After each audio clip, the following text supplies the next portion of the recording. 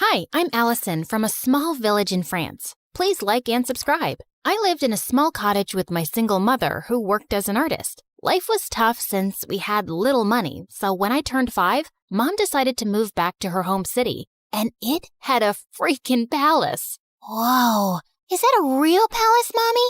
I want to see what it looks like from the inside. I want to meet the king. The king doesn't live there, Allie. Only his sister, the Duchess, does. And only those who work in the palace can go there. Soon after, Mom got a job as a royal portrait artist, and I would beg her to take me along someday. But she always said I was too clumsy and the palace was full of delicate things. I'll be careful, I promise. Oh, I forgot to tell you. There's also a ghost who has lived in this palace for decades. Was the ghost there when you were a kid? Yep. Then it must be old by now. I can easily outrun it. Of course, I didn't believe her. If anything, it made me more curious about the palace. When I was 9, Mom was called by the Duchess to make her portrait, and this time, I followed her. Somehow, I managed to sneak inside without getting noticed. And boy, was it pretty! As I wandered around, I slipped into a nearby room full of toys and blingy things. I'd never seen anything like that before, and it was so fascinating that I grabbed a few of them. But when I reached home, I felt guilty and scared. If anyone at the palace found out, Mom could lose her job, and this was stealing. I'll bring you guys back someday when I work at the palace. Till then, you can hide here. My passion for working in the palace grew stronger as time passed. I begged Mom to teach me how to paint so I could become a royal painter just like her. And by the time I was 17, I was better than her. One day while I was painting, Mom came home with some big news. The king is coming to town after 17 years, and they want paintings for the whole palace. We started working day and night, finishing all 20 paintings in under a week. But a day before the delivery, Mom slipped and sprained her ankle. I'll ask someone from the palace to pick them up. No, I can take them. I promise. I won't break a thing. Whoa! Are you sure? We can't lose the job. Yes, Mom. You can count on me. I managed to convince Mom and then left for the palace. I also took the stuff I'd taken all those years back. I could finally put that back. When I entered the palace, it was exactly as I'd remembered. Wow, how dull. This place could really use some color. I was so lost looking around that I tripped over a giant statue's foot, and the paintings flew in the air. Just then, I heard someone scream, and when I looked back and saw a girl, I almost passed out. It was like I was looking in a mirror. I touched her to make sure she was real, and she slapped my hand away. Don't you touch me, you peasant. Don't you know who I am? My doppelganger? We look exactly the same. No, we don't. I'm a princess, and you look like a street rat. If I look like a street rat, so do you, because we have the same face. Wait a minute. Is that gold? Oh my God, you're a thief. The girl started screaming again, and I was surrounded by palace security within seconds. Just as they held me, I bit one of the guards and ran till I reached home. When I told Mom what had happened, she looked at me in shock, and minutes later, the king arrived with the Duchess. Oh, my sweet daughter, it is you. You're what? Mom, what's happening? My mind went blank when the king told me how years ago the nanny had taken me out for a walk, but we both never returned. Your mother and I searched everywhere for you, but we failed. She was heartbroken and no longer wanted to be here, so we left the palace. But today, when the security guards told me of an intruder who looks just like the princess, I just had to come and see for myself. Mom, is that true? I'm not your daughter? It's true, Allie. I found you on my doorstep with a note and some money, but I had no idea you were a princess. Why didn't you ever tell me I'm not yours? Because I fell in love with you the moment I saw you. Now you were my daughter. I am so sorry, Allie. It was just all too much to process, and I ran off. I was a princess, and I had a twin sister. I was living a lie for 17 years? I was walking along the road trying to clear my head when a big sports car pulled up next to me, and a handsome guy got out. Cherry, what are you doing here? It's not safe. Cherry? Do I look like a stupid fruit? Leave me alone. I called you pumpkin before, but you hated that too. What the heck's your problem, dude? This is not a good time. I was saving this as a surprise. But here, Will this make you come with me? Holy moly! That diamond was bigger than my fist! Calm down, Allie. Okay, you've got the wrong girl. Whoa! Sorry, I'll have to carry you back home if you don't listen. I punched him in the nose as the guy screamed like a little boy and then ran for my life.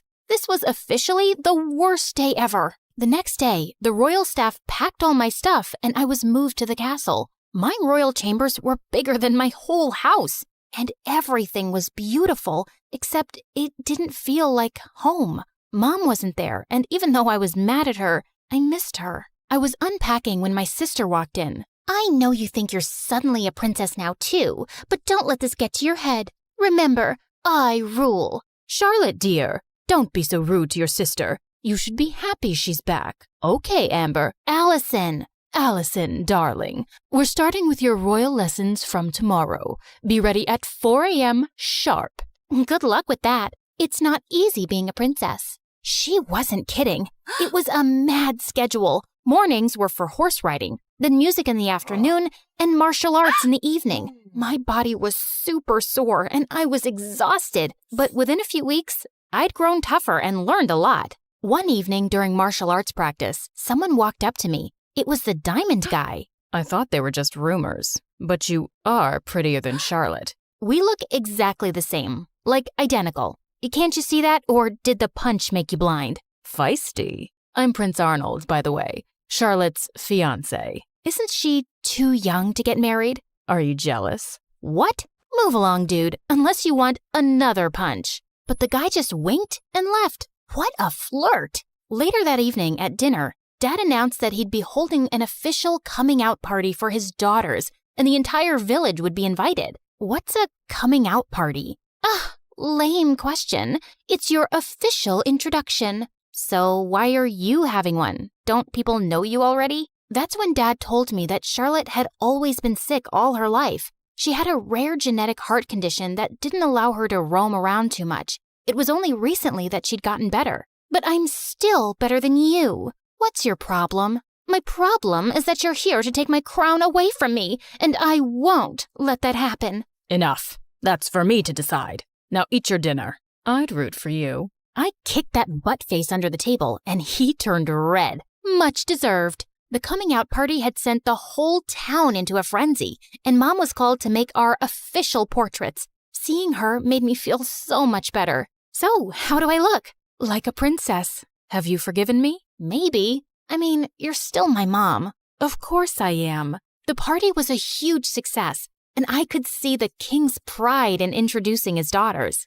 You should see Allison fight. She's a natural. Her paintings are so good. I think I should send her to Paris to become a professional. Dad, I wanted to become a chef, and you didn't allow that. That's because you weren't well, Charlotte. Now, don't interrupt me while I'm talking, darling. I was a little embarrassed with all the praise, and it clearly bothered Charlotte, so I excused myself and went out for some fresh air, only to find that jerk, Arnold, making out with a maid. What the heck, dude? Oh, hey, Allie. Don't worry, this isn't serious. And you're next. I felt furious and turned around to leave, but he blocked me.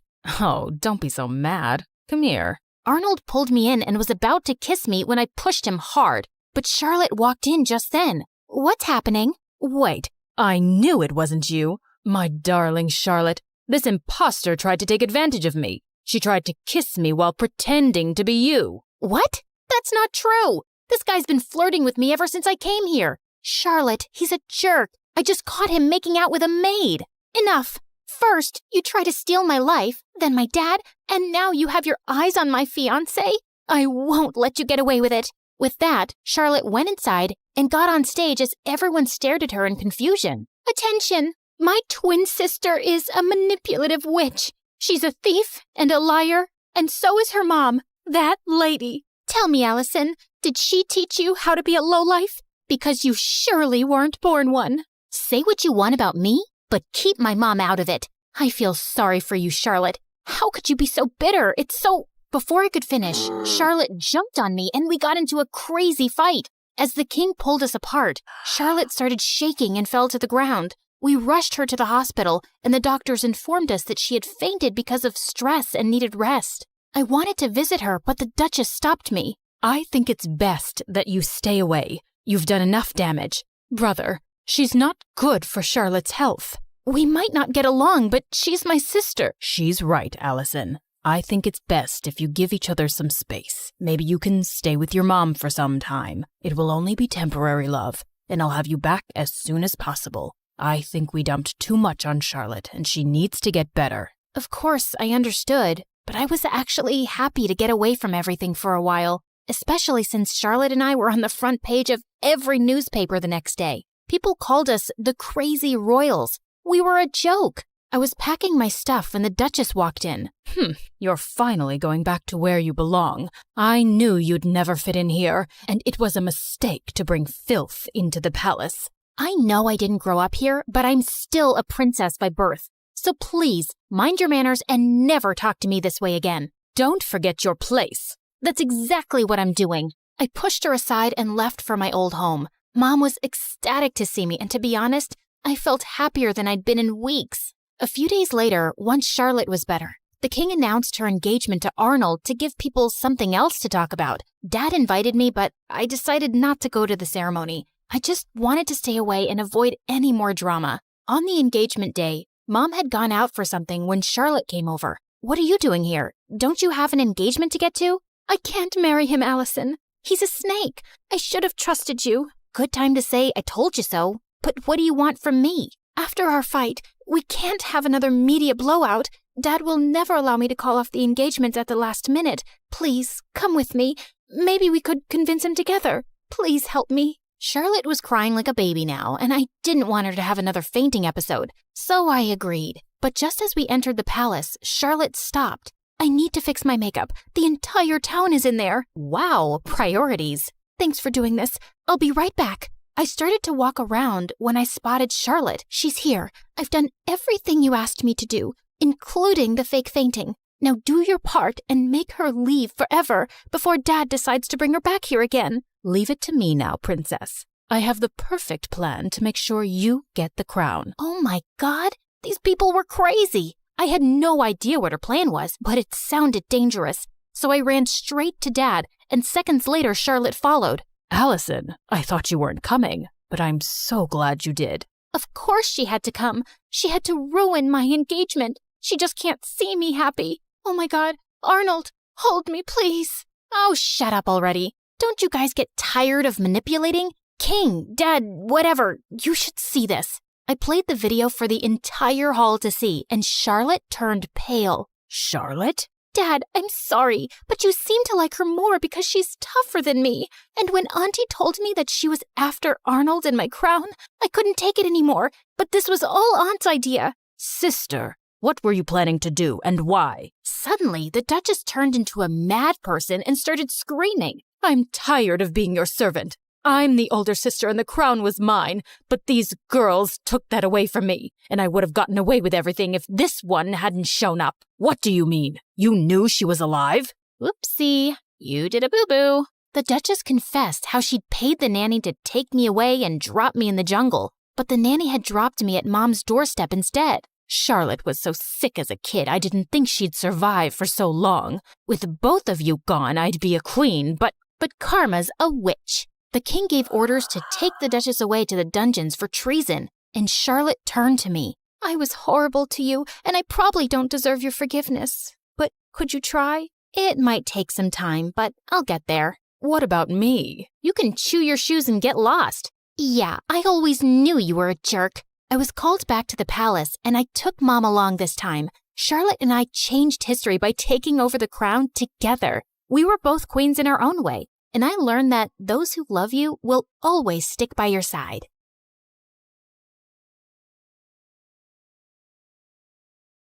Hi, I'm Joyce, and I'm from China. People think my life is perfect. A pretty face, wealthy parents, and an elite school. But what good is any of that if my family doesn't love me and favors my genius brother? All I ever wanted was for my dad to be proud of me. But I made my brother disappear, and that ruined my life. Let me start from the beginning. I look like Mom, thankfully. Dad's beauty is mostly internal. Mom is the prettiest woman I've ever seen, and she looked more like my big sister than my mom. She looks like you, but I hope she doesn't have your brain, or she'll turn out useless like you. Well, I had learning difficulties and barely spoke more than a few words until I was 5. Dad hated me. He spoiled my brother Dustin rotten. I wanted to impress him too, but Dustin, 3 years younger than me, was already a genius. Dustin loved me, no matter how much Dad compared us. He never let it get between us. Like this one time on my 8th birthday, Dad decided to celebrate Dustin instead of me. He invited all his employees and business partners. Dustin was on stage reciting this long old English poem called Beowulf, and people were already yawning and checking their watches. Mom and I were late because we were at the salon, and when we finally walked in halfway through the poem, every single head turned our way. People looked at us like we were movie stars. Dad came rushing over, looking pissed. What are you all staring at, huh? It's just 2 girls who care more about their looks than their brains. Joyce, you're just a disappointment. Go upstairs. Actually, do us all a favor and stay there. I went to my room, and a few people, including Dustin, gave me the thumbs up and told me how pretty I looked in my dress. So I gave them my best princess bow, threw a couple of kisses like a celebrity, and kept walking. Once Dustin started 1st grade, my parents adored him even more. Dad gave him the entire 2nd floor, 3 private drivers, and 1 jet. Maybe you're wondering why a 6-year-old needs a private jet. Yeah, me too. But when you're that rich and that obsessed with your genius kid, I guess a bicycle just doesn't cut it. Anyway, once, Dustin took me on his jet to France for breakfast. And when Dad found out, he freaked out and grounded me for weeks. I knew I would never make Dad love me, so I thought maybe being close to Dustin would help. Whenever he did something wrong, like breaking a glass or messing up the floor, I'd take the blame, thinking maybe that would make Dad look at me differently. Joyce, stop! You don't have to cover for me. Dad's not gonna love you more because you're suffering, and it kills me when he talks about you like you're nothing. No, you're just too young to get it. Once, when I was in 7th grade, Dustin had a science project and wanted to test gravity and weight. He used a bowling ball from our private bowling alley and dropped it on different items. One of those items was an old watch he thought nobody wanted, but it turned out it belonged to our maid, a gift her mom had given her when she was a child my age. When she found it broken, she lost it and said she would tell our parents. I panicked. I couldn't let them think their perfect kid could be this careless. So I did something I'm not proud of. I knew our maid had a sick mother, so I called her. This is Joyce. I'm sure you know who I am. Your daughter is threatening me and my brother, and I don't like that. I know you're sick and you need monthly medications, and your husband is useless and your son steals from you. And your only provider is our maid. So I advise you to talk to your daughter and tell her to back off, or I'll talk Daddy into firing her. Do it before it's too late. Then I hung up with a tight feeling in my chest. The maid didn't say anything after that. She just kept working quietly for days, and I felt terrible. I kept giving her money from my pocket anonymously for years. Then 9th grade arrived, and something completely unexpected happened. One afternoon, I was humming in the school bathroom when the music teacher happened to be hiding in one of the stalls trying to catch girls who were vaping. She heard me, asked me to sing, and ended up loving my voice. She even said I could be the lead singer for the Christmas choir. I was over the moon. And no, of course Dad didn't come to the choir. Only Mom came. And she didn't even stay until the end because Dad called her to come home for whatever reason. But everyone else was so impressed by my voice that a few people came up to talk to me afterward, including this kind-looking man who honestly resembled Keanu Reeves. If Keanu had a paunch. I'm Peter Anderson. I'm a music producer. You've probably heard the rumors that I'm a fraud, but this town loves gossip more than the truth. Anyway, I see real talent in you, and if you're interested, I'd love to help you become a singer. Here's my card. Maybe we can talk more in my office. I was so happy that someone finally noticed something in me and wanted to help me shine, even if it was this half-fraud kind of a mess person. Of course I kept his card with me, and I didn't tell anyone except Dustin. So I guess you're the child who'll make our family proud after all. What is that supposed to mean? I mean, Joy, people think the perfect, favored child is the lucky one, but it's actually the ugly, stupid, neglected one. Like, how would you discover your voice if you lived in a cage chasing someone else's dream? Okay, wow, this is getting deep.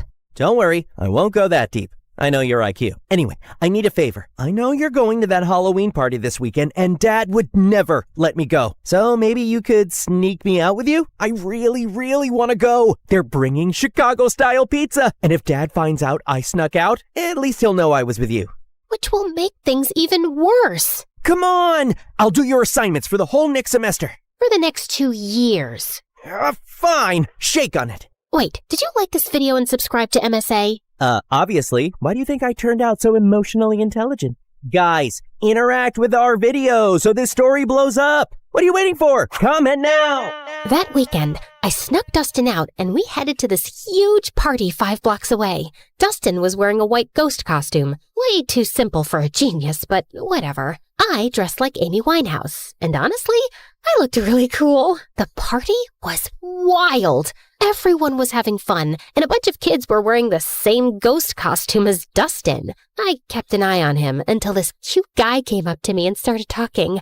I liked him, and when I saw Stephanie staring at us with jealousy, I realized she probably liked him too. She was a girl from my school who was always jealous of me, so I decided to annoy her even more. She walked over and started talking to him, and he didn't mind.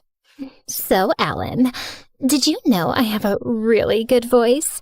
I can sing Can't Help Falling in Love by Elvis Presley, if you want. They have karaoke here. It's Derek. The singer? No, my name. Anyway, I'll show you how it's done. Then she rushed to the karaoke machine and sang in front of everyone. Her voice wasn't bad, and I saw Derek nodding along. When she finished, everyone cheered, and she looked like she owned the world with that smug smile. I don't know what came over me, but I ran up, grabbed the mic, and started singing too. Everyone went silent, listening. I even saw kids showing each other their goosebumps. When I finished, Derek came over to hype me up.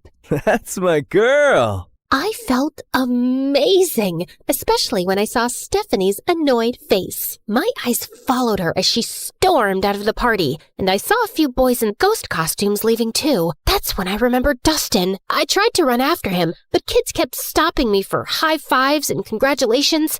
By the time I made it outside, I sprinted to the group of ghost boys. Dustin? Dustin! Knock it off! This isn't funny! No one answered. I started pulling off their masks one by one, but none of them were Dustin. Back off, you weirdo! Panic shot through me. I ran like crazy through the streets. Dustin! Dustin! Dustin! 2 hours passed.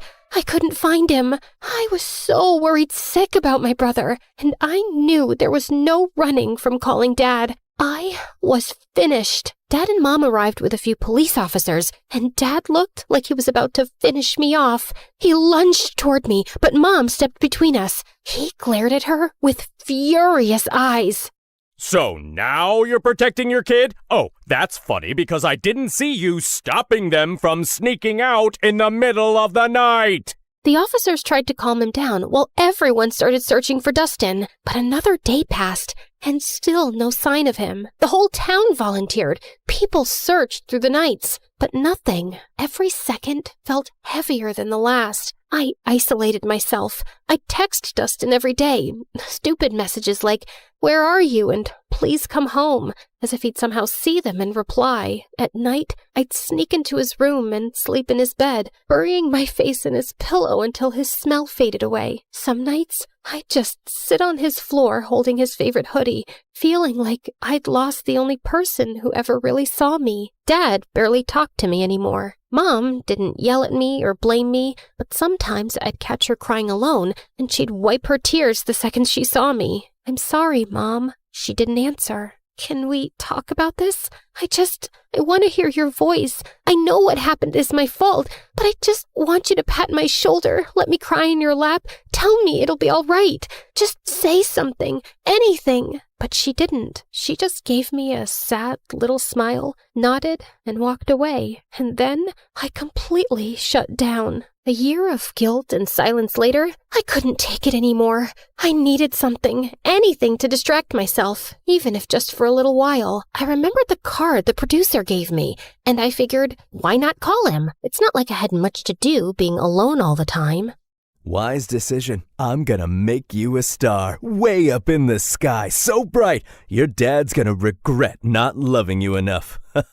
Well, that's definitely a dream to live up to. He started helping me get small singing gigs at local cafes, and I loved it. The attention, the clapping, the feeling that I mattered to someone. One day, someone recorded me singing and posted it on TikTok, and it went viral. People loved my voice and kept commenting that they wanted more. So, Peter created a small YouTube channel for me and uploaded my videos there. He was so proud. It felt nice having a father figure in my life who actually cared. But when my dad found out, he completely lost it.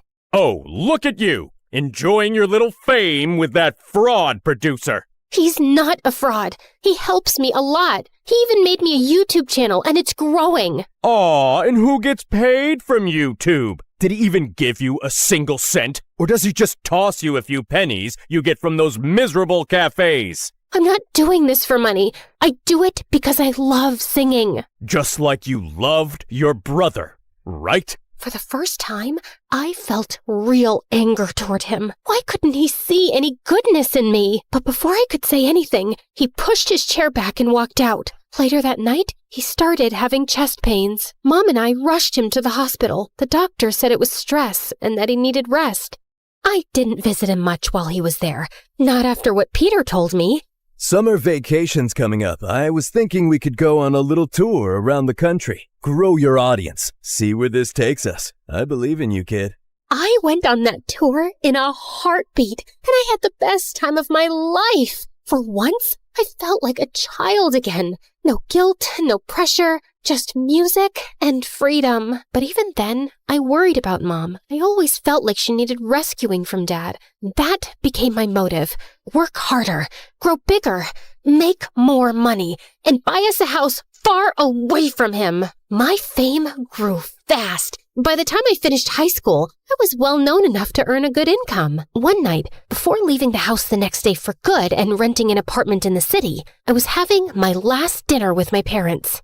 You know, Joy, now that you're getting into business and success, you should know it comes with stress. You might even end up in the hospital since you're so fragile. So I was thinking, I don't trust that knucklehead producer of yours. I should be your manager. I have a pretty good feeling I'll finally be proud of you, especially once we start making real money off your little talent. I paused. The moment I thought would never come had finally arrived. Sure, my dad wasn't nice to me, but maybe this was my chance to make him proud. Maybe I could make up for everything that happened years ago. I looked at Mom for a reaction. She gave the slightest shake of her head, but I convinced myself she didn't mean anything by it. I'll think about it. That night, I told my producer I was choosing my father as my manager. Kid, I can't force you or tell you what to do. You're grown up. If you think your dad's the right man for the job, then go ahead. And just remember, I'm still here for you. I canceled my move to the city, and Dad became responsible for all my finances, all my schedules, and everything. Everything was fine for the first few months, but then I started noticing that my finances didn't make sense. I was earning more back when Peter managed me, and I was working twice as hard now. Still, I gave my dad the benefit of the doubt until one day I checked my bank account and it was at zero, completely empty. I freaked out and went to confront him in his office, but he wasn't there. That's when Mom walked in, pale and shaking. She turned on the TV. William Clark, the billionaire owner of Clark Investment Companies, has been exposed as the center of a massive Ponzi scheme. Authorities estimate he conned thousands of people out of nearly $300 million. Records show the fraud began in the early 2000s, and officials confirm he fled the country this morning. The FBI is now searching for him. Back to you, James. I stared at the screen, frozen. My dad, the man who made me feel small, unworthy, and desperate to impress him, built his entire empire by scamming people. It was my biggest regret, choosing the wrong man to trust. I ran to my mom and hugged her. He stole from me, Mom.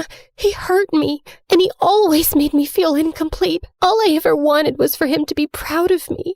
Where did I go wrong? Mom wrapped her arms around me. You were focused on the wrong parent, honey. Every time I tried to hold you, I could feel myself breaking. And I didn't want you to see that. I didn't want you to carry my pain on top of your own. Words were never my thing, but I always loved having you around. After Dustin, everything fell apart. You shut yourself away, and I didn't know how to reach you. But your father's gone now. Good riddance. It's just us. I've saved some money. Let's start over. I hugged her tighter. Her words came late, and in the hardest moment of my life, but somehow I felt happy. I never knew you could feel so happy and so sad at the same time. After that, everything happened in a blur. The FBI seized our mansion, our cars, and everything inside. Mom and I moved into a tiny apartment and hardly left it. Then one day, someone knocked on the door. It was Peter.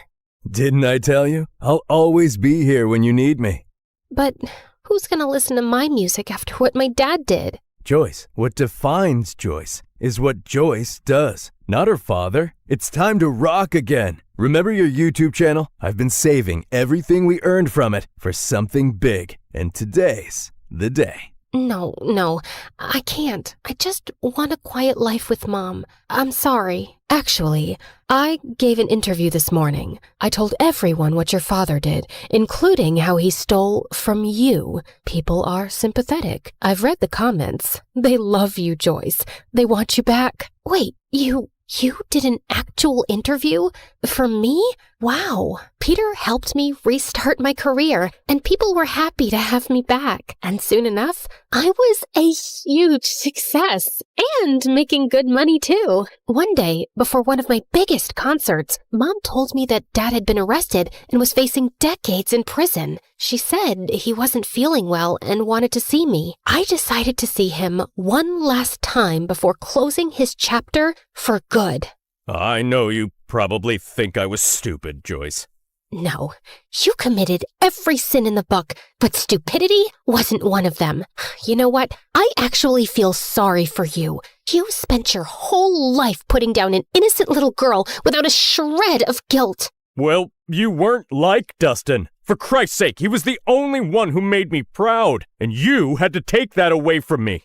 I guess it was for his own good. Otherwise, he would have grown up to be a miserable little fraud like his father. I finally get it. You were never capable of being proud of me. Not because of who I am, but because of who you are. A fraud, in business and as a father. Now, if you'll excuse me, I have a crowd of 200,000 proud people waiting for me. And with that, I spit on him and left. The moment I stepped on stage, the entire arena erupted. I looked out at all those excited faces, at Mom's proud smile, at Peter beaming at me like his daughter had made it. And then I closed my eyes, and I saw him, Dustin, with that same cute, confident little smile he always had when he believed in me more than anyone else. I keep running, like I'm trying to outrun time. I can't stop, I can't slow down with these ghosts still in my mind. And it hits me when it's quiet, nowhere left for me to hide. So I keep on moving, just to feel alive. But as I sang, the crowd grew louder, louder than I'd ever heard. I opened my eyes. There was a guy being lifted by the crowd, riding toward the stage, and for a second, I stepped back in fear. But then, my heart stopped. Dustin? I signaled for my security to let him through. He climbed onto the stage, and I swear the world went silent around us. I looked at him like I had just seen a ghost. The hostess rushed forward, tears in her eyes. After your mother's interview about your missing brother, the internet made it their mission to find him. He's been missing for 10 years. We interviewed him and confirmed with your mom. He is your long-lost brother. My knees almost buckled. I couldn't breathe. But Dustin spoke first. I was taken by some shady people. They asked Dad for ransom, but he ignored them. They took me to Mexico. We got into a car accident. I lost my memory. A kind Mexican couple adopted me. I didn't know who I was, but I always felt like someone out there loved me. I just didn't know it was you. My heart shattered and healed all at once. I dreamt about this moment every day, always imagining myself as the stupid, reckless sister who failed you. I never pictured meeting you like this, as a woman with a life and strength and dreams of her own. Welcome home, brother.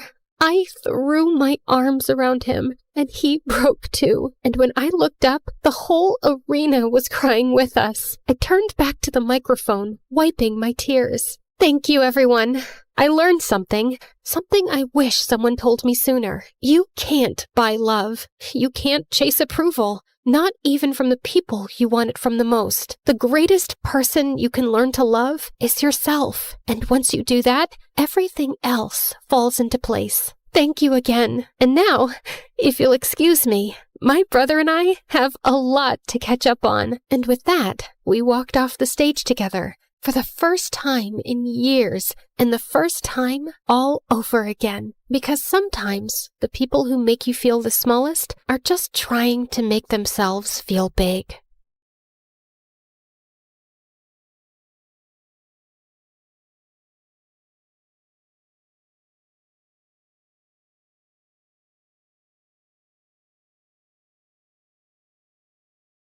I used to think silence was peaceful. Then my mom fell into a coma, and silence became the loudest sound in the world. Everything just kept piling up. And worse, it was just the two of us. No rich dad, no secret inheritance, no billionaire auntie waiting to adopt me and fix my life. I tried to stay strong, but when the nurse gently reminded me again that we still had unpaid bills, something inside me finally cracked. I just nodded, locked myself inside the restroom, and finally broke down. I had already sold almost everything I loved. My iPad, my sweatshirts, even the tiny cute things that used to make me happy. What else was I supposed to give? My hair, both of my kidneys? I had almost lost hope. Please, I'll do anything. I'll study harder. I'll stop complaining about homework. Okay, maybe not completely, but I'll try. I won't even call the mean girls at school ugly goblins anymore. Just... please, I need a miracle. Just then, I heard a calm woman's voice speak. If you want a miracle, then look up. Wait, like treasure? You are reading it right. A special treasure awaits you. Is this a prank or something? Hello? I slowly turned around, expecting a hidden speaker or a hospital ghost with good acoustics. But there was nothing. I did not just hear a bathroom wall answer me. The wall did not answer you. I did. This is stress. People cry too hard and start hearing things, so this is totally normal, right? Just then, an arrow beneath the message suddenly started glowing. First I'm hearing things, and now I'm seeing things. What's happening? Believe your own eyes. Only that which you see is true. What is unseen is but an illusion. Okay. Let's say I believe you for 3 seconds. So, are we talking about gold? Money? Something that I could sell for millions? Because I don't need some riddles right now. I need some miracle, or at least some actual cash. Or some treasure valuable enough to change your fate. Whether it becomes salvation or disaster depends on who finds it first. And right now, you're already running out of time. Out of desperation to save my mom, I eventually gave in. I followed her out of the restroom, through the hallway, and toward the exit while she narrated every tiny step like a freaking GPS. Continue forward, and please do not look suspicious. Proceed to the exit. Step over the small crack. Avoid the wet spot. Lift your foot slightly higher. There is an unpleasant object 2 centimeters ahead. I stepped down, and my whole body froze. Oh, my apologies. I meant there was an unpleasant object 2 centimeters ahead. Too late. Soon, we reached a narrow alley between 2 old buildings.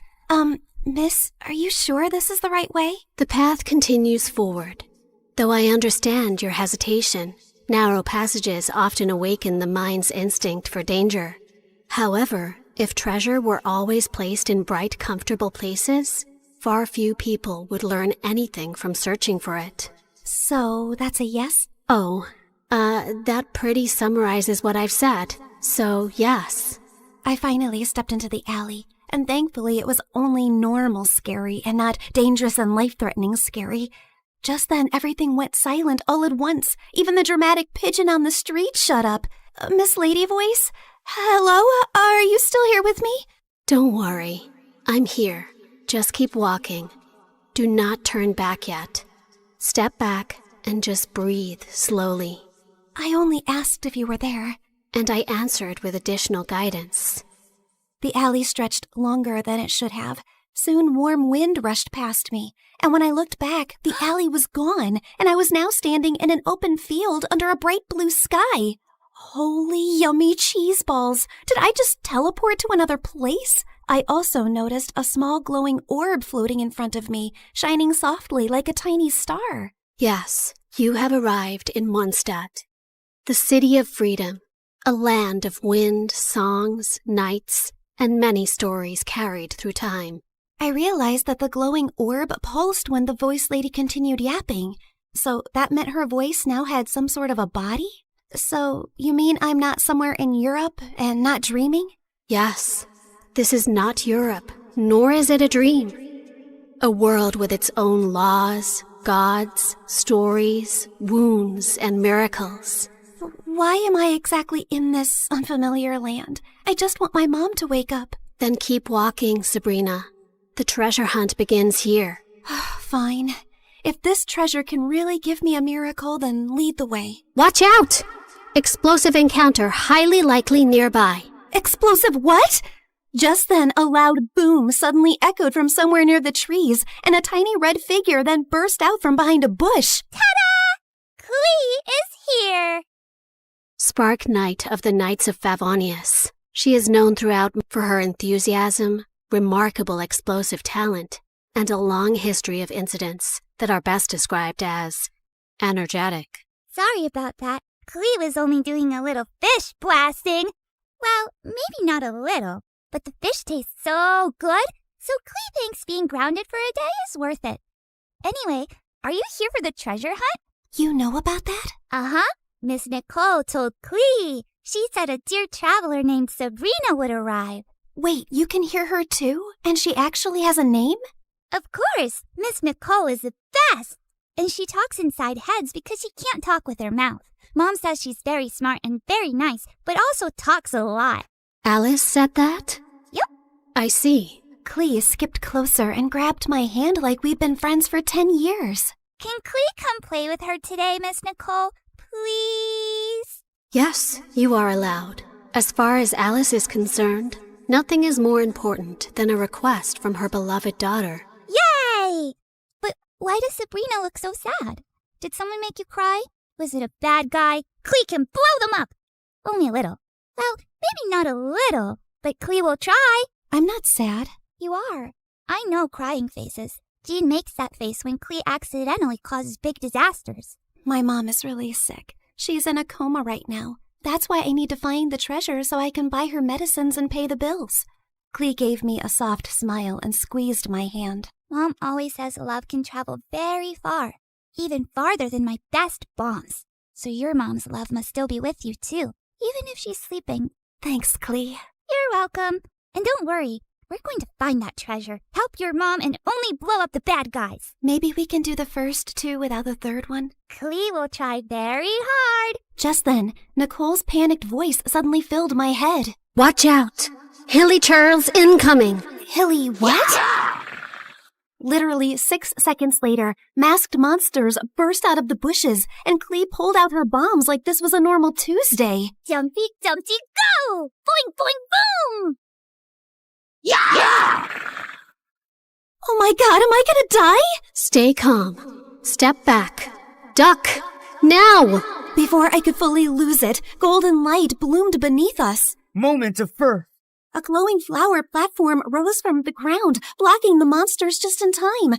Then a calm boy appeared above us and landed lightly. Mr. Albedo, you came! Clee knew you would. I heard explosions nearby and thought it would be wise to investigate. Finding Clee here confirms my hypothesis.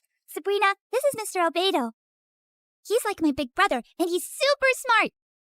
Nicole quickly explained that Albedo was the chief alchemist of the Knights of Favonius, and that his knowledge of ancient mechanisms would be very useful for our treasure hunt. Klee is my little spark knight. I need to keep her safe and sound. Besides, investigating the unknown is certainly my thing, so count me in. Well, I guess the more the merrier. After that, Nicole led us to Thousand Winds Temple, an ancient ruin full of broken pillars, weird symbols, traps, slimes, and things that clearly wanted me flattened. But somehow, because of Nicole's directions, Albedo's magic, and Klee's little bombs, we made it through. I thought you were just going to lead me to the treasure. You did not warn me about all this. Seriously, did I get transported into a video game world or what? A world is only called a game by those watching safely from the outside. To those inside it, every path, every danger, every choice is real. Wow, that was beautiful, but also very unhelpful. Then allow me to be more direct. Keep moving. Something larger is approaching. Larger? Just then the ground shook. From the dark corners of the ruin, 2 giant metal monsters slowly woke up. Please tell me those are statues. Please. Unfortunately, no. Those are ruin guards. Ancient machines built for battle. And judging by the glow in their eyes, they have already identified us as a threat. Before I could pee my pants, someone crashed down from a broken wall and stood between us and the machines like a walking shield. One swing sent a ruin guard flying back like a stupid little tin can. Whoa, this guy looked like he could punch a mountain and the mountain would apologize. Uncle Varka, you came! Klee knew you would. Now the big metal meanies are in trouble. Ah, the almighty Knight of Favonius to the rescue. How timely. Ha! Miss Nicole! Didn't expect to find you leading children into ancient ruins. And I didn't expect you to enter by jumping from a wall. Yet, here you are. Fair enough. When the coast was finally clear, Albedo calmly stepped toward the broken machines and found a small glowing fragment inside them. The moment he lifted it, the air around us shimmered. The first clue has awakened. First clue? Nicole's glowing orb rose into the air, stretched like a flower opening, and became a beautiful woman. Well, there you are. I was wondering how long you planned to stay as a floating light. Wait, you're Miss Voice Lady? You actually had a physical form this whole time? Nicole looked at me, and even though her lips did not move, her voice gently entered my head again. My apologies. Until the first clue awakened, I could only guide you through a small projection of my presence. Now that the path has opened, I can take this form before you. However, for certain reasons, I am unable to speak. This is the only way I can communicate with you. Now then. She continued yapping for 8 more minutes straight. And from what I understood, she was an angel called N from the Hexen Circle, a circle of powerful witches. She then explained that the glowing fragment was a piece of the treasure's scattered light and could lead us to the traces left across Tevat. The treasure you seek was broken long ago. Its light scattered across Tevat, leaving traces behind. This fragment will reach those traces. The brighter it shines, the closer we are to the treasure. Across Tevat? As in, this whole world of yours? Several regions, yes. That means a long trip, but don't worry. With Miss Nicole's incredible sense of direction, we'd never have to worry about getting lost. Yay! More big adventures! Wait, no, not yay. I need to go back. I have classes tomorrow and a sick mom in the hospital. Nobody told me this treasure hunt came with a lot of obstacles and a whole world tour. I understand. Your fear is not unreasonable. But the treasure you seek cannot be reached by standing still. Each clue will bring us closer, and each step will return you to the wish that brought you here. Fine. For Mom, I would continue this crazy mission. After that, everything turned into the fastest, weirdest world tour of my life. The mute angel continued her directions like an unmutable treasure hunt navigation guide, dragging us across a giant magical map, jumping from one region to another, while I tried my best to stay alive and understand what was actually happening. In Inazuma, the sea was angry, the sky was angrier, and my stomach was fighting for its life. Storms often remind mortals that control is an illusion, and yet... Miss Nicole, respectfully, I'm about to throw up into the ocean. I suggest you give the kid the short version, Miss Nicole. Very well. Storms pass. Thank you. That one helped. In Sumeru, we finally got one peaceful break near a waterfall. Albedo sketched the view. Klee showed me Dodoko, and when she said her mom gave it to her so she would never feel lonely, my chest hurt in the softest way. After our little break, Nicole led us to Natlan, where we were nearly roasted alive. Fiery creatures chased us through rocky paths while she calmly yelled directions. And at one point, Varka carried Klee and me like luggage. This is fun! Uncle Varka is the best! Hold on tighter! Every trace we followed made the fragment shine brighter. And by the time we reached Fontaine, it was full-on glowing, like it had finally remembered where the real treasure was hidden. Nicole led us beneath the water to hidden ruins, where the fragment pointed us toward the final trace, the one hiding the real treasure. Freaking finally!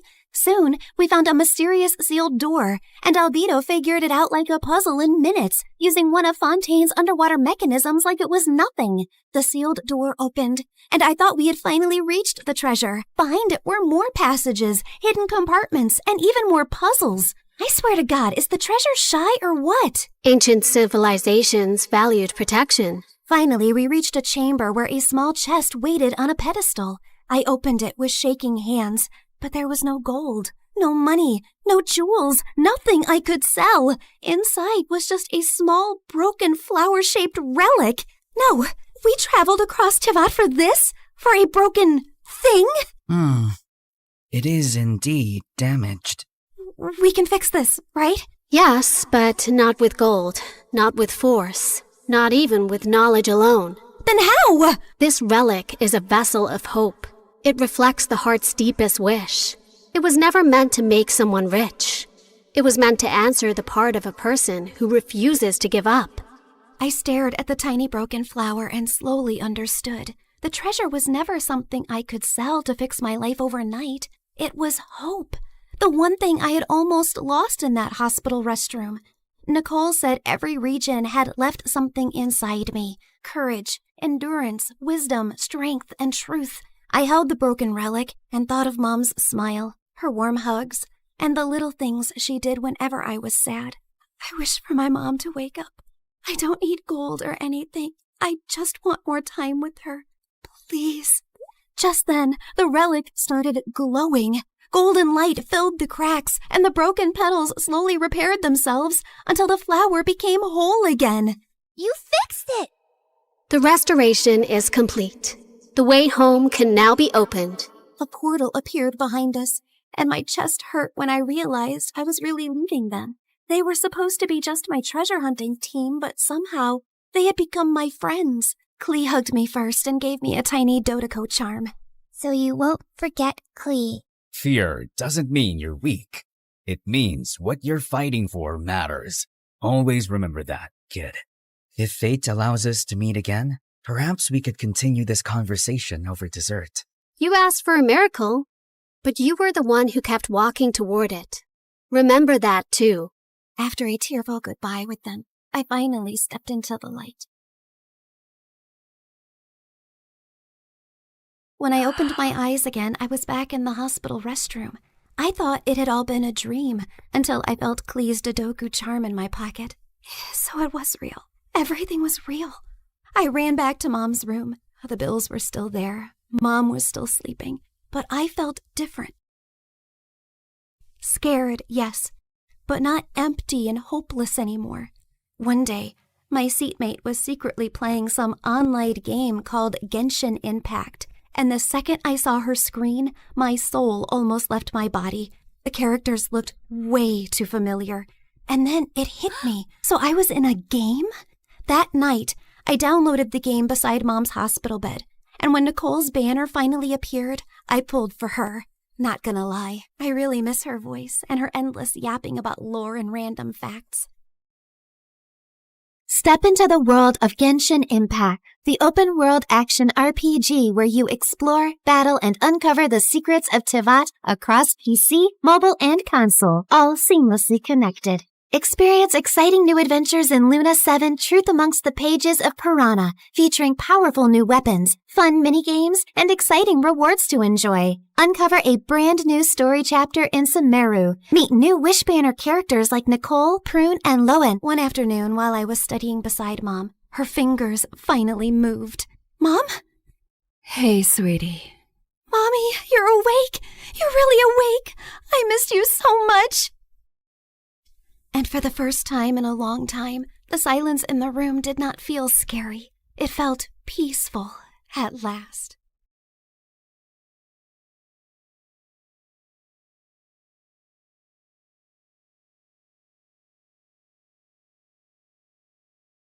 And then finally, a letter arrived one morning. My hands were trembling so much, I almost ripped the letter trying to open the envelope. Dear Drizella, my delegation has been extended and my duties have grown. I'm far too busy now to keep up with our correspondence. I hope you understand and wish you well. Prince Henry. I read it 3 times, as if expecting other words to magically appear the more I stared at the paper. But that was it. Just this cold, impersonal letter after all these months.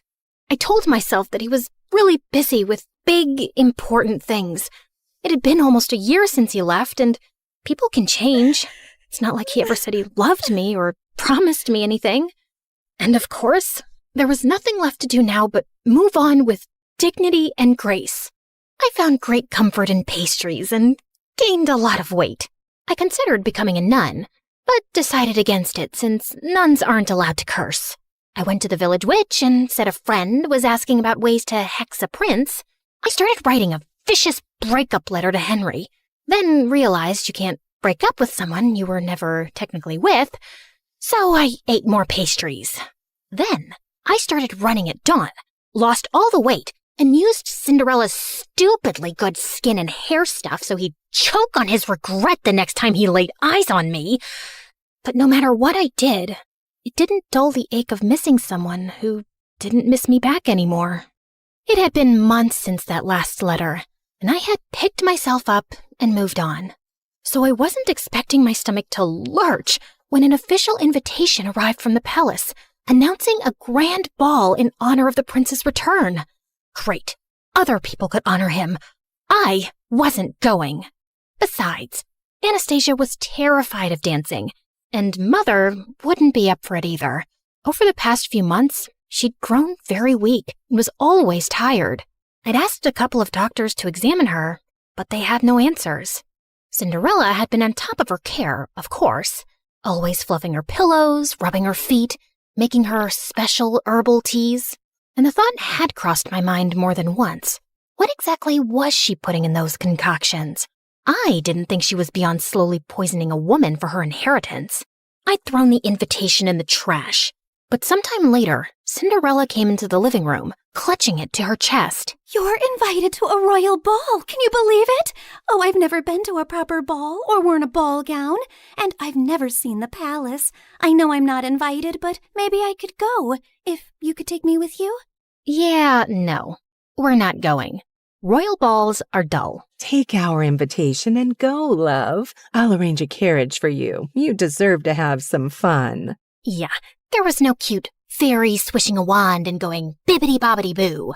Just my own mother handing Cinderella one of her finest gowns, a string of expensive pearls, and some money to buy shoes. Because naturally, Cinderella's feet were impossibly tiny and delicate, and she couldn't borrow shoes from us ogres. And off went Cinderella, looking like a vision.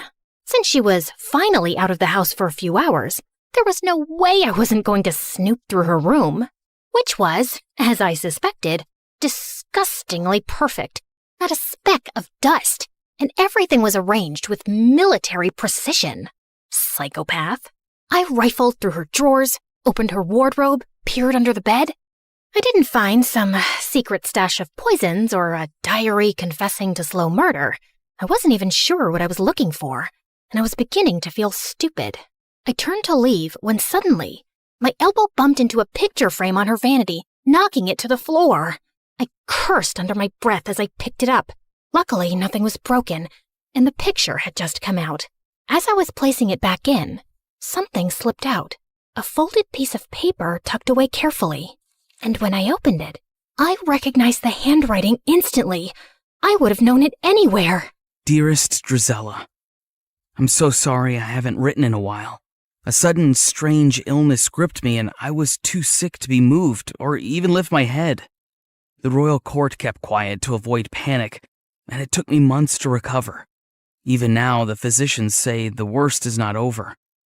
I'm healthy otherwise, but my vision has been compromised permanently. They expect it will continue to worsen until I lose it entirely, perhaps within a few months or a year. Before that happens, before I lose my ability to pen down words myself, I need to tell you that I'm in love with you. I'm not the man you deserve, but if you could ever imagine a future with me, one where I will not have my sight, but you will have all my heart, I would ask you to marry me. Yours always, Just Henry. I read it again and again and again. My knees gave out and I sank to the floor. He had loved me. He had wanted to marry me. He had needed me when he had gotten such terrible news, and I'd never even known. I'd spent all this time thinking he'd forgotten me so easily, but it wasn't true. None of it was true. But Cinderella had known. How had she gotten this letter? Had she stolen it before it reached me? Did she intercept others too? Did Henry get mine? A broken sound escaped my throat. I wasn't crazy or paranoid. I'd been right about her all along. Suddenly, the sound of the front door opening snapped me back to reality. Cinderella had returned from the ball.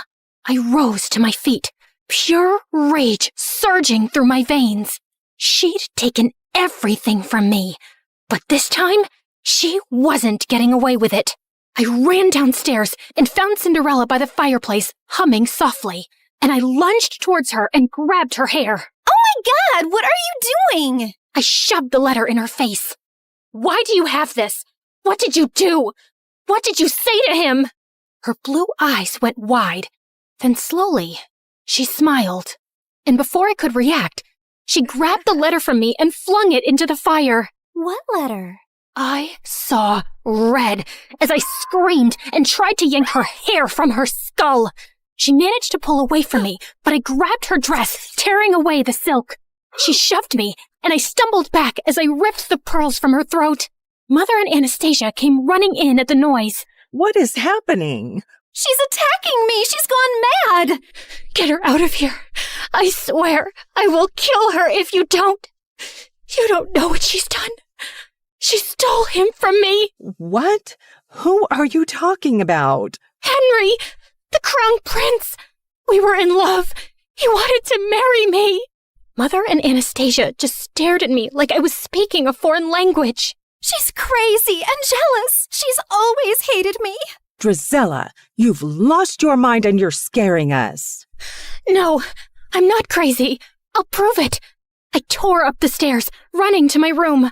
I flung open the chest under my bed where I'd kept all our letters. They were gone. All of them. I stumbled back down the stairs, half mad with grief and rage. I charged at Cinderella again, but Mother blocked my path and shielded her. You will not come near her again, you hear me? Enough. I couldn't breathe. I bolted from the house and ran out into the cold. I stumbled into the barn and sank onto the dirt floor, sobbing until my whole body hurt. I didn't know how much time had passed, but eventually the door creaked open and Anastasia walked in softly, kneeling beside me. If you say you talked to the prince, if you say you loved him, I believe you. You do? I knew you were hurting this past year. I mean, I know what eating your feelings looks like. But you just shut me out. I wish you hadn't. I leaned into her, the way we used to when we were little girls, feeling scared of thunder, and she pulled me into a warm hug. Thank you. I didn't sleep a wink that night, Henry's letter replaying itself over and over in my mind. Tomorrow, I was going to the palace. I didn't have a plan or some speech prepared. I just knew I had to see him, and I wasn't coming back home without doing it. It was soon after dawn that I prepared my horse to leave, when a servant handed over a letter. Important news! By decree of His Majesty, members of the royal family will be visiting each household in this town today. What? Why would the royal family be doing that? Would Henry be among them? I didn't know what was going on, but I had to stay back for the visit. Cinderella was probably still holed up in Mother's room, which was good for her, because if I saw her face, I would tear her apart. I paced around impatiently, looking out the window for any signs of the royal delegation approaching. I thought I'd get a better view from the attic, so I ran up. And as I stood there, with my face pressed to the window, suddenly, the hair on the back of my neck stood up. I turned, and Cinderella was standing in the doorway, her eyes gleaming. Before I could run towards her, she slammed the door shut, and I heard the lock click. "Let me out! You crazy witch! Let me out!" And when I saw the royal delegation arrive at our house, I felt manic. I kicked and banged and screamed until my throat was raw. But no one heard me. Why was the royal family here? What was Cinderella doing? Finally, I heard someone running up the stairs, and the door burst open. "The prince, he's here! He's here! And he just asked Cinderella to marry him." The words punched the air out of my lungs. "You have to go! You have to stop him! Hurry!"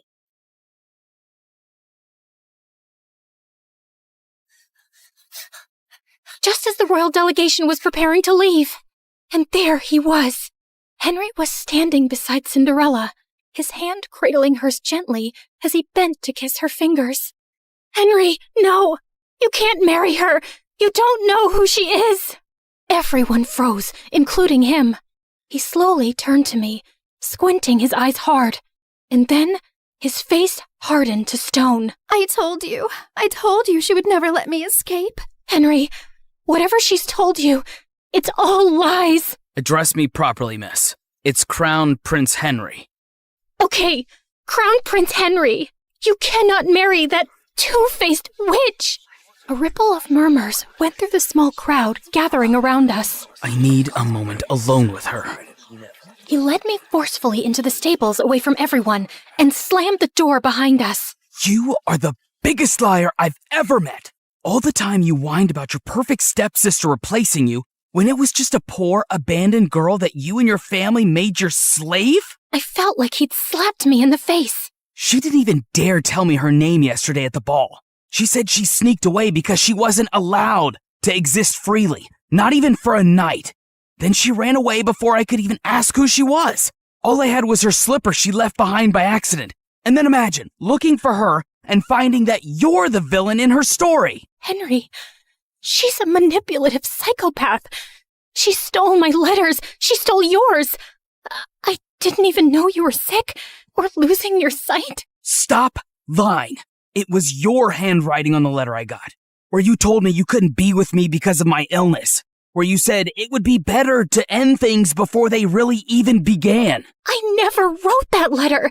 She faked it.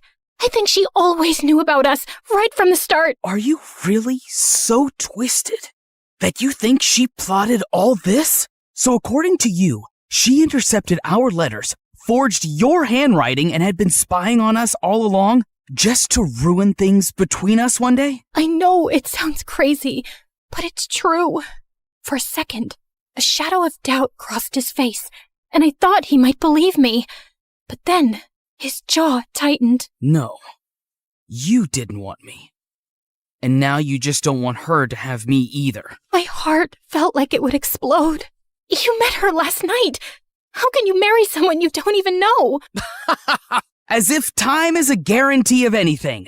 I knew you for much longer, but it turns out I didn't know you at all. She knows about my ailment, and she accepted me as I am. And even though I've lost most of my sight now, when I look at her, she glows like an angel. She's kind and beautiful and good. I know she will save me, and I will save her from you. As he started walking away, I felt something break inside me, like a monster being unleashed. Maybe it's a blessing you're going blind, Henry. I hope it happens faster, for your sake. It's better if you're spared from seeing the snake you're marrying, or the fool you've become. And I wouldn't have married you anyway. A blind fool is no prince, only a burden. Mind your tongue when speaking to your prince.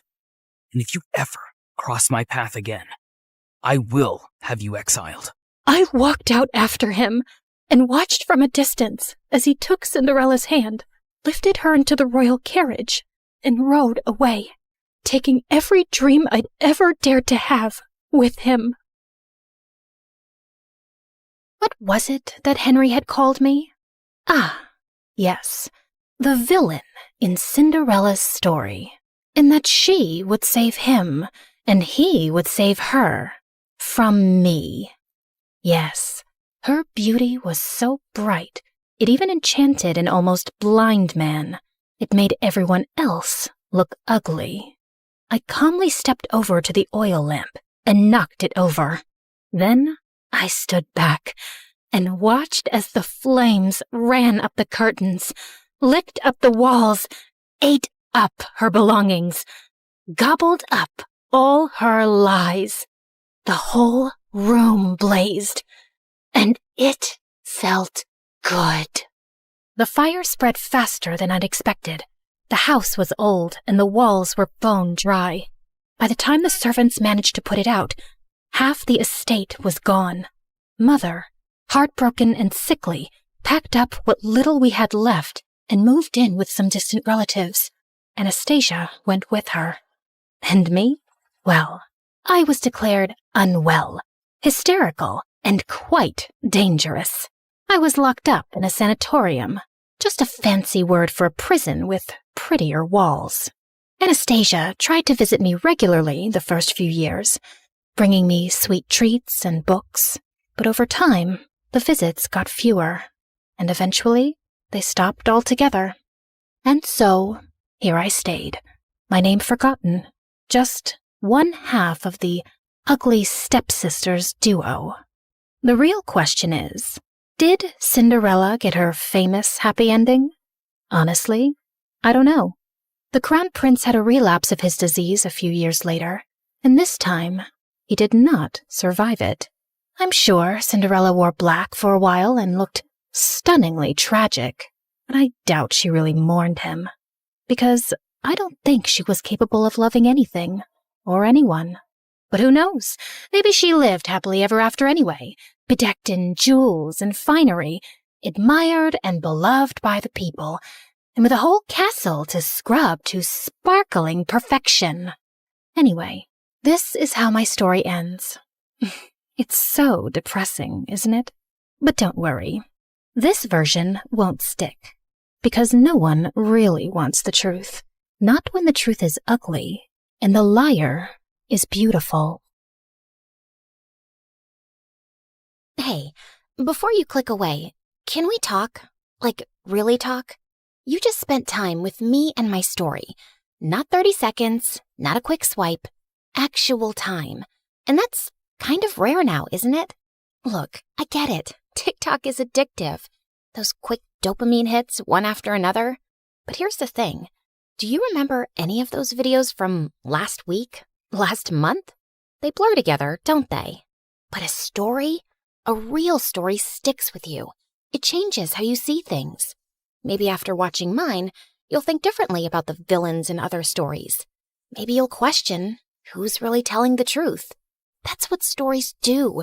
They don't just pass time. They change us. We're fighting to keep this alive.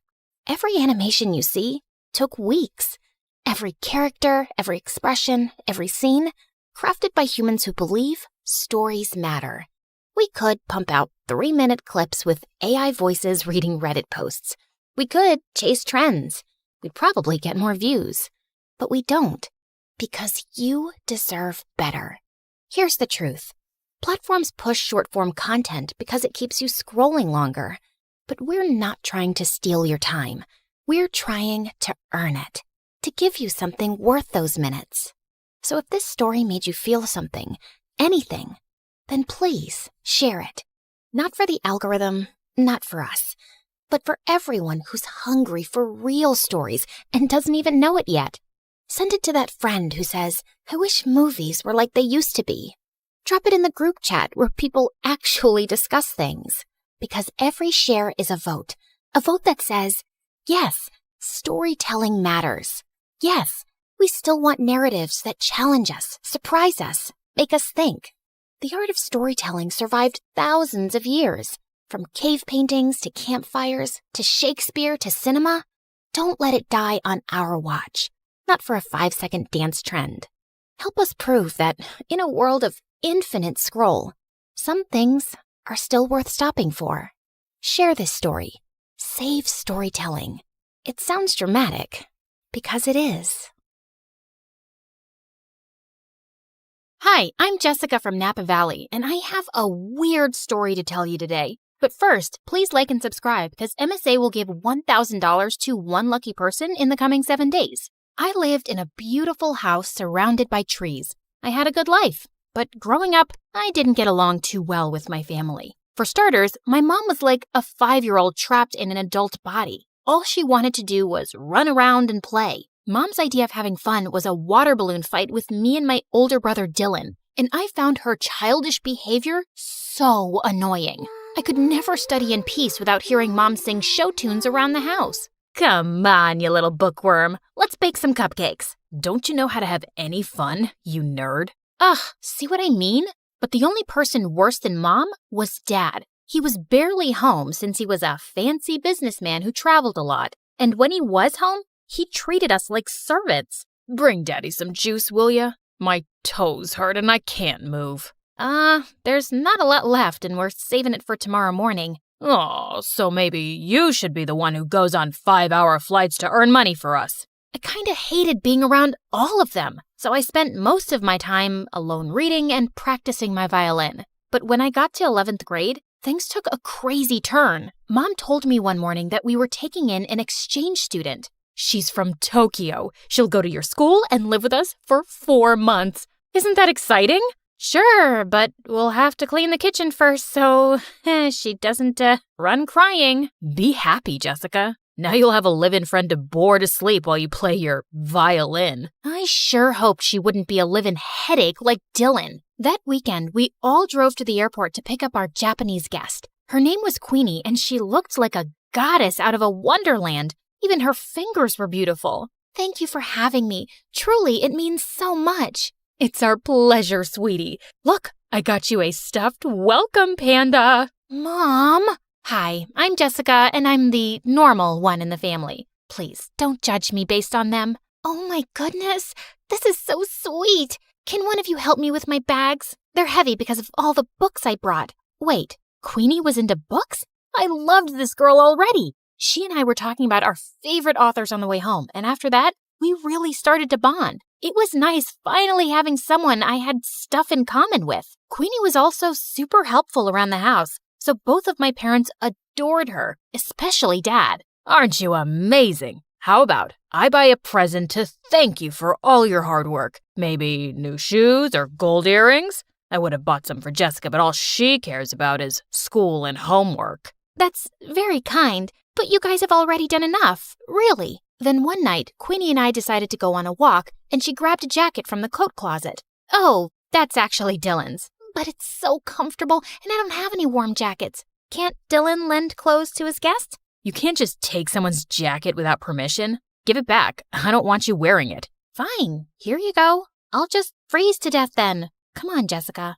Dylan looked really mad, and suddenly he pulled me aside. What's her deal? After all we're doing for her, she gets this worked up over a jacket? I don't get why you can't just lend it to her for 10 minutes. Because there's something about that girl I just don't like. You mean 'cause she's actually sophisticated and has manners? Makes sense why you wouldn't like her. Dylan just looked angry and stormed off. Jeez, what a drama king. He probably was just jealous that Mom loved Queenie so much. He'd always been Mom's favorite. The next day at school, I was studying for exams in the library when Queenie came in and sat next to me. Hey, girl, listen, I just want to apologize about Dylan being so mean to you. He must have forgotten to take his meds. Don't worry about it. Actually, I was wondering if you could help me with my English assignment later. I'm still not fully comfortable with the language. Yeah, of course. Thank you so much, Jessica. I'm really grateful for you. Queenie hugged me super tight, and I realized I was her only real friend here. I could just feel how sad and lonely she was. I waited for Queenie at our house for several hours, but she didn't show up, even though I called and texted her 100 times. Then finally, Queenie arrived carrying a small box. Sorry I'm late. I was buying you a present. Here, open it. Aw, Queenie, you didn't have to get me. At that second, I saw a hissing rat and I started to scream.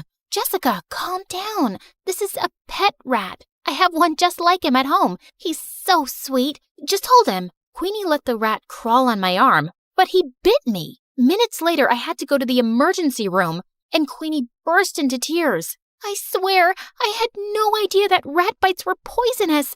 I have the exact same one at home, and he's such good company. It's okay, Queenie. The doctor said I'll be fine. Just don't go around giving people pet rats in the future. Queenie just kept apologizing and hugging me. I felt bad for her, but man, it had been an exhausting day. And for some reason, things kinda went downhill after that. Queenie wanted to be around me 24/7 and do everything together. I was thinking I could come with you to your violin lesson today. I've always wanted to play an instrument. I have a recital tomorrow, Queenie, and don't take this the wrong way, but I need a little space. We already go to school together and live in the same house. Of course, I totally understand. Your mom wants me to make dinner anyway. I was relieved that Queenie wasn't upset, but when I knocked on my violin teacher's door, I saw he looked mad. What is it now, Jessica? Haven't you caused me enough stress today? Caused you stress? What are you talking about? Your mother called in to tell me you wanted to quit the violin for good. The recital is tomorrow night. I have 24 hours to find a replacement. My teacher slammed the door angrily, and I was so confused. Why would Mom tell him I was quitting the violin? I went home to confront her when I saw Queenie standing by the kitchen, smiling at me. How was your violin lesson? Was your teacher disappointed that you quit? How did you know about that? Wait, unless you were the one who said I quit? Yeah.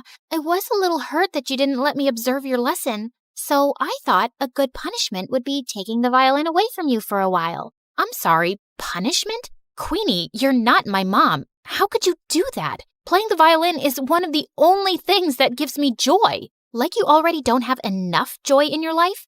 You don't appreciate anything your family does for you, especially your mom. You make it so obvious that you think she's dumb. You're just an ungrateful witch. That made me so mad that I slapped Queenie hard across the face, and then I stormed off to my room. I refused to speak to Queenie that whole morning and didn't even say thank you when she made me breakfast. I suppose all sisters fight once in a while. Honey, Queenie's going to come to school late today. We have to renew her passport. Good. Get it renewed ASAP so she can go back to Japan. And she's not my sister. Jessica, what's gotten into you? Queenie just smirked at me and I left. I tried to forget about her at school, but around lunchtime, I got a text from her. Jessica, where's your mom? I haven't seen her all morning. Is she okay? What was she talking about? Hadn't they gone to the passport office together? I called and texted Queenie to find out more, but she didn't answer. And when I called Mom, her phone went right to voicemail. I started panicking and went home as fast as I could to see what was going on. And I found Dylan on the porch looking super upset. I just got a text from Queenie asking where Mom is and if she's okay. What is she talking about? Neither her or Mom are answering their phones. Why would Queenie send a text like that? Something's going on. We have to call the police. Okay, but go tell Dad first. I found Dad in his office and told him everything, but he shrugged like it was nothing. What's the big deal? She'll turn up soon enough. So you're not worried at all if Mom's okay? You don't think those texts were weird or... Quit bothering me, Jessica. I could use a break from your mom. Get a little peace from her morning singing. What? What kind of monster was my dad, not caring if Mom was safe? I would have to take matters into my own hands. But just then, I heard yelling coming from Dylan's room, and I opened his door to find Queenie sitting on his bed, while Dylan looked furious. What is going on? Queenie, you've been home this whole time? Do you know how many times we tried calling you? What is going on with our mom? Sorry, that's not a question I can answer. Jessica, This girl's a creep, and I know she had something to do with Mom being missing. Look, Queenie, I know we had a fight yesterday, but we really need your help. Queenie didn't answer me. She just walked towards the door with her arms crossed. You two won't find your mom anytime soon. I'm making sure of it. You're making sure? Queenie, tell me right now where Mom is, or what? You'll go to the police? You'll accuse a poor, helpless exchange student of making your mom go missing with no proof? I don't see that working out, and I'm not done with you guys yet. In fact, I've just started. With that, Queenie pushed me off of her and walked out of the room. Dylan and I immediately went to the police station and reported everything. They sent out a search team to look for Mom and then did an investigation on Queenie. And to our shock, they discovered Queenie wasn't an exchange student at all. She'd faked her application. She wasn't even from Japan. She lived in LA. So she's just this stranger who came into our lives and made Mom go missing? Who is this girl and what does she want from us? I don't know, but that chick gave me weird vibes from the start. She's obviously out to get us. We stayed at the police station for several hours, waiting for any news. Then finally, the police came back with Mom. Oh my God, what happened to you? It was Queenie. She said she had to show me something important, then drove me into the middle of the woods and threw me out of the car. She just left me there without my phone. I was just lucky some forest rangers found me. But don't worry, I'm all right now. Just then, some policemen walked in with Queenie. Looks like Mommy made her way out of the woods. You're a monster, Queenie. We know everything. How you kidnapped Mom, how you faked your exchange student application. Who are you and why are you trying to ruin our lives? Because you ruined my life first. When I was 10 years old, your dad conned my parents out of all their money and disappeared, and we ended up having to live on the streets. My mom had a mental breakdown. Your dad is a criminal, and I finally tracked him down because I wanted him and his perfect family to suffer the way I did. I was speechless. I knew Dad had been a jerk, but he was a crook too? Queenie was admitted into juvie, but we insisted that the police look into her family's case. And 2 days later, the police came to us with some news. It turned out that Dad was part of a group of conmen that had been going around in disguise all over the country for years, scamming people. And as soon as Dad got home, they arrested him. He kicked and screamed and shouted at us to do something, but we didn't. A part of me almost felt relieved to see him go. I am so sorry, you guys. I never knew much about your father because he always told me to mind my business and kept everything a secret from me. And I stopped asking. That's why I was never happy in our marriage. He was the worst. He never cared much about you or us. You did everything for us, Mom, and I really appreciate you. I'm so sorry if I looked down on you for being messy or childish or whatever. Now come on, let's go talk to the police to get Queenie's family help for their situation. Be grateful for the life you were given. Every day is a gift.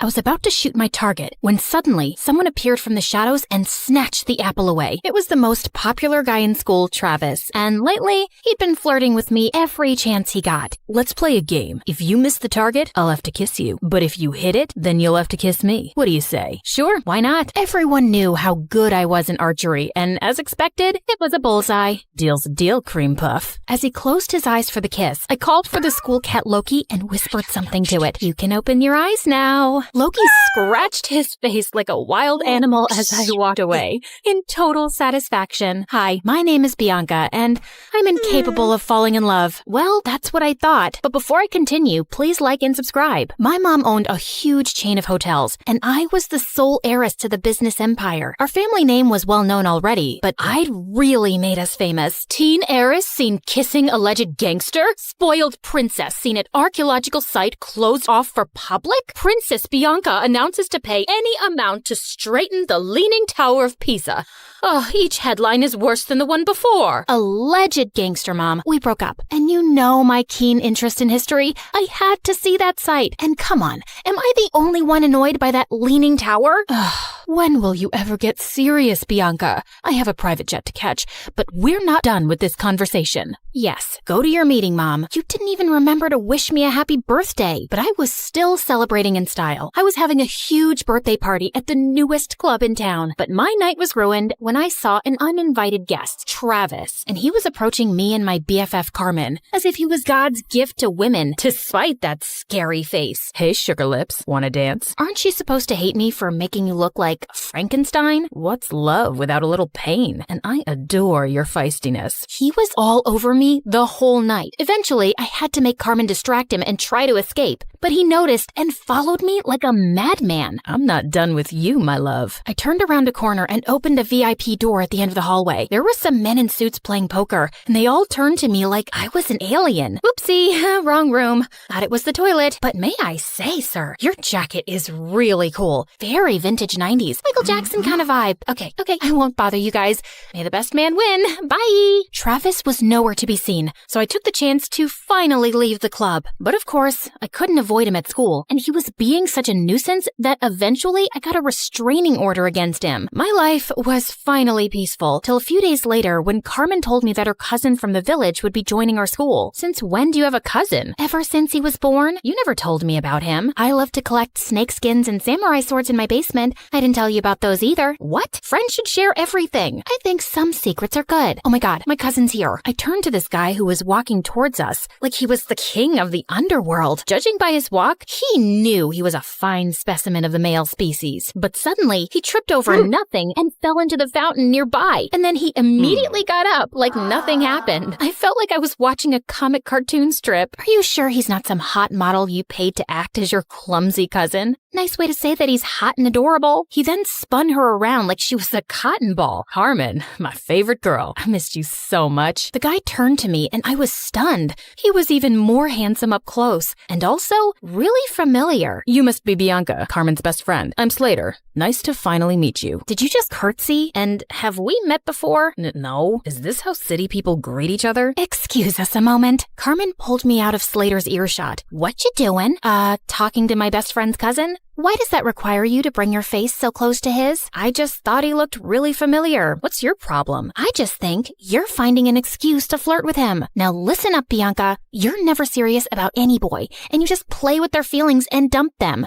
And you're not allowed to do that to my cousin. He's not even my type. Relax. Just don't get involved with him that way, or it's friendship over. Understood? Loud and clear, ma'am. Since then, the three of us started hanging out together, and I was having a hard time believing someone like Slater existed. Sheer perfection on the outside, but with the poorest balance a human could possibly have. He tripped, slipped, and stumbled everywhere. He even got a black eye while tying his shoelaces. But one night, while I was admiring one of the paintings at home, it hit me like a bolt of lightning. I remembered where I'd seen Slater before. You gotta trust me, Carmen. Your cousin's up to something shady. Mom and I attended this art exhibition downtown last month, and Slater was there. He was one of the artists. We even bought a painting from him. Only his hair and eye color was different, but it was him, and he wasn't clumsy. He must have been a look-alike. Slater has lived in the village his entire life and just got here last week, and he can't even draw a circle, trust me. I even showed Slater's picture to Mom, and she said it's him too. Now she's contacted the artist to buy more of his work, and he's coming soon, and I'll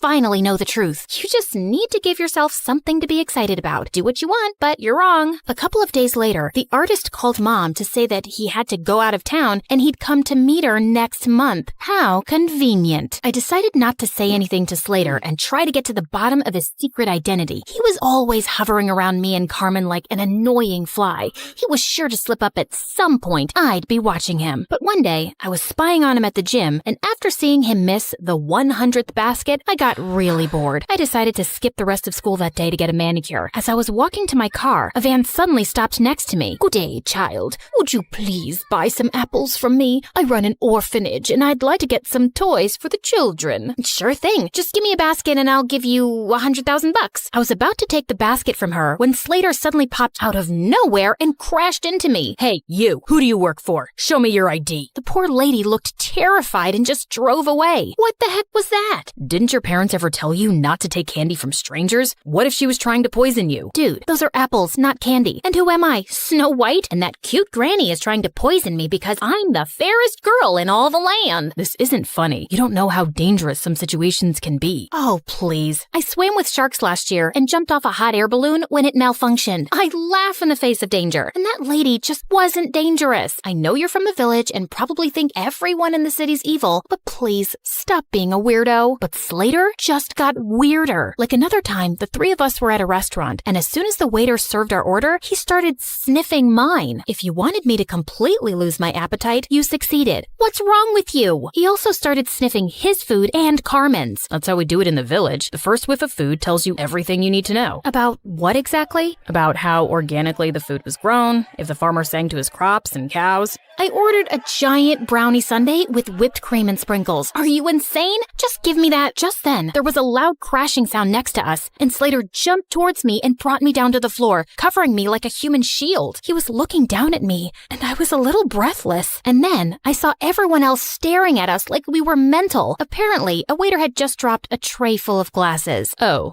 my bad. I thought it was a gunshot and maybe some robbers had come in. I just acted on instinct. Wait, let me get this straight. So you thought it was a dangerous situation and your first instinct was to save Bianca? Hello, what about me? Your own flesh and blood? Slater muttered some apologies while Carmen kept scolding him, even if he was crazy. It was really sweet how he tried to protect me. One weekend, Carmen told me that the cheer captain was throwing a party, just for the cheerleaders and all the boys. I felt curious to see how Slater would act at parties with other girls, so I dashed over to the venue and spied from the bushes. But I couldn't spot him anywhere. I knew how girls looked at him. He was probably surrounded by the cheerleaders. Well, what did I care? I took this opportunity to practice my amazing singing. I can buy myself flowers, write my name in the sand, talk to myself for hours, say things you don't understand. Suddenly, I heard a sound right behind me. Slater, what are you doing here? Same question for you. I came here to sing flowers, 'cause there are flowers here, duh. What about you? It's too loud inside, and everyone was acting wild. It was scaring me. Just then, a huge bug came flying at our faces, and Slater tried to smack it away, but he ended up slapping me instead. Oh my god, I'm so sorry. My hand is so stupid. Bad hand. Gosh, Slater, why are you so freaking clumsy? I don't know, just born that way, but I get even clumsier around you, 'cause attractive girls make me nervous, and you're the most beautiful I've ever seen.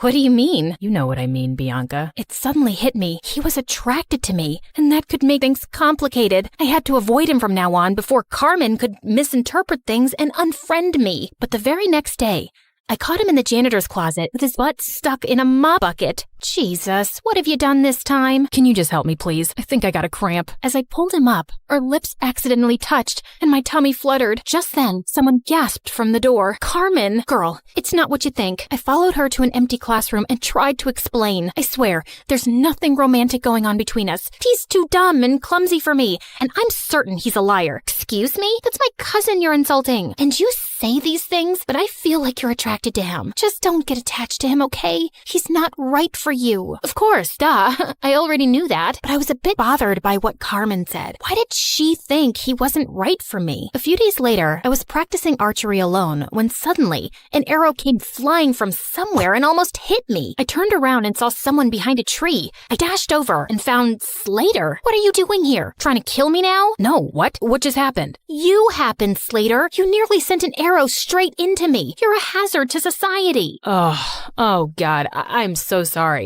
I didn't realize my arrow came your way. I mean, I didn't even know anyone was here. I would never hurt you, I swear. But let me make it up to you with an ice cream shake. Come on, let's go. I wasn't finding his act convincing. Why was he always around me? He was beginning to seem as obsessed with me as Travis. And what if he tried to hurt me on purpose with the arrow? By the way, are you free tonight? I want to talk to you about something. Just you and me, alone. Okay, sure. But we're alone right now. You can't tell me over ice cream shakes? What ice cream shakes? Oh, yeah, that. No, tonight's better. I'll send you the pin location. Driver, I'll get off here. Thanks. See you later, Bianca. And then he just jumped out of the car and walked away. This dude was so weird, but I was really curious about what he had to say. Later that night, I was surprised to learn where he was taking me. The rooftop of an old building. There was no elevator, so we had to climb 8 flights of stairs, and he was holding on to my shirt like a kid. Wait, what if he tried to push me down. Can you move away? I need some personal space. But what if I trip and fall down the stairs? You know how clumsy I get. Why would you invite me to a rooftop then, idiot? You'll see. When we finally reached the top, I was surprised to see a candlelit dinner. What's all this? Obviously a date. Were you expecting a crime scene? Didn't your cousin warn you about me? She did, but I just don't see why she's so against the idea of you being my girlfriend. You're beautiful and amazing. She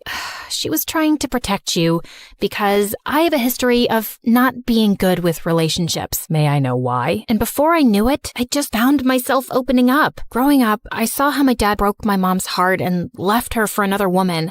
Since then, Mom's not even the same person. She just buries herself in work. And Dad kind of broke my heart too. Leaving like that? I'm just afraid to let anyone come close. I know that you don't trust me, but I hope that someday you will, and I'll get to know you better. I feel like you're someone worth knowing. He looked at me earnestly and then started leaning in. I found myself closing my eyes, and when his lips touched mine, I felt something electric. Wait, that was a mistake, Slater. I care a lot about my friendship with Carmen. I can't. Okay, I understand. But later that night, all I could think about was Slater and that kiss. Maybe I could talk to Carmen and she'd come around, but I still couldn't shake off the idea that Slater was lying about himself. As luck would have it, Mom told me the next day that the artist was back in town and he was displaying his work at a gallery that night. Well, Slater wasn't going to be the only one in disguise. I went dressed up as someone completely different, and I was thrilled to see him. He might have a different style, but I was certain it was Slater. And as I was walking past him, I accidentally tripped and fell forward, scraping his arm with my pen. I'm so sorry. I'm not very good with the walking. Clumsy, like you people say. Oh, it bleeds. It's fine, miss. I'm okay. Excuse me. I need to use the bathroom. And the next day at school, Slater was wearing a full-sleeved shirt, just like I'd expected. So I spilled my juice all over him. Oh my God, you're wet. You'll have to change your shirt. It's fine. It'll dry up. No, you'll get sick. I won't. I'm as strong as a cow. I tried a few more tricks, but he was able to avoid all of them. I guess I just had to do it by force. After our classes, I followed him outside school, and just as I was ready to jump on him from behind, he turned around and pinned me to the wall. Bianca, why were you trying to attack me? How did you know, Spider-Man? And all I wanted to do was this. I pulled up his sleeve, and sure enough, he had a long cut on his arm. Ha! So you're really that artist. I've exposed you, you big fat... Suddenly, there was a growl behind me. I turned to see two guys holding two rabid dogs and pointing at us. Bianca, just run. Slater grabbed my hand and we ran like crazy from the dogs. After sprinting down several blocks, he pulled me into an old building and we ran up the stairs. We climbed all the way to the rooftop and we could hear those guys behind us. Okay, there's no other choice. We gotta jump. Excuse me? I must have heard you wrong. And what is going on? Questions later. And what's the matter? I thought you laughed in the face of danger. Ha ha. Now is not the time to be sarcastic. Just hold on to me and you'll be fine. Do you trust me? Of course I don't trust you. You're the clumsiest idiot I've ever met. Listen, Bianca, I'm not who you really think I am. I just need you to trust me right now, okay? I won't let anything happen to you. I promise. My instincts told me to trust him, and I did. And what happened next was the most thrilling thing ever. We went flying through the air, then landed straight in a garbage dump. Ew, fish heads. Come on, this isn't over yet. I needed answers about why I was currently running a marathon with my BFF's mystery cousin around the city. Slater, why are these people after us? Listen, something happened. He didn't get to finish because the gangsters finally cornered us. Slater pushed me inside one of the diners as he started fighting them expertly. What were these kung fu ninja moves? He was so hot. Just then, one of the guys came up behind him with a metal chair. I looked around for anything I could throw at that scumbag before he could hurt Slater. Bullseye. That's my girl. Just then, a bunch of policemen arrived and surrounded the men, and Slater pulled out a badge. You're under arrest. What? He was a detective? As those jerks were being taken away, Slater finally told me everything, starting with how I unknowingly got involved with an international mafia gang. You walked in on them one night at the dance club and saw something you weren't supposed to see. You've been in danger since then. Oh, those guys. But I swear I didn't even see anything. They couldn't be sure of that, so you've been their target since. I was already in town looking for this gang and posing as an undercover artist, but when we found out that they were looking for you, I joined your school to be closer. We also thought we could catch them using you. You mean using me as bait? I didn't mean use you like that. We just knew they'd come after you. So that date on the rooftop, was that also a ploy to get the gang members there?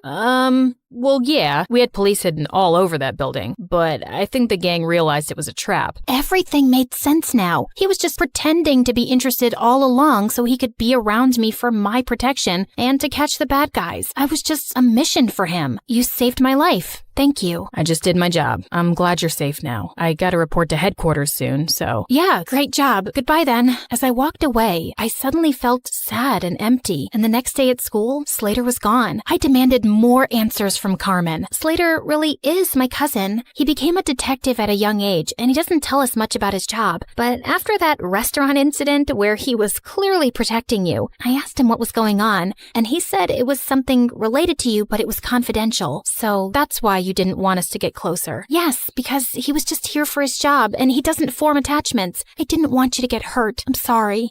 What for? I can see it in your eyes, Bianca. You're in love with him, but I don't think he can make you happy. Oh, please. I've told you, I'll never fall in love with anyone, if you say so. Over the next few days, I tried my best to get back to normal, but I couldn't get Slater out of my mind. Even Mom noticed something was up with me. Haven't seen any crazy headlines lately. No new adventures? Yeah, it's been kind of quiet, but I did make one stupid mistake, falling in love. Mom sat down beside me and then pulled me into an awkward hug. Sweetie, I know you've been affected by what your dad did, but don't close your heart off. Falling in love isn't stupid, and you'll find the right guy one day, and it'll be amazing. Trust me. Mom decided to take some time off work, and we planned a vacation together. But just as I was leaving for the airport, I heard a loud crash from the main hall and saw Slater had pinned Travis to the ground. Slater? Travis? What are you both doing here? Bianca, my cream puff, I couldn't go on any longer without seeing you.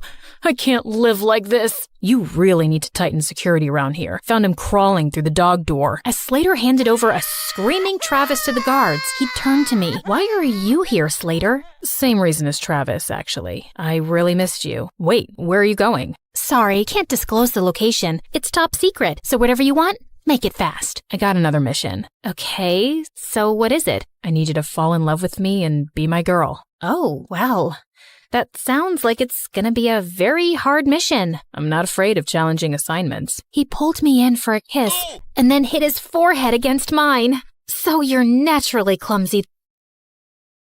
Only when I'm in love.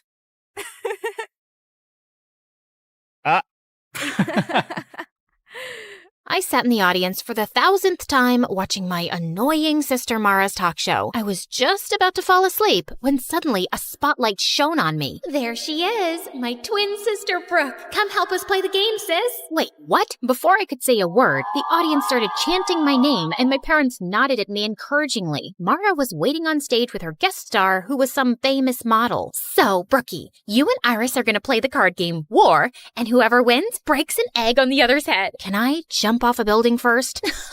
Always such a little party pooper. I played the dumb card game until I won. So I cracked an egg on Iris's head before turning to go off stage. Ow! You just hit me in the head with an egg. That was the goal of the game, genius. Well, you did it way too hard. Ow! The next day, my accidental egg assault was all over YouTube and social media. Sister of talk show host Mara gets violent with popular model Iris.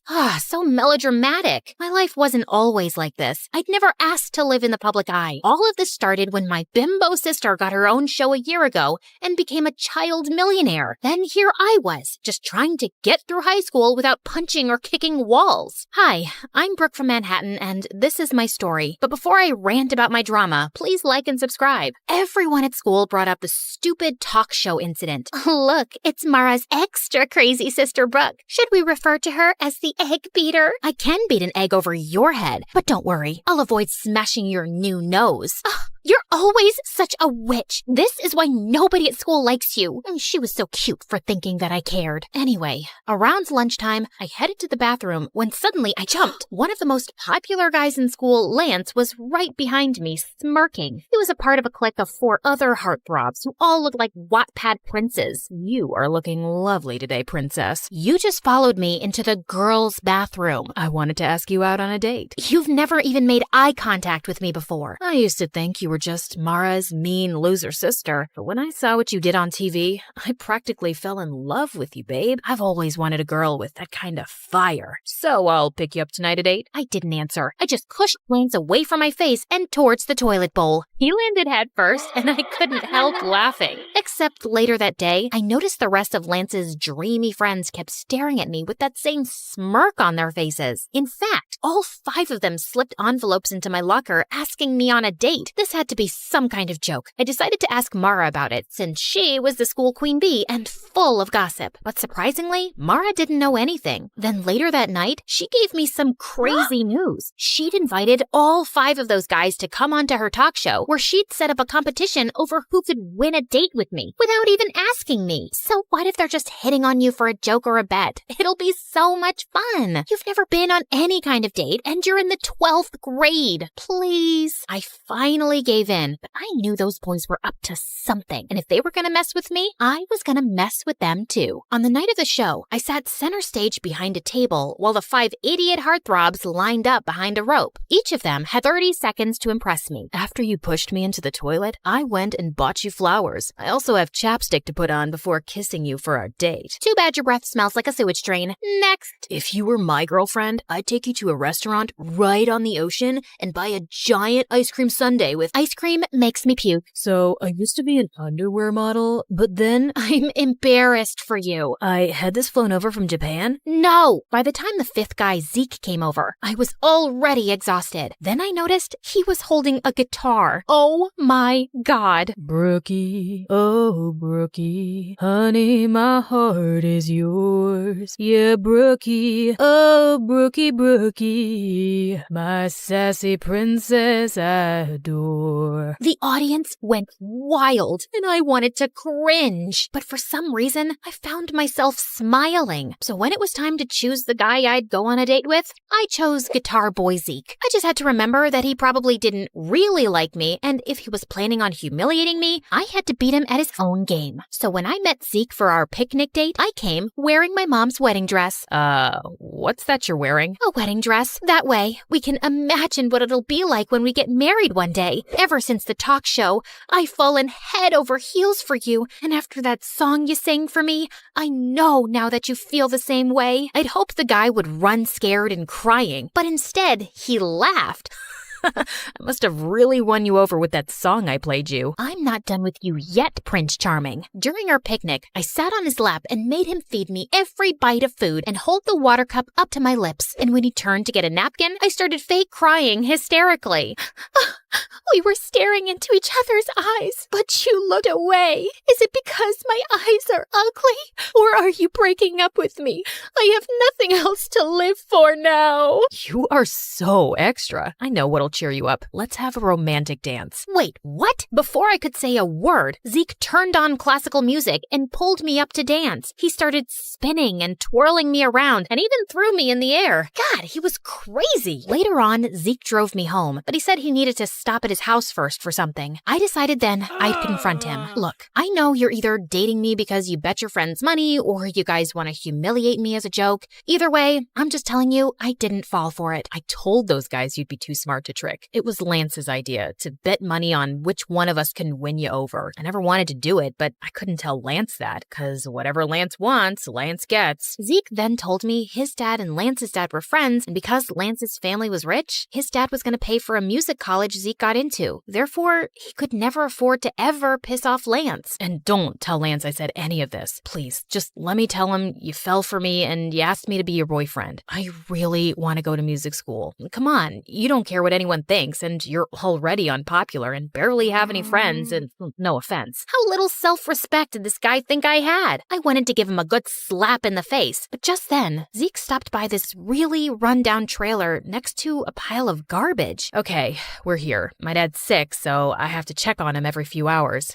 Holy crud, this is where he lived? This place was a single room, and Zeke's dad was in a bed with an oxygen tank. I guessed with his dad's medical bills, he'd never have enough money to even think about music school. So I decided to let Zeke tell Lance he was gonna keep dating me for a bet. The next day at school, I saw Lance and the other 3 heartthrobs looking at me and snickering to themselves. Even other kids seemed to be onto the bet, but I could live through it. I was doing a good deed by humiliating myself. Plus, Zeke was fun to be around, and I didn't mind having him as my fake boyfriend. One night, I decided to invite him to a celebrity party Mara and I were attending. I even bought him a suit and tie, and secretly, I thought he looked super handsome. At one point, I was walking by the entrance when suddenly I saw Zeke standing with Lance and his friends, and Zeke was saying he had to go. What do you mean? This is a huge exclusive party that I invited you to. Listen, cranky face, I came to pick up your boyfriend for some last-minute plans. Surely you two can reschedule. With that, Zeke took off with the boys, and for some reason, I felt really angry about it. Just then, Mara came over to ask if I was okay, and I ended up telling her everything. Look, I know you feel bad for Zeke because of his home situation, but you don't have to sell your dignity for charity. If you think he doesn't genuinely care about you, just dump his sorry butt in front of everyone tomorrow. Or I can talk tomorrow in school, like an actual mature person. But I know maturity is kind of a foreign concept to you and the other kids at school. Okay, listen, sis. You've never had any real friend or boyfriend before, and I'm at the top of our school's social ladder. I know how to deal with these things. I can handle this myself, thanks. Just because I don't date a different guy each week doesn't mean I need boy advice from you. So on Monday at school, I headed to the bleachers at lunch where I knew Zeke practiced guitar, except he spotted me first and immediately came over to hug me. I am so sorry about what happened at the party. Lance decided at the last minute that he wanted to have a betting party. Kids at school are betting on how I'm gonna break your heart and everything. I realize this may be going too far. It's going way too far. I tried to do a nice thing for you, but you're totally taking advantage of me. Also, how long are you going to be Lance's slave for? Can't you get a scholarship to the school or something? No, I'm not talented enough. It's cool. I'll tell Lance the truth and stand up to him. I'll just find something other than music that makes me happy. Zeke turned to walk away, but I just couldn't let him give up his friends, his reputation, and his dreams. So I told Zeke I'd help him apply for a scholarship because even though he didn't believe in himself, I knew he was talented enough to get one. And 2 weeks later, he got accepted. You just made my dreams come true. Brooke, no one has ever believed in me like that before. You're amazing. Zeke suddenly picked me up and spun me around, which made me feel butterflies. After that, Zeke and I became really close and started hanging out all the time. I helped him take care of his dad, and he helped me make some friends at school. Except there were a couple of issues. One, I started to develop real romantic feelings for Zeke. And 2 was Zeke still hadn't told Lance the truth, even though it was part of our agreement. So finally, Zeke decided to confront Lance one day after school as I hid behind a tree to listen in. Look, man, I told Brooke about the bet. It's not right the way we're manipulating her. Plus, I've been hanging out with her, and I think I want to date her for real. You know, she helped me get a scholarship to the music school you were going to pay for. Now, you don't have to. Are you kidding me? What am I going to tell all the kids who've been giving us money, betting the different ways you can dump her? You're one of us, Zeke, and she's an unpopular loser. It'll make the whole squad look bad. If you date her, then you're dead to us. Well, fine then. You guys are jerks anyway. I'm gonna get myself an awesome girlfriend. I held my breath as I watched Zeke ditch his friends for me. And just like that, Zeke and I became an item. He held my hand, kissed me in public at school, and didn't even seem to care that he'd lost all his friends in popularity. Everything seemed to be going well, at least for a couple of weeks. Then one weekend, I went away with my family for a camping trip with no Wi-Fi or cell reception. But when I arrived back at school on Monday, something horrible happened. I was sitting in the cafeteria when suddenly Zeke stood up on one of the tables with a microphone and speakers. Can I have everyone's attention? I have something to say to my girlfriend, Brooke. I'm sorry, babe, but I just can't date you anymore. I've realized that I don't want to be with a stuck-up sourpuss who's way below my league. It's also really lame that she's never dated anyone before. So for all of you out there who bet money how I dump Brooke, the ones who selected public humiliation win. I stood with shock as I watched a bunch of kids run over to Zeke, Lance, and the other guys with cash. None of this made any sense. Had it just all been a setup? I ran out of the room and into the hallway to collect myself when I saw Zeke behind me. Brooke, I am so sorry I had to do that, but I had a good reason. What good reason could you possibly have for humiliating me like that? Please, just listen to me. My dad had to have an emergency medical procedure over the weekend that I couldn't pay for, and since there was no way to reach you, I had to ask Lance for help. He said he'd only pay for it on the condition that I publicly dump you. I'm so sorry. I still want to be with you, though. It just might have to be in secret. You know what? No, I don't care what your reasons are. I am so freaking sick of all of your excuses to manipulate and humiliate me. We're done, Zeke. That night, I refused to let myself cry. Zeke didn't deserve my tears. I didn't need any cowardly idiots in my life anyway. The next afternoon, I was studying in the library when I decided to take a break for some coffee and MSA videos. But while I was relaxing, Lance suddenly sat down next to me. Ooh, MSA. I watch them on TikTok all the time. Let me help you pick an episode. If you come anywhere near me or my computer, I'll squeeze your head until your brain pops out. Oh wait, I forgot. You don't have a brain. Probably why you watch MSA on TikTok instead of YouTube. You know, YouTube, the site for smart people.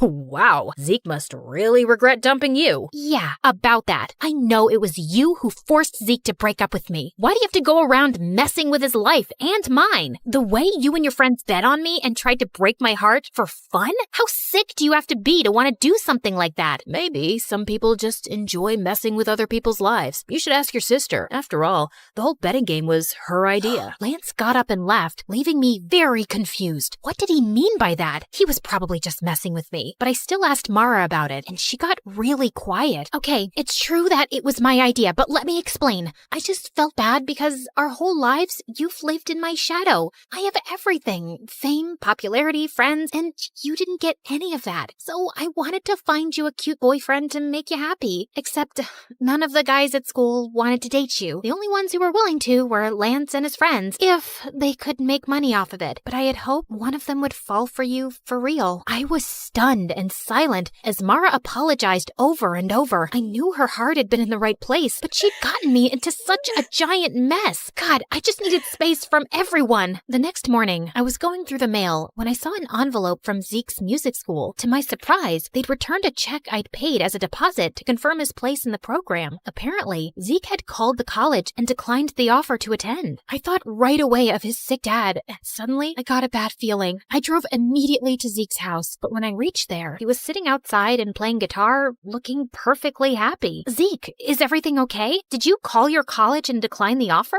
Yeah, I just didn't feel right taking your money to attend there, not after the way I treated you. So I'm just gonna save up and reapply next year. In the meantime, I got a job and my dad's doing better. Thank you for believing in me, Brooke. You have no idea how much it means to me. Zeke came over to hug me, and I felt those stupid, happy butterflies again. Hey, listen, are you still friends with Lance? God, no. I'm done being his slave. I took a loan and paid him back everything I owed him for Dad. So, if I give you a second chance, that means you can't be an idiot this time. I swear on my life I won't be. I want you back, and I won't have it any other way. So, I guess my sister did achieve her goal of finding me a guy, even though it was in the craziest way possible. Still, maybe one of these days I could thank her for it.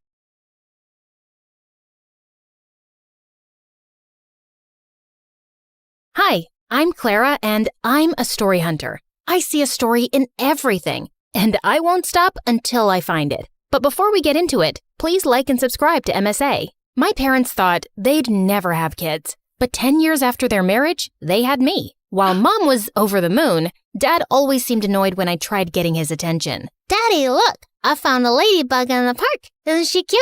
I rescued her from a parade of ants. Could you please take this girl away? I'm on a phone call. Of course, honey. Come on, Clara. Let's read some Nancy Drew. Yay! My favorite! Dad was weird, but at least I had Mom. She was a journalist before she married Dad and had the craziest stories to tell me. And growing up, I wanted to be just like her. When I turned 10, Mom got me my first recording set, and I went crazy interviewing people on the streets. Since how long have you been homeless? That's a cute dog. Did you steal it or buy it? People would pass me weird stares, but I just didn't care. I was following my passion. One evening, I was in a far end of my neighborhood when I missed a turn. The street was empty and it was getting really dark, so I started to walk quickly when a shady black car pulled up next to me. Hey, kid, are you lost? It's freezing out there. Hop in. I'll drop you off. Don't be scared. I won't harm you. See, before he could finish, I punched him hard and ran. I thought I was successful, but seconds later the car stopped again and the guy got out, and I was shocked to see he was the frickin' mayor. He wasn't hurt, but this was so embarrassing. I apologized and he dropped me back home. But someone on the street had made a video of me punching the mayor, and it went viral. I was the joke of the town, and Dad was furious. "You've crossed all limits. You hit the mayor." It was a reflex, Dad. I was scared, and I've read so much about these kidnappers in a black car. All this investigation and these stupid stories are ruining you. What if he wants to take action and drag us to court? I'm a really private person. I don't want this. Jeez, relax, Dad. He won't. He knows it was just a mistake. Why are you getting so worked up? That's it. You're grounded. And no more story hunting. But why? Mom, say something. But as always, Mom said nothing, and I was done for. Growing up, Dad and I drifted further apart. He stayed cooped up in his office while I got busy with school and perfecting my investigation skills. On my 15th birthday, I begged Mom to get me a professional recording set with a mic, but she simply refused. We just don't have the money for it. I decided to try my luck with Dad and ask him for some money. I wouldn't tell him what it was for exactly, but he wasn't in his office. As I was leaving, suddenly my foot got caught in the carpet and I landed on some boxes full of money. Oh my God, Clara, what are you doing in here? Mom, you said we don't have any money. What is all this? It belongs to your dad, and it's not your concern. But it's a lot of money, Mom. It has to come from somewhere. Is Dad a mafia guy? Oh my God, he robbed a bank, didn't he? Stop it. Please, Clara, you don't understand. You need to leave, now. And don't say a word about this to anyone, least of all your dad. Promise me. Something was definitely fishy, but I'd never seen Mom so serious. So I did what she said. I wanted to know more, but I just didn't get the chance to go into Dad's study again. Soon, I got busy with school and forgot all about it. One time in 11th grade, Lena, the head cheerleader and the most popular girl, walked up to me. I heard you can uncover any truth in the world. Is that true? That depends on what kind of truth you want. Well, don't tell anyone, but I think Nick's cheating on me. Who's Nick? Do you live under a rock? Nick's my boyfriend. He's the captain of the football team. Got it. What about him? I just told you. He's cheating on me, and I want you to find out the truth. Oh, yeah. Leave this to me. Be careful. He's a very good liar. No liar can ever hide the truth from the world's greatest investigator. Go and chill, kid. I got this. I started following Nick around everywhere, but I couldn't find any dirt on him. Until one day, I saw him sneak into the coach's office and saw him making out with another girl. I waited till he left without noticing me, and then, right in the middle of the cafeteria, I made him pay. I dropped an entire carton of milk all over his head. What the heck? What do you want, weirdo? Listen up, everyone. This jerk right here cheated on his girlfriend. No, I didn't. I knew you'd say that. Here's the proof. Nick looked at me in shock as I showed him the video of his makeout session. Lena broke up with him instantly, and he was getting a lot of backlash for cheating on the most popular girl around. Soon after, he left and got transferred to North High, our rival school. After that, Lena and I started hanging out and became besties. As much as I liked having her around, her band of cheerleaders annoyed me. Especially this girl, Wendy. Lena even had a YouTube channel with her where they ran gossip sessions and fashion advice. You know, I was thinking, why don't we add Clara to the channel? Why? So we lose all our followers and our popularity? I don't think having 5 followers makes you popular. But then again, what do I know? Stop it, you two. Clara is a professional. You saw what she did with Nick, and with her brains and cool stories and my beauty tips and styling, we'll be so much more popular. We'll be like Daphne and Velma. Who? Scooby-Doo? Forget it. We should totally do it. I joined the YouTube channel soon after, and we started with collecting scoops on everyone in school. Within a few months, we hit 1 million subscribers. I was happy, but Lena was on cloud 9. Her popularity was through the roof, and she loved the attention. We got invited to every party in town, and she would drag me with her even when I didn't feel like going. One day I was at her house getting ready for a party when Wendy made a snarky comment. Do you always have to dress up like a homeless person? And why's your hair such a mess? There's nothing wrong with my hair or clothes. I don't want to look all dolled up. Detectives are meant to look rugged, right, Lena? Yeah, but it won't hurt you to put on a little makeup now and then. It'll only make you look prettier. No, it'll make me look like a bimbo. So you think I'm a bimbo? I didn't mean it like that. But Lena was already walking in the other direction. Good job, Sherlock. I wanted to apologize to Lena, but she kept ignoring me at the party and at school the next day. I got that she was mad at me, but it wasn't like she supported me in front of Wendy either. I decided to give her some time and continue doing my bit for the channel. The next day after lunch, I was passing by when I saw Wendy terrorizing the school topper and making him do her assignments. But as I took my camera out, Lena walked up to me and knocked it out of my hand. What are you doing? She's our friend. Nope, she's your friend. She doesn't even like me. Why can't you guys just try to get along? For me? I know you think we're bimbos, but that's the least you can do as my best friend. Oh, you're so dramatic. Okay, fine. I'll let this go. Just this once. And I don't think you're a bimbo. I'm sorry. Stop talking and meet me for boba tea later. Deal? Deal. And just like that, we were back to being besties. And I tried to tolerate Wendy better, even though she still got on my nerves.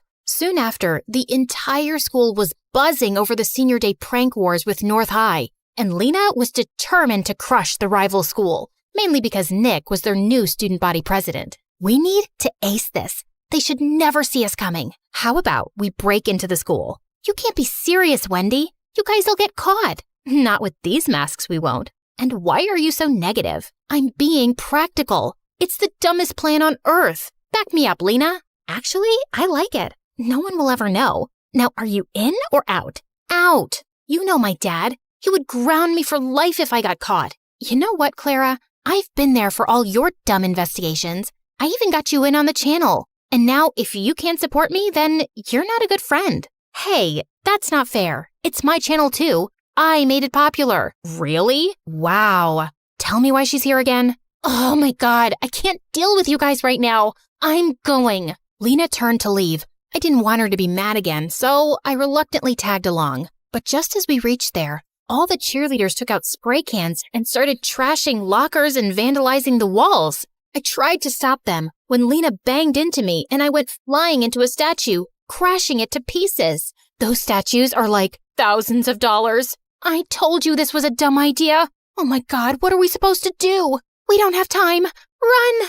As I made my way home, my heart couldn't stop racing. I'd just made the most terrible mistake of my life, and I prayed no one would find out about it. But the next day at school, I felt numb when the principal called me into his office, with both Dad and Nick waiting for me there, along with a few other people from North High. Clara, where were you last night? I was vandalizing property, right? Are you really that dumb not to know that every school has security cameras? The school authorities checked last night's footage, and guess what they found? Nick flashed the phone in my face with footage of me crashing into the statue and breaking it. Everyone else had a mask on, but me. How could I be so stupid? But it was a mistake. Was it? And who are these other girls with you? Do you have a name? I wanted to punch Nick in the face. He knew I wouldn't rat Lena out, even though I was mad at her for putting me into this mess. Now, either you pay for the damages, or you get expelled for a month,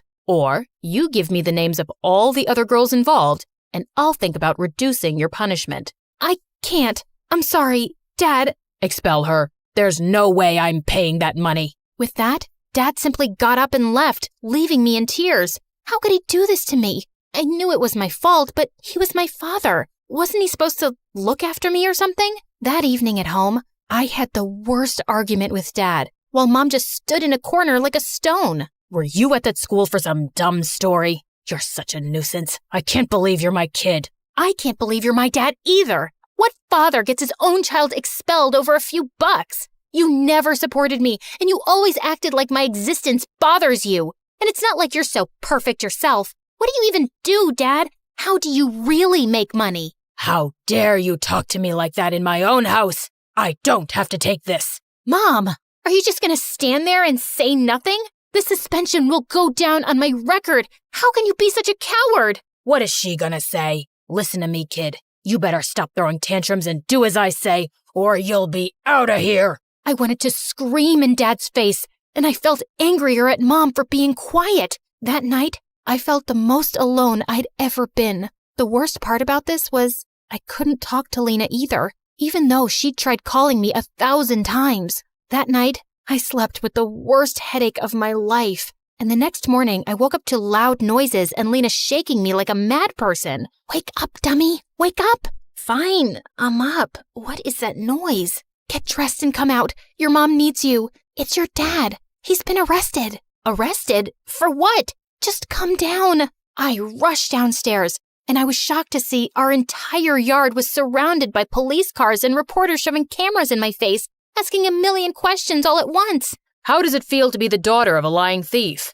Did you know about your father's crimes this entire time? Oh my God, what was happening? Just then, I spotted Mom talking to one of the reporters. Mom, what's happening? And why is Lena saying that Dad's been arrested? What Mom told me next shook my entire world. Your father is a criminal, Clara. He was laundering money from his company to fake accounts abroad. I just knew it. That's what all the money was for, right? Yes. I didn't say anything because I wanted to protect your dad. But what's the point of saving his sorry butt when he couldn't even stand up and protect his daughter? So I told the police everything. I even gave them evidence. I don't want to live like a coward. Mom, I'm so proud of you. And I'm sorry for calling you that. It's okay. I know it was a lot for you. Now, let's start afresh. Talking about a fresh start, can we be friends again? I miss you, and I'm sorry for dragging you into this mess. Looks like you did me a favor there. If not for you, I wouldn't have been expelled, and Mom would have never taken the step forward. So, thank you. So that means we're cool? Well, will you treat me to boba tea later? And keep that Wendy away from me? You got it.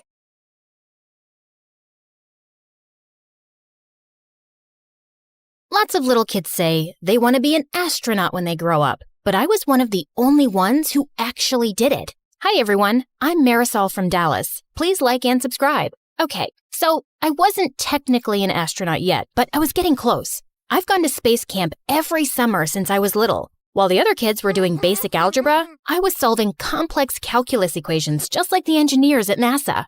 My heroes were Valentina Tereshkova and Sally Ride, two of the first women to go to space. I wanted to follow in her footsteps and inspire other girls one day. My parents thought I was strange for only eating freeze-dried space food, but I didn't care.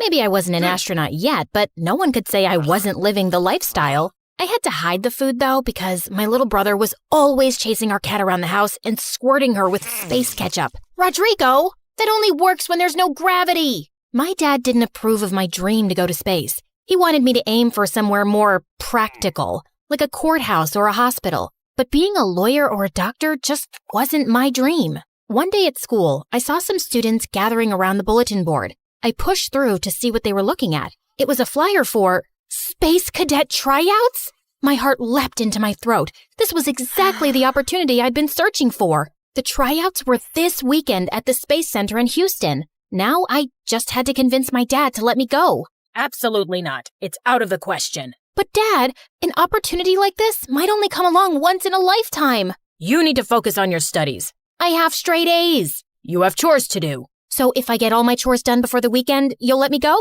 I could tell my dad was trying to think of another reason to say no, but I didn't give him a chance. Thanks, Dad. I mowed the lawn, trimmed the hedges, and vacuumed and scrubbed the floors faster than I ever had before. The house was spotless. But every time I told Dad I was finished, he just gave me a longer list of chores. Oh, so annoying. If he thought I was going to let a little housework stand in my way, he was sorely mistaken. Finally, I'd finished everything. My dad looked up from his newspaper and handed me another piece of paper. Dad, come on. I've done everything you've asked. This is getting ridiculous. Look at what you're holding. It was a bus ticket to Houston. This doesn't mean I approve, but a deal's a deal. Oh, thank you, thank you, thank you. That Saturday, as the bus approached the Space Center, I watched the launch pad come into view on the horizon. It was incredible. A piece of history right in front of my eyes. And there was Mission Control. Once we got inside, I got into my uniform and glanced around at the other cadets. There were about 100 of us. Most of them were boys. They looked tough, disciplined, almost like soldiers. But I was tough too, in my own way. I made my way towards one of the girls. Hey, is it okay if I sit here? Go for it. I'm Marisol, Jessa. This place is so cool. I can't believe I'm really here. No offense, but I'm not here to make friends. Sorry, I won't bug you anymore. Just then, an intimidating-looking officer approached and a hushed silence fell on the cadets. My name is Commander McLean. I'll be your training officer. Out of everyone in this room, only 10 will make the cut for Phase 2 of training. If you fail, you'll be leaving at noon. That made me a little nervous. It would be so embarrassing if I came all this way just to leave before lunchtime.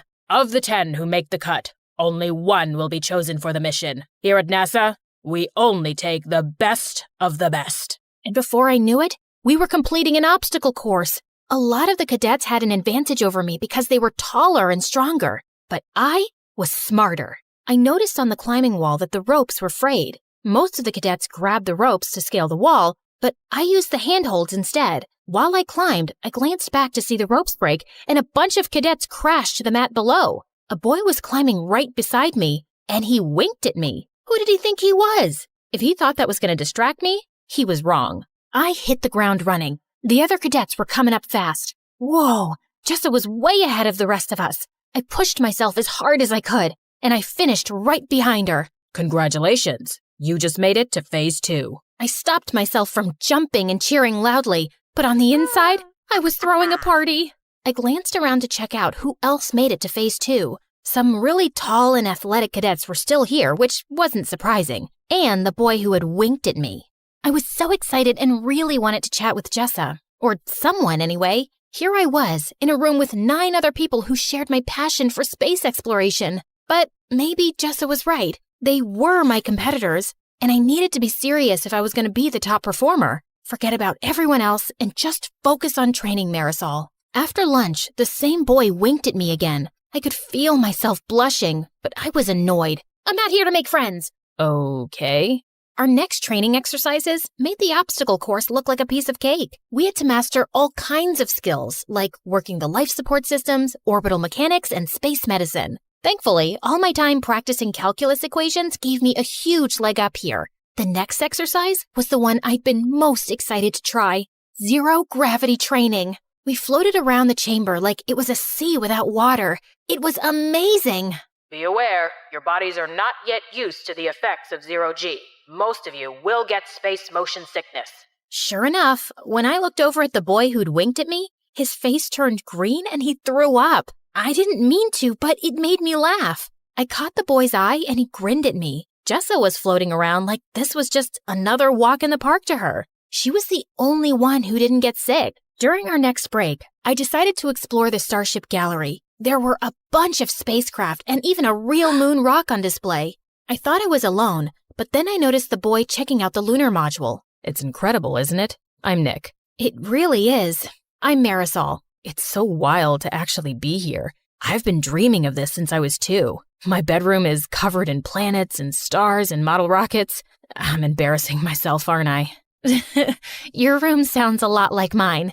I've been obsessed with space ever since my dad bought me my first telescope when I was little. I think he regrets it because all he talks about now is me becoming a lawyer or a doctor. He probably worries about you. This is a dangerous job. It's not that. He doesn't believe it's a realistic dream. Not for most people, maybe, but he didn't see how impressive you were in training earlier. It's nice to talk to someone who cares about space like I do. I felt Nick's fingertips touch mine. It gave me butterflies. Surrounded by all the spacecraft, in the dark with the little starlights on the wall, it was almost like we were really in space. Nick leaned in to kiss me, but at the last second I turned my head. I'm sorry. I really do want to, but I can't. This is my dream. I can't afford to get distracted. No, I totally get it.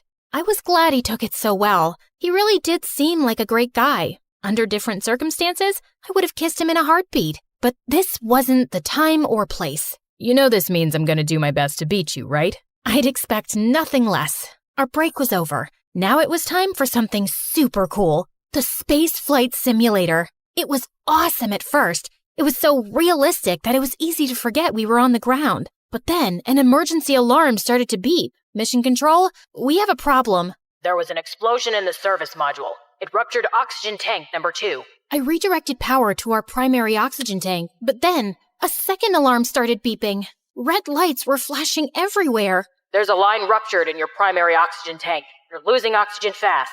I did my best not to panic. My hands were shaking. Wow, this was intense. All the cadets were scrambling to figure out how to solve the problem. Remember, only one of you will be chosen for the mission, but this is a group exercise. If you can't work together as a team, you won't survive. Jessa and I locked eyes. Marisol, can you calculate how much oxygen we have left? On it. Nick, I need you to shut down all non-critical systems to conserve energy. Copy that. At our current rate, we'll run out of oxygen in 10 hours. That's not enough time to complete our mission. I'm going to try and bring us in for an emergency landing. All of us got to work, nervous and sweating, but we were in sync. It's too rocky. There's no safe place to land. You got this, Jessa. We believe in you. Even though it was just a simulator, I had to admit, it was scary. What if this happened on a real mission? That's what you're preparing for, Marisol. So if it does, you'll be ready. Suddenly, the emergency signals were silent. We all looked around at each other, breathless. Congratulations, cadets. You've just successfully executed an emergency landing. All of us cheered. I even gave Nick a hug. We really pulled together and overcame the odds. It made me stop seeing the other cadets as my competition. They were good people who wanted the same thing I did. And when one of us succeeded, we all did. Later, I was hanging out in the observation area overlooking the launch pad. The sun was setting outside, and it cast a beautiful glow on the shuttle. Mind if I join you? Of course not. I'm sorry if I was rude earlier. The truth is, I was afraid if I opened up, it would make me vulnerable. And it's already hard enough, especially for girls. I know what you mean. You really had my back in the simulator. We're a team. When one of us succeeds, we all do. Friends? Friends. You know, I think you have a really good chance of being chosen. Really? But you're like the best pilot here. I can't do math like you can. Let's make a pact. No matter which of us wins, or if neither of us do, we'll still support each other. Deal. The next morning, it was time for the announcement. We gathered around and waited for Commander McLean. I think everyone was too nervous to chat. Finally, the commander approached. All of you did good work here. I want everyone to walk out those doors with their heads held high. But as I said, there can only be one. I tried so hard to keep it together, but I was dying to know who was chosen. Cadet Jessa, congratulations. You're our top performer, and you'll be joining our crew for our next mission. I felt all the wind go out of my sails. Don't get me wrong, I was happy for Jessa, but I'd wanted this all my life. I had gotten so close, and now it was out of reach. Still, I told Jessa I'd support her, and I meant it. I gave her a big hug, and we promised to keep in touch. Nick and I exchanged numbers too. When I got home, I looked around my room. Maybe it was time to grow up.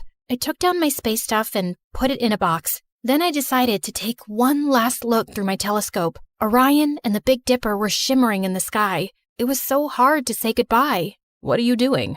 You were right. I should find something more realistic. Please, don't say I told you so. Oh, Marisol, I wasn't right. You were. What? Maybe being an astronaut isn't the most realistic goal, but that doesn't mean it's not achievable. This world needs dreamers. If anyone can make it happen, it's you. From that moment on, I never doubted my path again. I was going to give it my all, no matter what the odds were. And maybe, just maybe, one day I would inspire a little kid, just like my heroes inspired me.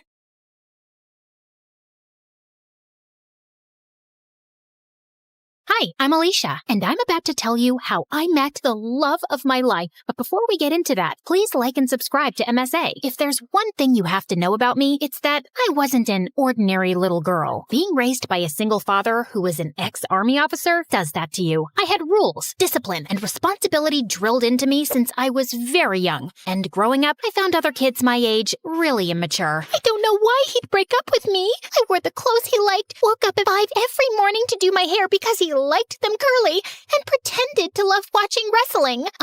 Excuse me, but I need to get that muffin. Can't you see that I'm crying? My boyfriend just broke up with me. Aw, I'm so sorry. You know, it reminds me of the time my dad took me for this obstacle course, and I twisted my ankle so badly, the doctors told me I'd never be able to walk again. But I didn't lose hope, and here I am. How is that the same thing? It's not, because that was an actual problem. But yours is just a bunch of high school nonsense. Now move your butt, please. Needless to say, I didn't have a lot of friends, and I didn't care either. My life was all sorted out. Graduate school, get into a good college, work, and retire. But then I turned 18 and met Arthur. He was a transfer student from Greece, and boy, was he dreamy. The first time I met him was in gym class. We were playing catch, and I was so lost in looking at him. I totally missed the ball, and it hit me right in the face. I fell on my butt, and Arthur came running. Are you okay? You're bleeding. It's nothing. I'm used to much worse. On second thoughts, I might need a doctor. Arthur smiled and carried me to the nurse's office. The entire time I was there, he sat next to me, and later he dropped me home. We became friends after that, and slowly I fell for him. He was smart, mature, and sweet. If there was one guy I wanted to date, it was him. So I decided to ask him out, except I didn't know how. So I turned to MSA for help, and it did not disappoint. Rule number 1, never let your crush know you're interested in him. Avoid eye contact and do not speak at all. The next day, when Arthur waved at me in the hallway, I wrinkled my nose and turned away. He sat next to me in class, but I didn't pay any attention. But then in the cafeteria, he caught up with me. Are you avoiding me? Me? Avoiding you?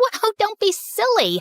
I was just really busy thinking about global warming and how it's impacting the fish population. Oh, that reminds me. I have to water my fish.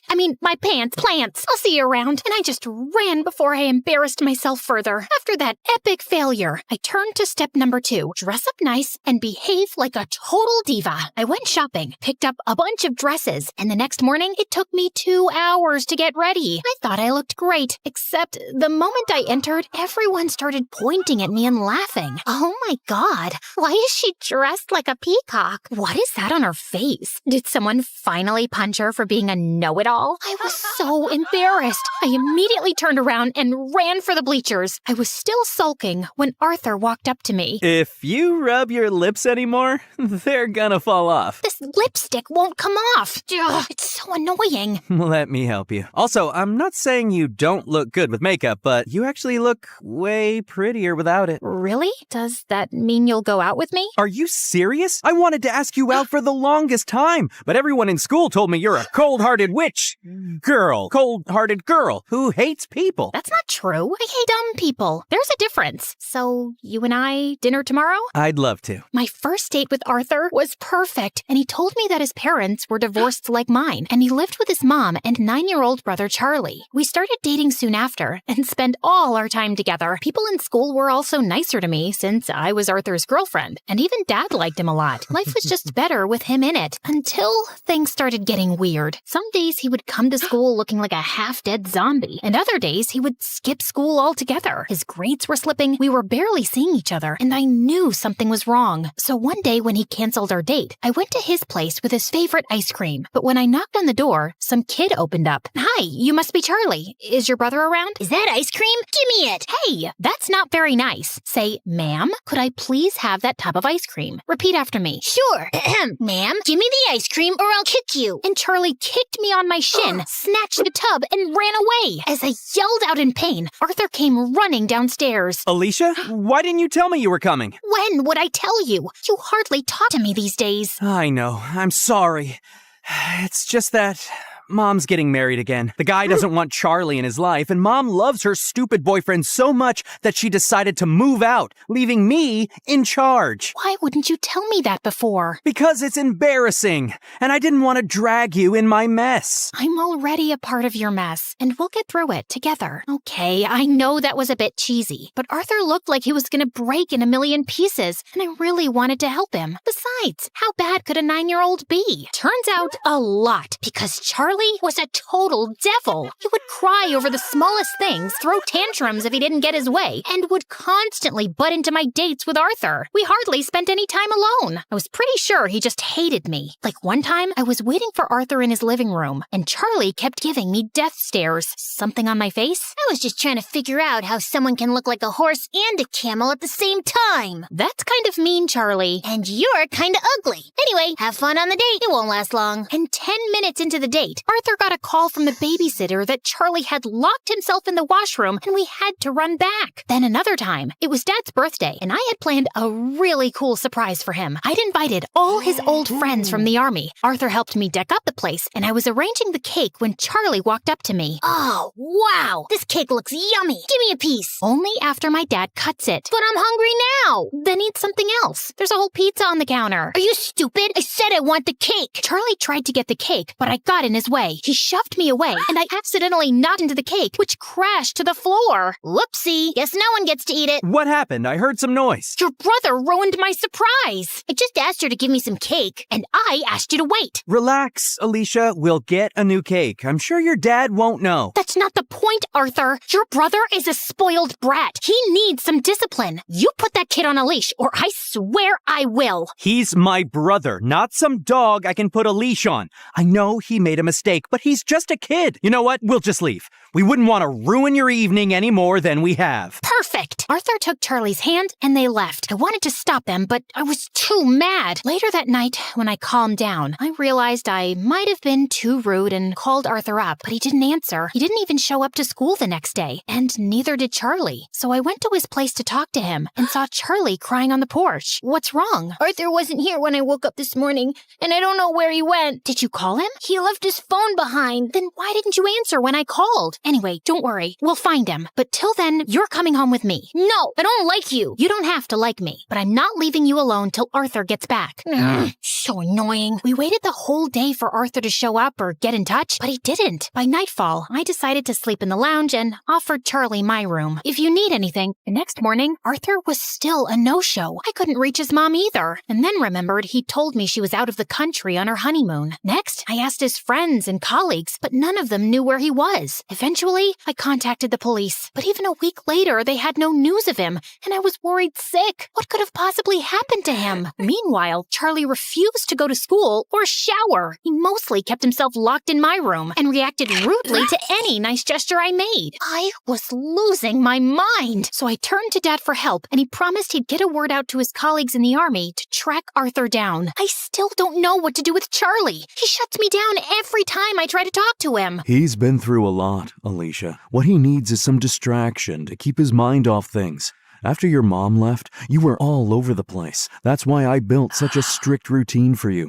so you wouldn't have time to think about her. Maybe you should do something similar. I decided to give Dad's advice a shot, and the next morning, I walked to Charlie's room and woke him up. Get up. We're going out. Is Arthur back? No. Then let me sleep and go away. Nope. You're getting up right now. Charlie resisted, but I dragged him out of bed, and somehow we made it to the bus stop. He kept cursing me the whole way, but I didn't care. And minutes later, we were at our destination, the paintball arena. I'm not going in there. Why? Too chicken to lose? As if you're on. Charlie and I had a great time at the paintball game, and it was the first time I actually heard him laugh. Afterwards, we went to a trampoline park and jumped our hearts out. By the end, he was so tired he could barely walk, so I called a cab and took him to my favorite burger joint, but he just stood at the entrance and stared. What, you don't like burgers? No, it's just that this was my favorite place to come with my mom. Every weekend, we'd come here and play our favorite songs on the jukebox machine. And now, she doesn't even call me, and Arthur's left me too. Arthur will be back in no time, I promise you. He loves you a lot, Charlie, and no matter what, we'll always be here for you. You too? Yes, me too. Charlie cried and hugged me tight. For the first time, I saw him as a heartbroken kid who just wanted his family back. Since then, Charlie warmed up to me. We'd have breakfast together,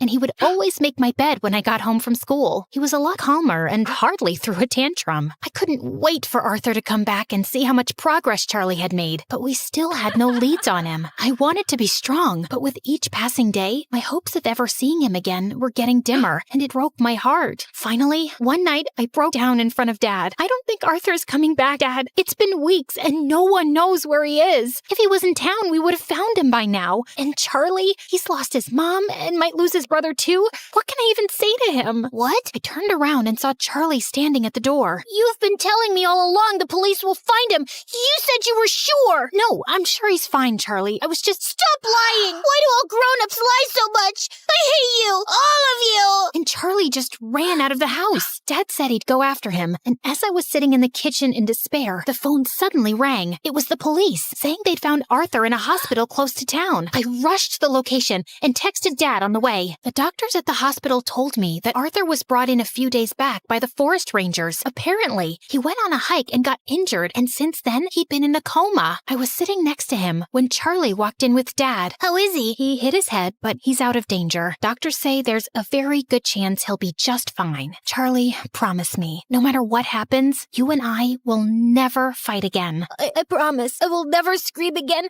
and I will always be a good brother. He will wake up, right? What do you think?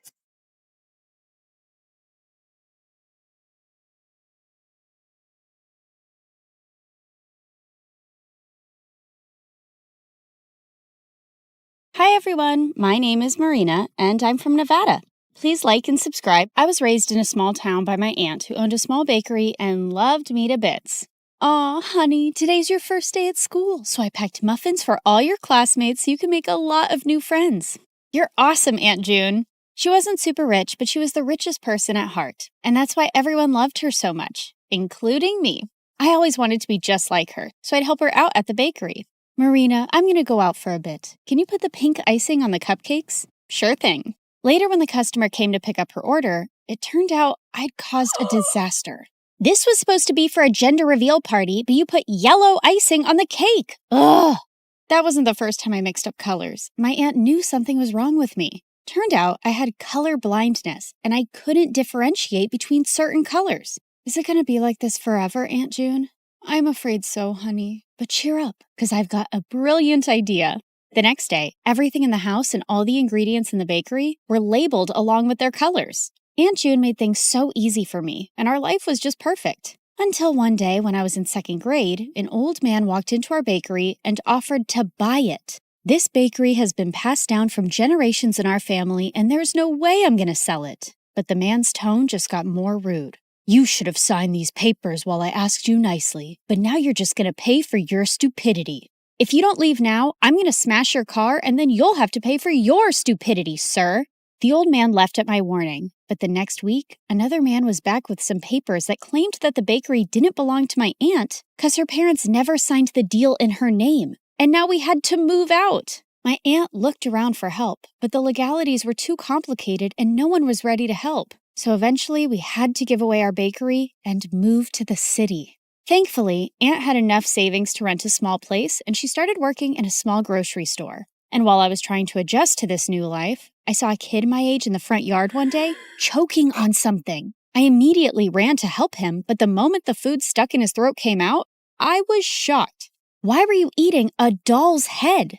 I wasn't. He pushed me back and ran into his house next to ours. Turns out he was the landlady's kid, Timmy, and he was so weird.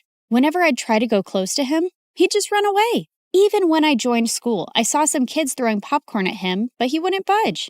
Hey, why won't you say anything? Why do you let those kids bully you? But instead of answering me, he just ran out of there, and I decided I wasn't going to bother with this guy anymore. But later that night, I was in my room when I heard someone crying. I looked out of my window and saw it was Timmy crying in his room. So I climbed onto the tree outside my window and jumped into his room. And he freaked out. What are you doing here? Look, I don't know the deal with you, but if there's some issue, you really need to talk about it. At first he hesitated, but then he broke down. I miss my dad. Ever since Mom and he got divorced, I haven't seen him, and the kids at school always make fun of me because of that. I hate it here. Hey, it's gonna be all right. I told him things were going to be easy only if he fought back and didn't let those kids get to him. And it seemed like my advice worked. The next day, I saw Timmy was surrounded by a bunch of kids. I heard the cupcakes we gave you last time had Barbie heads in them. We're so sorry for that. Here, take these. They have cockroaches. And to my shock, Timmy pushed the bad guy away. Get away from me. And don't trouble me anymore or I'm going to tell the principal about you. The other kids ran away scared, and Tim turned to me with a bright smile. Did you see that? I wasn't scared, and what you said worked. After that day, we started getting along and became the bestest of friends. And Tim grew up to be really protective of me. He'd keep me away from all the bad guys and trouble in school. Then on my 16th birthday, I told him I was going to start working to support my aunt, but he had a weird reaction. No, you can't do that. Your aunt wants you to study and make a life for yourself. You shouldn't be waiting tables. And if you need money, you can always tell me. Tim was a genuine friend, and I loved how he always cared for me. But now I really wanted to support my aunt, so I took the job without telling anyone. But the very first week of my shift, something weird happened. I ended up making a mistake because of my color blindness, and the customer went bonkers on me. I want to see the manager right now and get you fired. But I told you it was a genuine mistake. But he kept shouting and started pulling my hand when one of his friends got up and stopped him.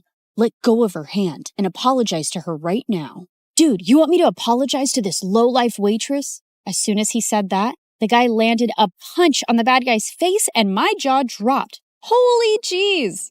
The manager immediately threw all of them out, but after my shift was over, I saw the guy who stood up for me was still sitting in the alleyway and his hands were bruised. I immediately got some ice for him. Excuse me, sir, you can use this. But for some reason, he looked really mad at me. Who do you think you are trying to act all nice, huh? Just leave me alone. I could see his eyes were red, like he'd been crying, and I thought it was best to leave him alone. But to my complete shock, I saw the same guy in my class the next day. The teacher introduced him as a new student, James. While the girls were drooling over his handsome looks, he kept staring at me the entire time, and the moment class was over, he came up to me. I don't want you spreading any rumors about me from last night. Do you get that?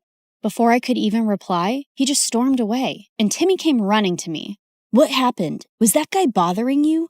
I didn't want Timmy knowing about my job or anything about how I knew James, so I brushed it off and went ahead to prepare for my chemistry practicals. But turns out, James was already there. Minutes into the practical, I realized some of the labels on the chemicals were missing, so I asked James to help me differentiate, but he didn't even look at me. That jerk. I continued guessing and mixing the chemicals, but suddenly they caught fire, and I almost got hurt when James jumped in and pushed me out of the way. I quickly got up and put out the fire. What are you, nuts? Did you want to die? Suddenly my eyes went to the burn on his hand, and I rushed him to the nurse's room and gave him first aid myself. Seems like you're always helping people who are hurt. Yeah, especially those who get hurt because of me, and with you it's every single time. And that's when this tough guy finally let out a smile. You don't look so bad when you smile. I know. I don't want the chicks going crazy over me, so I keep it under check. This guy had multiple personalities. As time went by, we started spending more time together because we had similar projects, and James turned out to be a really fun person to hang out with. He'd often walk me to my work after school, and we'd enjoy all sorts of treats on our way. And even though he was a little mysterious, he was growing on me by the day. But there was someone who just hated our closeness. What's going on between you and that new guy? He's bad news. Stay away from him, Marina. What are you talking about? And how do you know he's bad? Oh, come on. Haven't you seen? He's always covered in bruises. Just stay away from him, okay? Well, I could understand Tim's concern, and there were things I wanted to know about James, too. A few days later, we were at a friend's party playing Truth or Dare when I was given a dare to kiss James. My heart raced with excitement, but I saw Timmy looking at me with furious eyes. I wanted to run out of there, but thankfully, James got up and left first, and I let out a loud sigh. But later, when I went out, he was waiting for me.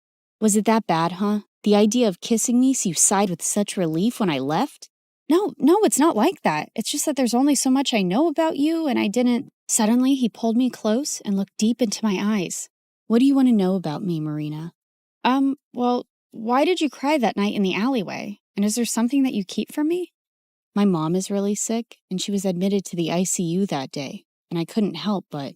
Shh, it's okay. You don't have to say anymore. With that, I pulled him in for a kiss, and he whispered into my ears, I love you, Marina. Gosh, I loved him too. But the very next day at school, my fairy tale came to an end when I received a message from James's phone. Here's my parting gift to you, Marina. There were several pictures of me kissing him and me working as a waitress with ugly captions, and he shared them with everyone in the school. What in the world? I tried to call James about what was going on, but he wouldn't answer it. And I felt so embarrassed and furious about everything, but then Timmy came to me. Hey, are you all right? I thought he'd question me about the pictures, but he just took me home and comforted me. I don't believe what's going on, and I can't even reach James. He left, Marina, and he's never coming back. He then showed me the newspaper articles of how James was the grandson of the same businessman who took away my aunt's bakery. I heard his grandfather sent him here as a punishment because he used to be a jerk at his old school, but looks like he's still going around messing with people's feelings. Gosh, there was no way I was going to forgive a jerk like him, but I wasn't going to cry over him either. I blocked him everywhere and decided to shift to another city for my college, along with my aunt. And after graduation, I joined a top law firm and helped my aunt open a nice bakery in the city itself. For the opening day, we sent out invites to everyone across the city, and it all went so well. After we were done with the day, we were about to close up when Timmy took me to the roof and proposed to me. I love you, Marina. I have always loved you and... Oh, Timmy, please stop. I liked him too, but he was my friend and I could never see him any other way. What is it now? Don't tell me you still love that moron. Timmy, what are you saying? You know I hate him. Then why won't you say yes to me? I tried to explain to him, but he wouldn't listen. And suddenly he pulled me in and tried to kiss me. God, Timmy, just stop. Just then, I saw a man pull him away and punch him hard. James, what in the world are you doing here? How dare you touch her, you filthy. I pulled him away before he could hurt Timmy anymore and slapped him hard in the face. Who do you think you are walking into my life again? Didn't you already mess around enough last time? Marina, what are you saying? I never messed around with you. Oh, really? Then why did you leave, and what about those texts and pictures? What? I have no idea what you're saying. I know it was my fault to leave you like that, but I told Timmy everything. What? What do you mean? That night after you left the party, I received a call that my mom had passed away. My grandfather wanted me to return home. Timmy was right there, and I asked him to inform you. What? I even tried to contact you, but you had me blocked everywhere. And when I called Timmy, he said you hated me and you were with him now. Timmy, what is he saying? Did you hide this from me and lie to him? Yeah, I hid the truth. I didn't want you to be with a jerk like him when I've loved you all my life. So I lied. For you. But those messages from your phone and those posts. I have no idea, Marina. I lost my phone the same night. You didn't lose it, moron. I stole it and sent those messages and those pictures. Timmy, I can't believe you. You son of a witch. No, James, just let him go. He's a jerk and doesn't even deserve that. Oh, Marina, please don't cry. I'm here. I'm here for you now.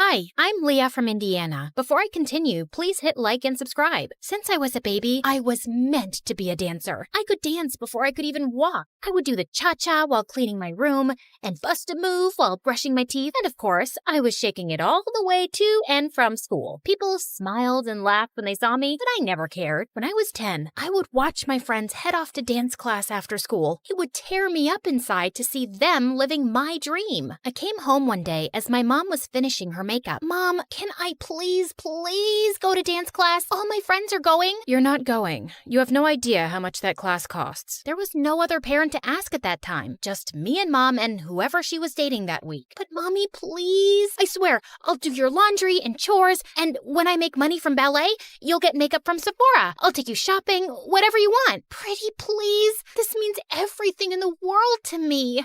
We'll see if that ever happens. Right now, I don't have time for this. I'm going to be late. The answer is no, and that's final. She left me alone in the cold house while she sped off in Ted or Fred's Ferrari to some fancy dinner. For me, another night of instant noodles. I felt devastated with how my life was going, just dreaming about my dream of dancing. But then I turned 12. I was alone, like always, and before I could blow out my candle on my plain cupcake, it flickered out. Oh no, there's still so much to wish for. I was about to leave for school when Mom barged in. Hold on, Leah. You have mail. My mom handed me a card with my name and address on it. Who's it from, Mommy? To Leah from Aunt Lucy. Who's Aunt Lucy? I haven't spoken to her in years. I don't talk to that side of the family. She gave me a ticket. Mom snatched it immediately from my hand. That's not a ticket. It's a check for $10 million.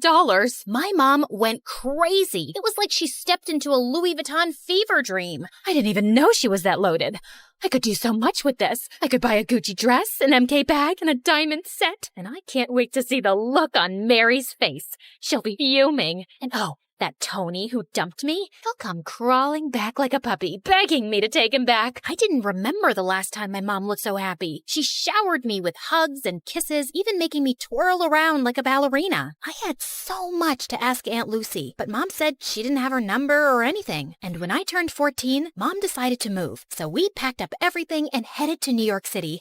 That's right, the Big Apple, the city that never sleeps. We were ready to start a new life. I finally signed up for dance lessons at an art school. Me, the girl who used to have holes in her shoes, had ballet slippers. I practiced every day until my legs cramped, but I was ecstatic. My mom also had new friends, like Tiffany, Chanel, and Fendi. I had always wanted to be close to Mom, so I joined her shopping sprees, and it worked out great. I guess that's what I was always missing. We would spend our time stocking the malls for the best clothes, handbags, and of course, shoes. Oh, Leah, we have to get these too. I was covered with shopping bags and balancing shoe boxes while scooting through the aisles. I could barely see in front of me through Mom's haul. Hurry up! We don't want to miss the first drop of Balenciaga's new collection. I'm right behind you. But honestly, when we were in these very posh stores, I felt like a princess. I was offered fancy drinks, tried on expensive dresses, and best of all, I felt so close to my mom. I walked out of the dressing room in a sparkling dress. Now spin around. Oh, beautiful, so beautiful.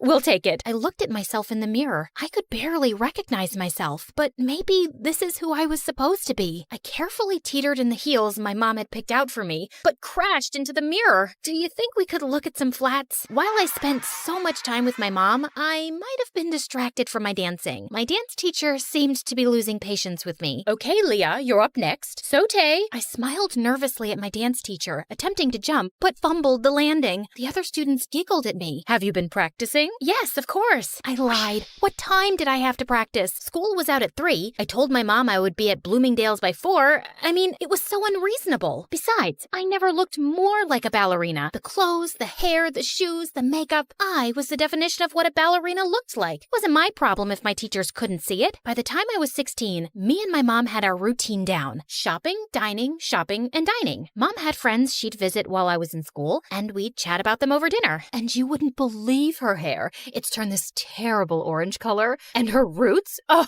her roots could be seen from outer space. Honestly, Leah, I'm beginning to think you're my only real friend. She loved me. My mom loved me. Just then, 2 men walked into the restaurant and surrounded us with serious faces. Jeannie Roberts? Yes? What is your problem? They flashed their badges at us. It was the police. You have to come with us. Excuse me? I am not done with my dinner. I want to speak to your manager. Jeannie Roberts, we need to talk to you about your tax evasion. This is ridiculous. You don't have the right person. You're gonna ruin my blouse. Mom, what's going on? Leah, I will call you as soon as I can. Can you let up a little? This is silk. The police dragged my mom out of the restaurant. I didn't know what else to do, so I ran back to our apartment. I paced and cried, staring at my phone. My mom was arrested. What on earth could I do? Finally, at midnight, the doorbell rang, and it was Mom. Mom, what's going on? Listen, I have to be quick. You need to get help. Otherwise, they'll put me away for good. They said tax evasion, but you haven't done anything. We have the money. Tell the police we have millions of dollars. We don't, Leah. It's gone. My stomach dropped. I need you to get me out of this trouble. I need you to go see Aunt Lucy and ask for the money. They have people watching me. They'll pounce on me if I try to leave the city. But you said you didn't know anything about her. Yeah, I just remembered her address. Go to her and get the money so I can get out of here. I had no other choice. It was just me alone, and I had to save my mom. I hopped on the first train I could find. There were 1 million people on the subway, and I squeezed my way through the crowd. The train car jerked, and the guy's soda splashed all over my face. He glared at me. Hey, watch it. But he splashed me. Finally, I arrived at my aunt's house and knocked on the door. Her house towered over me with dozens of closed shutters and fading awnings. I'm not interested in buying anything. I'm not selling anything. I'm Leah. Are you Lucy? I'm looking for my great Aunt Lucy. Leah? I ran to her and opened my arms for a much-needed hug, but I was taken aback when Aunt Lucy sidestepped me like she was avoiding a bug. Do you know you look very sticky? I know. I took the subway here. My mom asked for your help. You helped us before, and we appreciate it, so I didn't help you. Well, with the money you graciously gave us, you helped us a ton. That was your father's last investment. I was instructed to cash it out and send it to his next of kin. that's you. My dad? I can only recall bits and pieces of him. I know. You're not missing out. So, Jeannie's in trouble. You want something from me? Why should I bother? We're family, aren't we? I always disliked your mother. Spoiled, selfish, and vain. Does the apple fall far from the tree? You look just like her. But I didn't look like myself. She wanted me to leave, but I couldn't. She was my only hope. I kept pestering and pleading with her for days, buzzing around her like a pesky fly. Finally, after what felt like forever, she talked to me. This used to be a hotel, you know. I took care of everything, and I was great at it. But it's hard for a person my age to manage everything around here. There's too much space and too many stairs. I have a few guests coming over, but I don't have much staff. I would like to see how useful you can be. Whatever you need, I can do it. I needed to win her over to save my mom, so I got to work by cleaning out the fireplace. Large chunks of ash rained down on me, covering the floor in a thick blanket of gray. Oh my God, what a mess. Leave this and go wash your face. And when I scrubbed the windows, one of the panes cracked and a large piece of glass fell. I caught the glass right before it hit the floor. Oh no. I heard some guests coming, so I quickly shoved the glass under the bedspread. A large older man entered the room and plopped down on the bed. The glass made a large crunching noise and the man screamed, "New sheets! You must need new bed sheets!" I scampered out of the room and caught Aunt Lucy giving me the death stare. On the way to get new bed sheets, I bumped into a flower vase and knocked water everywhere. I sprinted off into the hall and grabbed the mop to clean, and then thud! The rest of the guests slipped and fell. Oops, I think I forgot the wet floor sign. Ugh, it's gonna be one of those days. I totally screwed up, and I knew there was no way she'd forgive me. So I hid from her, and when she finally found me, I started bawling like a baby.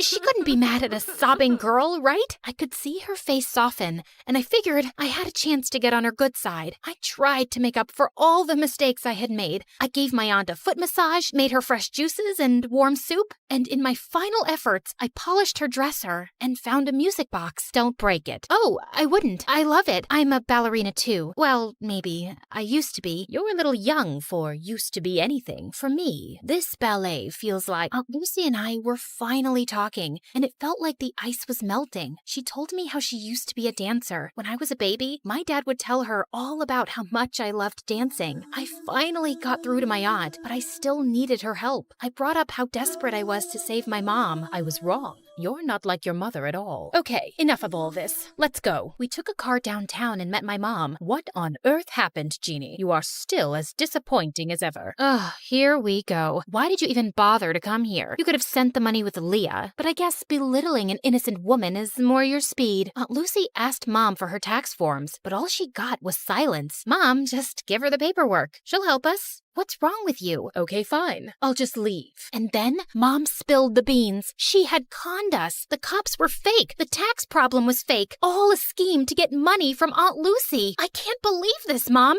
How could you do this? I had to. The bank was going to take the apartment, so I had no choice. I was in debt and knew only you could convince your aunt. I'm sorry. I know I spent a little, but I spent on you too, and it was for us, right, Leah? It made you happy, right? You were happy, and that's what made me happy. But I'm behind on all of my classes. We're out of money, and we don't even have the apartment. And now you're definitely not happy anymore, so I'm not happy. And I don't see how I could ever become a dancer. Enough. Leah, you need to go to school and work on your studies. You want to be a ballerina? Yes, of course. Then you are coming with me. And Jeannie, you need to pay all of this off. You'll need a source of income to dig your way out of this. This is an impossible situation. I know I made a mistake, but I want to change. And I can't live without you, Leah. I had doubts, and I was furious too. I even stepped outside with my aunt to leave. But then I realized I couldn't abandon my mom, not even after all the things she did. Okay, Mom, I think we should try to be a family, all of us together. I believed that this time it was going to work out. The three of us went back to the hotel and were ready to start our new lives together. But the next morning, Mom, I ran around the hotel but couldn't find my mom. Her clothes and purse were gone. I searched up and down until I got to the front desk. The cashier's box was completely empty. She left and took my Aunt Lucy's money.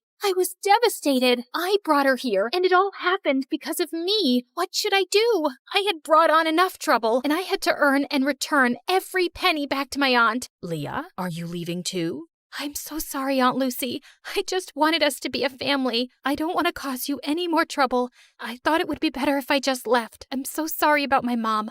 I wanted to believe that she would be different, but she wasn't. Just the same horrible, selfish woman. Leah, you don't have to go. It's not your fault. We're family. Sometimes the family you're given isn't the family you end up with, and that is okay. Really? Really. I love you. And I do have some good news. I made a few phone calls, and you have an audition next week. Oh, thank you. I love you too, Aunt Lucy. At the audition, I danced my heart out, and for the first time ever, I was supported and loved by my Aunt Lucy, and that sounds like the perfect kind of family to me.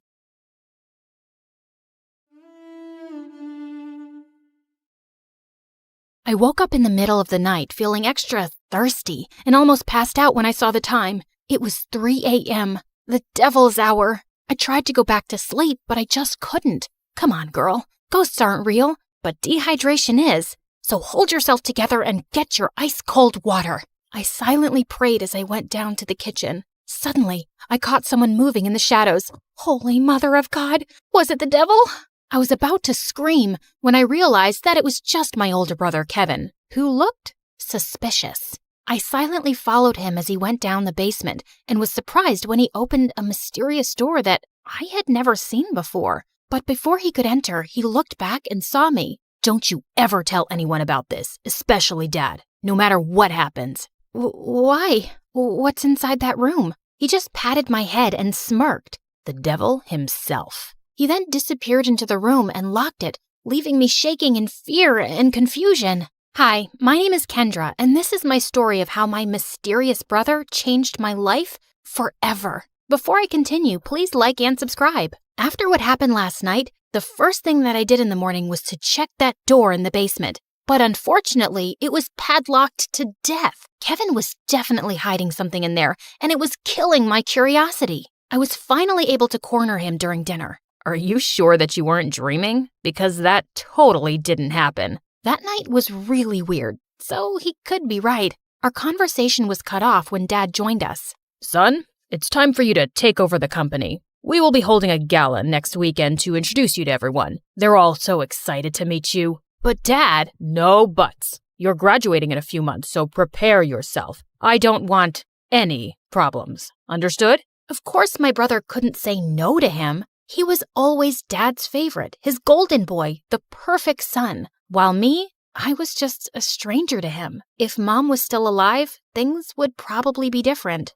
Later that night, when I was about to sleep, I almost screamed when I saw Kevin leaning against my door. Can I help you? What makes you feel alive, Kendra? Huh? What's with you? Why are you being so weird? The less you know, the better. Good night, Peanut. Peanut? Where did that come from? That was the weirdest and longest interaction we've ever had. He was a year older than me, and we had never been close growing up. His time was spent in his room reading, in the piano corner perfecting his sonatas, or with Dad talking about business while playing chess. We also didn't see each other often at school because he was always with his best friend Cedric or surrounded by their crazy fangirls. The next morning, I woke up to Dad screaming from the library. I dashed to check what it was and found out that one of our maids found a letter under Kevin's pillow. I read it and froze. Kevin left. He didn't say where he went and when he was coming back. All the note said was, "Do not wait for him." I would expect something like this from you, but not my son.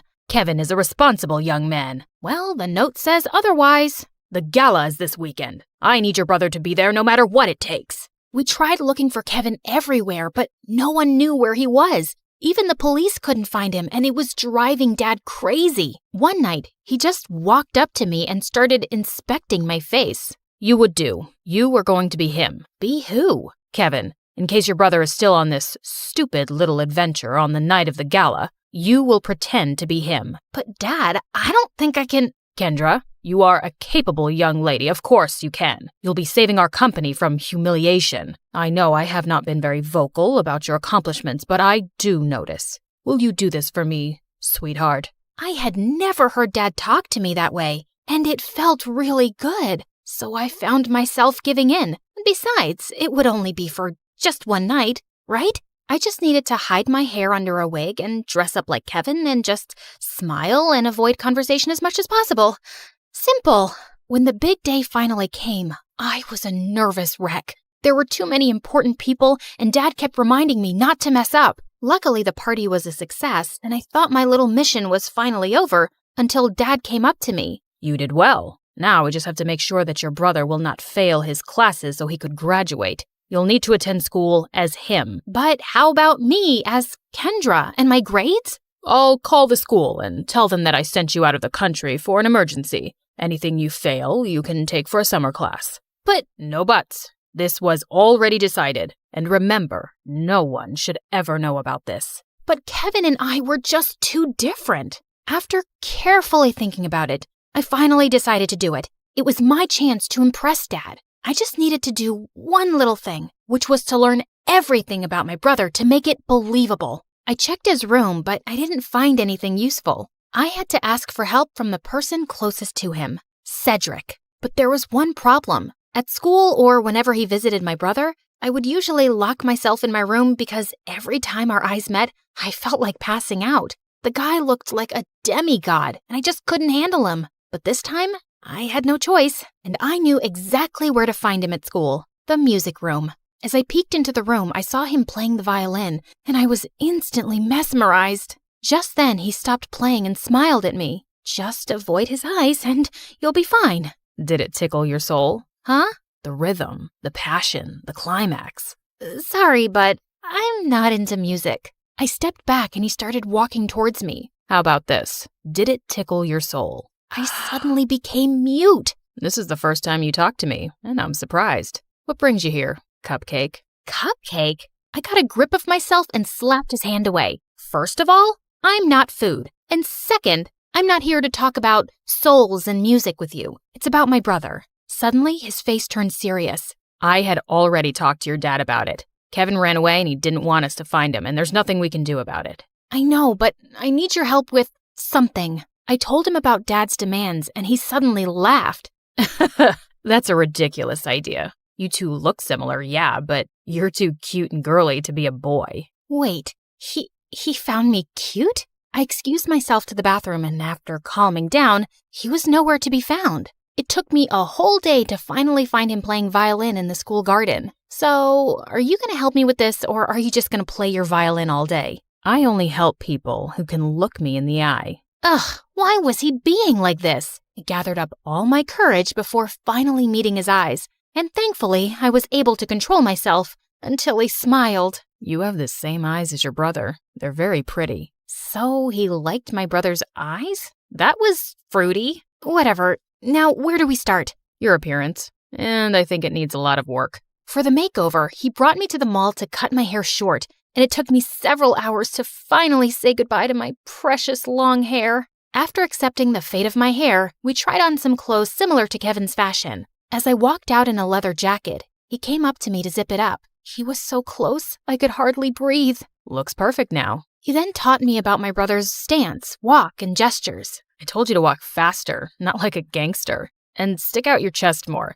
Think of yourself as the hunkiest man alive. Like this? He held my hips to guide me, and I felt like exploding from the sparks. Just then, I noticed some girls around drooling over us. Both guys are so cute. I'll take either of them. They look so in love. OMG. Love wins. Great. And now we were a gay couple. Cedric coached me about Kevin's interests, and I was surprised. I didn't know my brother was such a dork. He loves SpongeBob so much, he even thought of diving into the ocean just to look for its real-life version. But one revelation made me tear up a bit. And he adores you so much. But he thought you didn't like him, so he always chose to give you space. What? That's not true. He's too protective of you. He even told me not to talk to you because he thought I'm trouble. Oh, yes, you're definitely gonna be trouble. To my heart. That weekend, we continued practicing until I looked convincing enough, and when we finally got to school, I just stayed close to him and smiled at people from time to time. I was doing an excellent job at being my brother until it was lunchtime. We sat at their usual table for lunch when suddenly someone sat on my lap and kissed my cheek. It was Lauren, the prettiest and coolest chick at school. What in the frickin' pregnant duck is happening? What? You hate my kisses now? You look like you've seen a ghost. I turned into the ripest tomato when she giggled into my ear. I could never hate such a goddess like you. Wow, since when did you become this cheesy? I gave Cedric a panicked look, but the jerk was trying his best not to burst out laughing. I kicked his leg under the table and his wince was satisfying. I then excused myself in the bathroom and dragged him with me. There, he revealed that Kevin had been dating Lauren for a while now, and I had no idea about it. Lauren had been all over me for the next several days. This was totally normal, of course, except for the little detail that I was not her actual boyfriend. And through all of this, Cedric remained an unhelpful idiot who was clearly enjoying my discomfort. We were walking to our last class when someone suddenly grabbed and pushed me against the wall. You're acting weird lately, and I like it. Before she could kiss me, I acted like there was a bug inside my shirt and ran away. I needed to talk to Cedric. As usual, I found him in the music room. We need to tell Lauren. Suddenly, Lauren appeared from behind me. Tell me what? Wait a minute. Don't tell me that you guys are dating? What? Cedric finally stopped playing the violin and grinned at me. I'm straight, but I don't know about your boyfriend. Aw, baby. You know I would accept you however you identify, right? Well, that's good to hear. Lauren looked like she bought it, and I just found myself exploding. I'm not Kevin. I'm not your boyfriend. I'm his sister Kendra pretending to be him. I then explained everything to her. Oh, okay. Explains why you look and act differently. That's it? No violent reaction whatsoever? I'm used to Kevin's quirks. So, anything I can do to help with this mission? Just don't tell anyone about this. Got it, baby. Despite knowing the truth, she still kissed me on the cheek and it made Cedric laugh. I started hanging out with both of them since then. They would talk fondly about my brother and share things about him that I didn't know. It made me realize that he wasn't as boring as I thought he was. One day, Cedric dragged me to the music room and asked me to listen to his new composition. It was a wrong move to come with him, because the way his fingers moved and his handsome face played with the painfully sweet tune screamed danger to my heart. I calmed myself down and hyped him up when he was done. You really like playing the violin, don't you? I like to touch people's hearts with classical music. How about you? What makes you happy, Kendra? I'm curious. I ended up telling him about my passion, which was fashion designing. I used to draw my designs every day, but when Dad saw it, he burned all of them. He found it lame and useless to his company. I'm sorry to say this, but your dad is the biggest jerk in the world. He treats you and Kevin as assets to his company, and never as a son and daughter. You're right,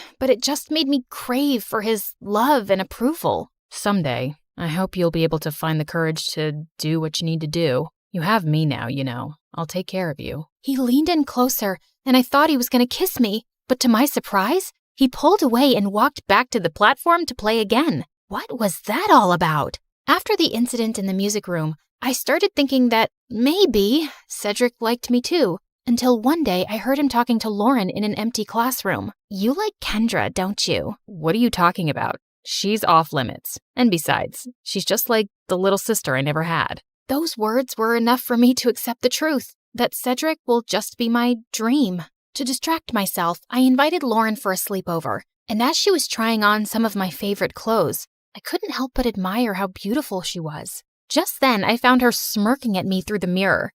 Are you falling in love with me now? What? No, I wish I was as pretty as you. Oh, honey, you are prettier than me, and not to mention cute. She ended up knocking on my drawers, spilling some things. There was one thing that suddenly caught my attention. A peanut. What was it doing there? Suddenly, I remembered Kevin calling me a peanut before he ran away. Why don't we crack it open? Maybe he left a secret message or something. And he actually did. I'm finally alive. Wait a minute. That night before he left, he asked me what makes me feel alive. Lauren and I then came up with a mission to find the answer to that question. Your brother is too mysterious sometimes. Maybe Cedric knows something, but unfortunately, he was useless. One day, Dad suddenly called me and started asking about Lauren. I learned that she's dating your brother. Her parents and I are talking about a very important business deal. We will have dinner with them tomorrow night. Make sure to be extra attentive to her.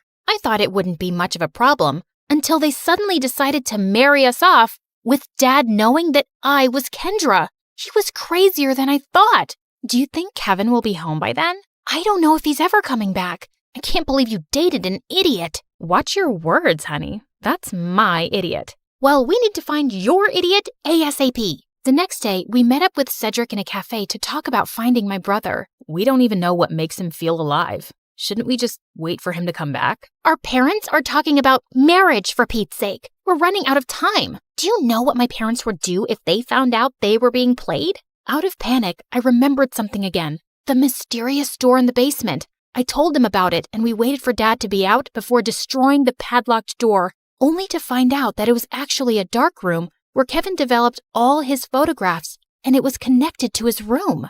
And all those pictures were related to an island that only meant one thing. Kevin was staying on one of them. It makes sense now that he always disappears on weekends. I also found a camera in his bag one time, but I never saw it again. And why didn't you both tell me about this earlier?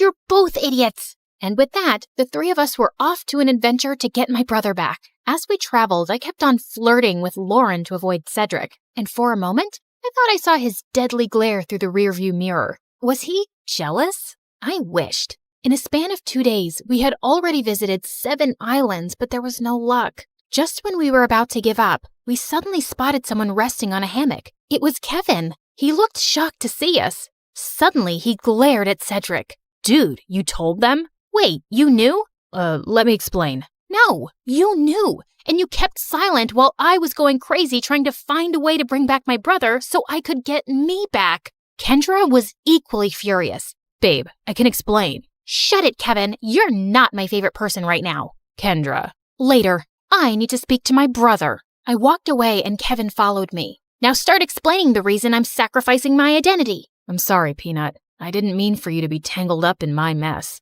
I felt stuck and suffocated because of Dad's expectations. I always knew I would have to take over the company someday, but I didn't know it would be this soon. I thought I would have enough time to still do what I love, to enjoy every island and see its beauty through my lens. But suddenly, I didn't even have a year. So I panicked and I ran away. I'm such a coward. It didn't take a second for me to melt. No, that's the bravest thing I've seen you do. All our lives, I've only ever seen you nod to Dad's every demand. I'm proud of this version of you. I convinced him to come back, but he ended up convincing me to ditch Dad and come with him. After everything that happened, I just realized one thing. Dad wasn't worth it. So I agreed. Lauren is amazing, you know. She didn't deserve to be left without a word. I know, Peanut. I guess I have a lot of making up to do. Good luck, Walnut. Later that day, he spent his time making it up to Lauren and talking to Cedric, while I was left alone doodling some cute dresses on the sand. My brother then came up to me and asked me something.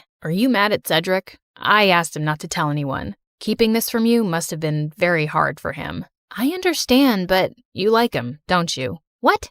No, I mean... Don't worry. I finally gave him the go signal. You two can kiss or whatever. As soon as he left, Cedric walked up to me with an earth-shattering smile. Can we talk? I couldn't look at him in the eye again. About us. I've always fancied you, you know. More than violins. I felt like melting at his confession. I told him about the reason why I'd been avoiding him all these years, and he responded to it by finally kissing me on the lips. Thank God I didn't pass out. So, did it tickle your soul this time? Yes. Finally.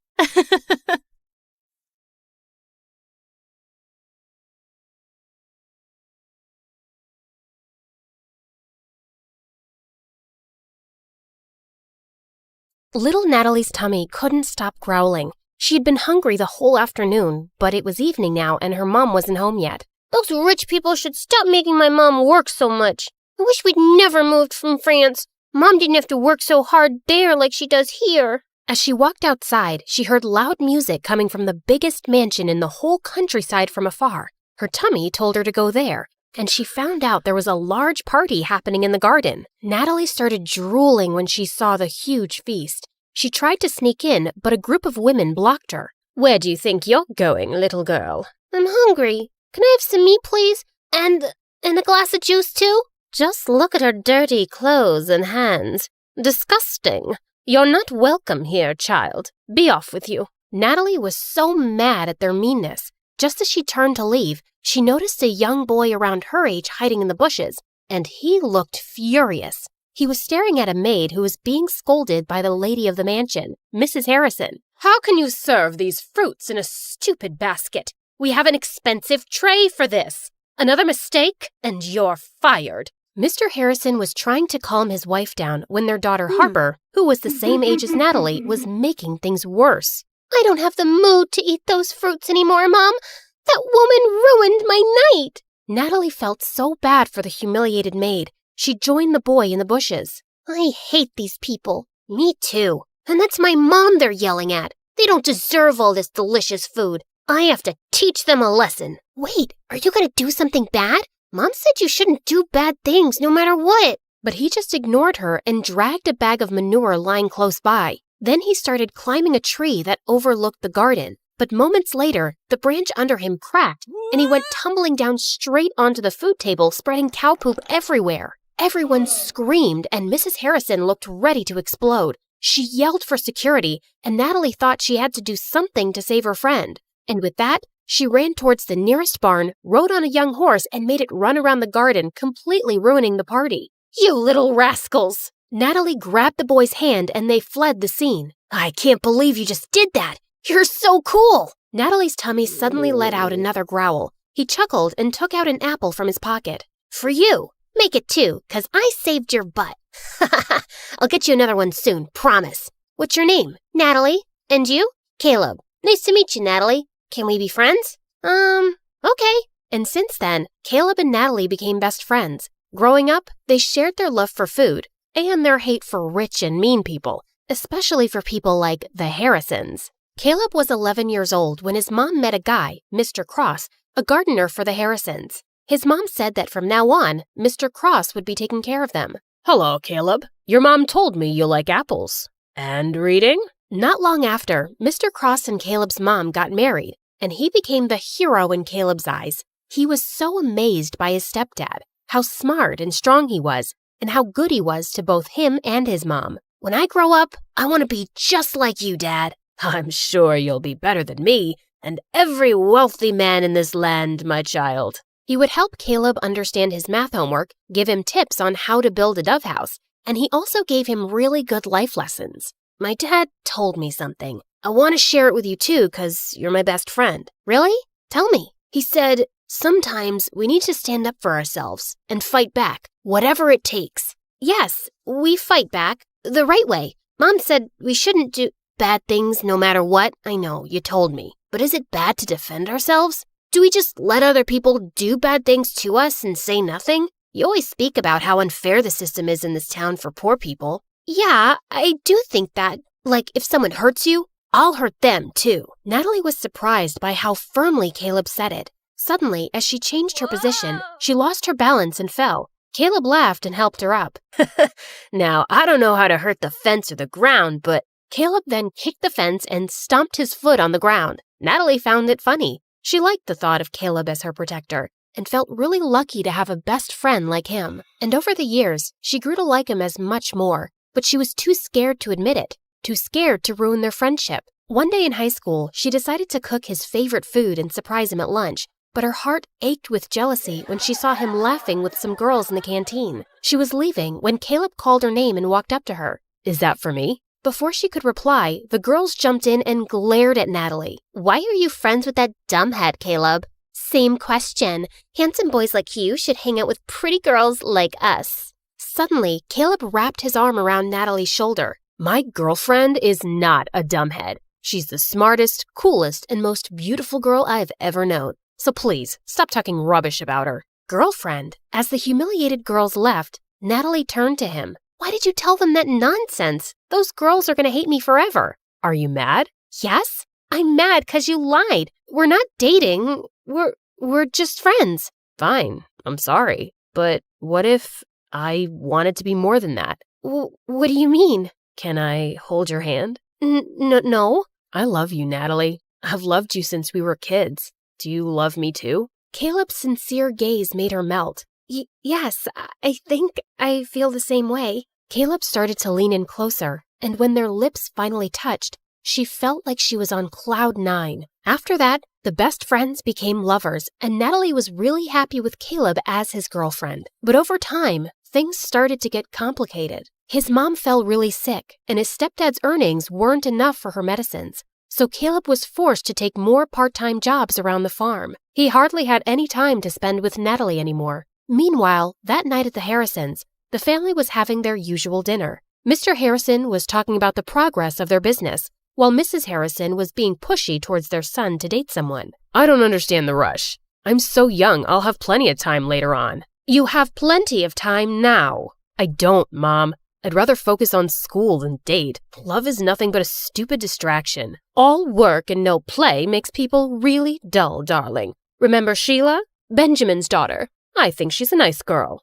Mom, I don't like her. She's weirdly obsessed with me. Duke, she cares about you. Let him be for now. Don't push him so hard. He'll eventually find someone. But Sheila might not be around till he decides he's ready. And I think she would be so good for him. She's a smart young woman. They're perfect for each other. I have no interest in wasting my time on girls right now. Oh, brother, how about boys? Do you want to share something? Shut up, Harper. Well, Sheila and her parents are visiting us soon, and you will spend time with her so you can get to know each other. Who knows? Maybe it will end in a wedding. Hearing that, Duke suddenly felt the urge to lie. I'm sorry, Mom, but I already have a girlfriend. What? I said I'm not dating Sheila because I already have a girlfriend. Since when do you have a girlfriend? Since 6 months ago, but we kept it a secret. I don't want people in my business. Duke left the table and decided to take a walk in the gardens to cool off. Suddenly, he heard someone behind him and turned around to see it was just Mr. Cross. Oh, sorry, Master Duke. I didn't mean to disturb your walk. You look a little upset. I'm not. It's really nothing. Just sometimes parents can be too much. Do you have kids, Mr. Cross? A son, the same age as you. Maybe I'll introduce you sometime. Duke was feeling too preoccupied, so he just smiled at their gardener and walked off. That weekend, Natalie's mom caught a serious flu, so later that day she went to town with Caleb to buy some medicine. While they were in the pharmacy, his stepdad called him. I need to stop by a dad's friend's place to pick up a package. Wait for me in the town square. I'll be right back. Natalie bought the medicines and sat on a bench in the town square. Her favorite thing in that old place was the old horse statue in the center. They're such gorgeous and magical creatures. Just then, she noticed that its red eye patch was lying on the ground. She picked it up, and as she placed it back on, the statue suddenly wobbled. She tried to make it steady, but it just suddenly toppled to one side and broke into pieces. Holy mighty horsey! Natalie stared at the sight in complete shock. The townspeople quickly gathered around, and they went berserk. How could you be so reckless and ruin the pride of our town? Isn't it bad enough that we have to live with a foreigner who badmouths our town and its systems?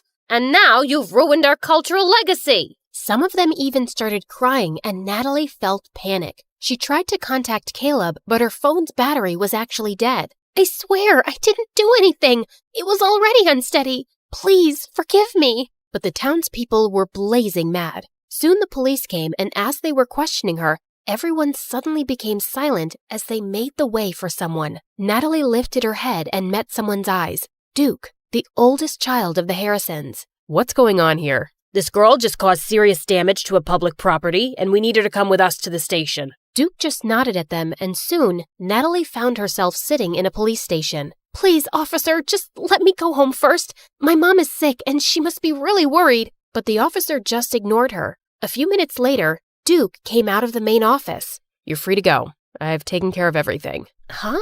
What do you mean? I paid $50,000 for the fine and damages, so you won't go to prison. What? Why are you doing this? You don't even know me. Because I need you. What? What do you mean? Duke then dragged her outside the station to talk. Listen, I need you to work for me as my fake girlfriend for a month, and I'm going to pay you for it. I'm sorry, but can you repeat what you just said? I'm not sure if I heard it right. I think you did. You don't look like you have any hearing problems. Is that how you joke? Because it's super lame. Even hyenas won't laugh at it. Do I look like a clown to you? How can you offer me a ridiculous job when you don't even know if I have a boyfriend or not? Look, I don't care whether you're single or whatever. I'm not interested. I just need you to pretend to be my girlfriend and convince everyone that we're in love, especially my family. But why would you need a fake girlfriend anyway? You can just have a real one. Just choose any girl but me. You rich people are used to getting whatever you want anyway. I asked you to be my fake girlfriend, not to become an interviewer. In private, we'll be practically strangers minding each other's business. I can prepare a contract tomorrow. What makes you think I'll accept your offer? I don't want this weird job. Don't worry, I'll think about another way of repaying you. There is no other way. Accept my job, or return my money immediately. It should be the exact amount that I spent to save your sorry little butt. Natalie wanted to yell at him for blackmailing her, but she knew she couldn't pay him back. Let me think about it. I don't have much time. I'll give you a day. Let's meet at the cafe tomorrow, same time as this. Before Natalie could say anything more, he turned around and left. When she got home, she found Caleb's messages saying that he'd be staying at his stepdad's friend's house for the night. Natalie really needed to talk to him, but she was also worried about how he would react. She also didn't want to tell her mom about this yet and stress her out. So later that night, she went to her favorite spot on the farm to think it over alone. Suddenly, Caleb appeared beside her. Hey, what are you doing here? Wait, Nat, are you crying? Tell me what's wrong. She didn't have a choice but to tell him everything. Are you serious? You shouldn't have let him help you. He took care of it himself, and I could never pay $50,000 on my own. But of all the girls, why does he want you? This is stupid. I thought Harper was evil. I didn't expect that her brother would be worse. Look, if he didn't help me, I'd be cold and miserable in jail right now. But he obviously helped you just to force you into this stupid job.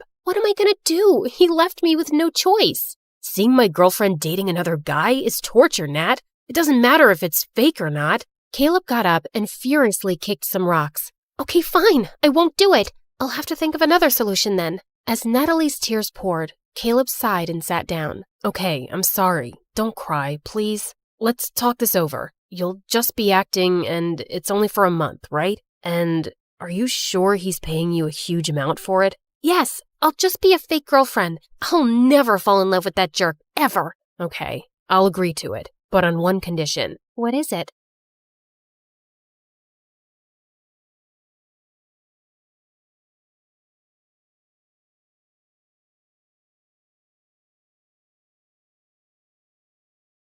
I was peacefully dozing off on a plane to China when suddenly someone yanked my hair and chomped on my ear like it was a snack. I whipped around to find a naughty-looking boy. Ow! Seriously? Keep your teeth to yourself, kid! He then burst into tears and his mom turned to me. 你竟敢对他大喊大叫，他还是个孩子。 I wish I understood Chinese, but her dramatic glare made it clear I was the villain here. I tried to dive back into dreamland, but the woman next to me had other plans. She woke up and started chewing her gum like a goat who hadn't eaten for 300 years. It was so loud that people from 30,000 feet below could hear it. Excuse me, could you tone that down, please? Tone down the what? Oh, great. Her voice was even more annoying. I shrugged it off and reached for my trusty earphones instead. But before I could enjoy some music, the guy on my right suddenly smacked my shoulder. What is wrong with this flight? Everyone was driving me nuts. Left, right, front, and back. The culprit was so engrossed in some stupid adventure game on his phone. Hey, quick question. Do I look like a punching bag to you? A little bit. You can't play your stupid game without attacking a real person, you know. Chill, girl. It's called reflexes. Maybe if you had better ones, you wouldn't get hit. The audacity of this guy! I couldn't help but think, why do these online gamers waste their time in a virtual world when there's a beautiful one right outside the window? Real life is 1,000 times better. Or so I thought. Hi, my name is Alira, and I'm an aspiring photographer who loves traveling around the globe and capturing the most beautiful scenes and moments. I had always enjoyed doing it alone, but things took a wild turn when a weird and mysterious guy started tagging along and changed my life forever. Before I continue, please like and subscribe. After dealing with all those annoying passengers, I eventually fell asleep after listening to music while letting my imagination run wild. Soon enough, the plane finally landed, and I headed straight to my beautiful hotel. I took a short beauty sleep while waiting for nighttime to roll around, and when it finally came, I excitedly jumped out of my bed, took my camera, and immediately rushed outside. Stunning views, beautiful people, inviting lights, glowing lanterns, and the sweet traditional vibes of China. This is the dream. Walking along the streets, I stumbled upon a guy sleeping on a bench. Judging from all the stuff around him, he must be homeless. Poor thing. I found myself clicking pictures of him, my camera perfectly capturing his struggles and hardship from every detail of his form. Just then, a green owl suddenly appeared from behind the bench, perched on the sleeping guy as if he owned him, and scowled at me. Relax, little buddy. He's all yours. To my surprise, the guy woke up and scowled at me too. Who are you? And what are you doing here? His eyes then lowered to my camera. Were you taking pictures of me while I was sleeping? Duh, I was taking pictures of the street, but you were blocking my view. It's not my fault you were sleeping there. That's a terrible excuse for disrespecting my private space. The private space? That's rich coming from you, who is sleeping on public property. Delete my pictures, or I'm gonna delete it myself. Don't you dare touch my camera! Do you have any idea what it takes to capture a beautiful moment or view? The countless hours, the right timing, the quest for the perfect angle. I pour my heart and soul into every shot. Those aren't just pictures. It's a piece of me, a piece of my struggle, my passion, my life. So please, don't take that away from me. I trailed off when I realized that he was now holding my camera and swiping through the shots. But how? So you're not only homeless, you're also a snatcher. Give it back, you jerk. I lunged at him to retrieve my camera, but he suddenly vanished. I spun around, and he was still swiping. This guy, I swear to God.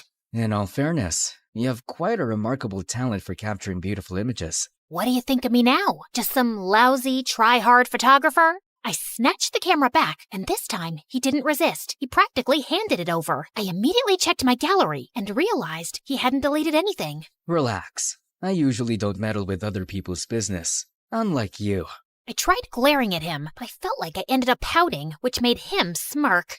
Oh, well, at least I finally bumped into someone who speaks English. I'm so tired of racking my brains and using weird hand gestures to understand what the locals are saying. He ignored me and started picking up his things as if preparing to leave. So, where are you from? Not from around here. I see. Where are you going? I don't know. Maybe under the bridge, at the back of the junkyard? Just anywhere with a roof where I can recharge my energy, so I can continue my pursuit of answers to my questions. Just then, a sudden rumble of thunder echoed through the streets. I think you should speed your pursuit up, because the rain is about to pour, buddy. I don't mind the rain. It helps me think better. But your owl doesn't. He stopped in his tracks when he realized that I was right. You know what? Why don't you just come with me to my hotel? I'll get you a room. It's just nearby. I appreciate your hospitality, but I don't need your pity. Oh, look. Mr. Grumpy Bench Guy is being such a drama queen. Fine. But the moment the rain stops, we're out. Another thunder rumbled as we started walking away. When we reached my hotel, the receptionist immediately greeted me with a question. 给你朋友另一个房间. As I scrambled for my translation book, Hatham suddenly swooped in. Shida, Ching. Did you just speak Chinese? I speak multiple languages. I have a constant hunger for endless knowledge. So, you're a polyglot. So cool. That's literally my dream. But learning another language is so difficult for me. What's your secret? Oh, I use this splendid application on my phone, Duolingo. Oh, I have heard about it, but I never tried it. It has a fun and engaging approach to learning a language. It's like casually playing a game, which is a pretty good motivation for the learning process. Okay, that sold me. I immediately downloaded the app and was greeted by a cute green owl named Duo, who looked very familiar. I turned to his pet, who was sitting on his shoulder. Whoa, Duo looks exactly like your owl. They have the same name too. Just a little warning. Duo's nice and helpful, but he can be a little persistent sometimes. But it's also for your own good. Well, he seems to be a cute little guide. I went straight to my first lesson, and I was already liking it. Shui means water. Shui? Gosh, I am so thirsty. I need some shui. Okay, got it. Okay, so this is my room, and yours will be that one. I was talking to him, but he seemed preoccupied with something over my shoulder. I turned around and realized that he was looking at my collection of postcards on the wall. To my surprise, he suddenly barged inside. Where did you get these photographs? Those are the places that I captured with my precious camera. And these right here are my goal destinations. They're beautiful, aren't they? He looked so ecstatic as he gawked at one of the pictures like it was the most delicious meal he had ever seen. Where is this place? That's my next destination, the Tianzi Mountain. It's one of the reasons why I visited this country. Take me with you. Consider yourself lucky, my friend, because I'm going there tomorrow. I always preferred traveling alone, but maybe it was time for me to try it with a travel buddy this time, at least for a day, and just for fun. The next day, we traveled to the mountains, and when we got there, Haytham's calm demeanor instantly changed to ecstatic. The stone forest. An image of a familiar place seemed to have flashed right before his eyes. The stone, what now? He ignored me and started navigating the place, running around like he owned it. Dude, wait up! We rode a cable car, crossed a river, and jumped from one stone to another, and after an hour, I felt like collapsing. Slow down, Spider-Man. I'm not a marathon runner with endless stamina, you know. Jeez. When I finally caught up, I found him standing in front of a mysterious and ancient-looking monument. He fiddled with a rock against it, but nothing happened, and he looked super frustrated. Hello? I would really appreciate it if you would tell me what's going on. What is that thing? And what are you trying to do with it? This is a totem, and I need an electroelement to activate it. What do you mean, electroelement? Electroelement. Something, anything that produces lightning. Oh, you mean electricity? Huh? Lucky for you, I've got something here.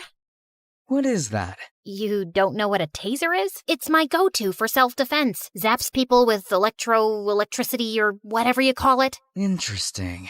He immediately took it from me and tried it on the totem. After a few sparks, it suddenly got triggered and a glowing symbol appeared on top of it. Holy cheeky bananas!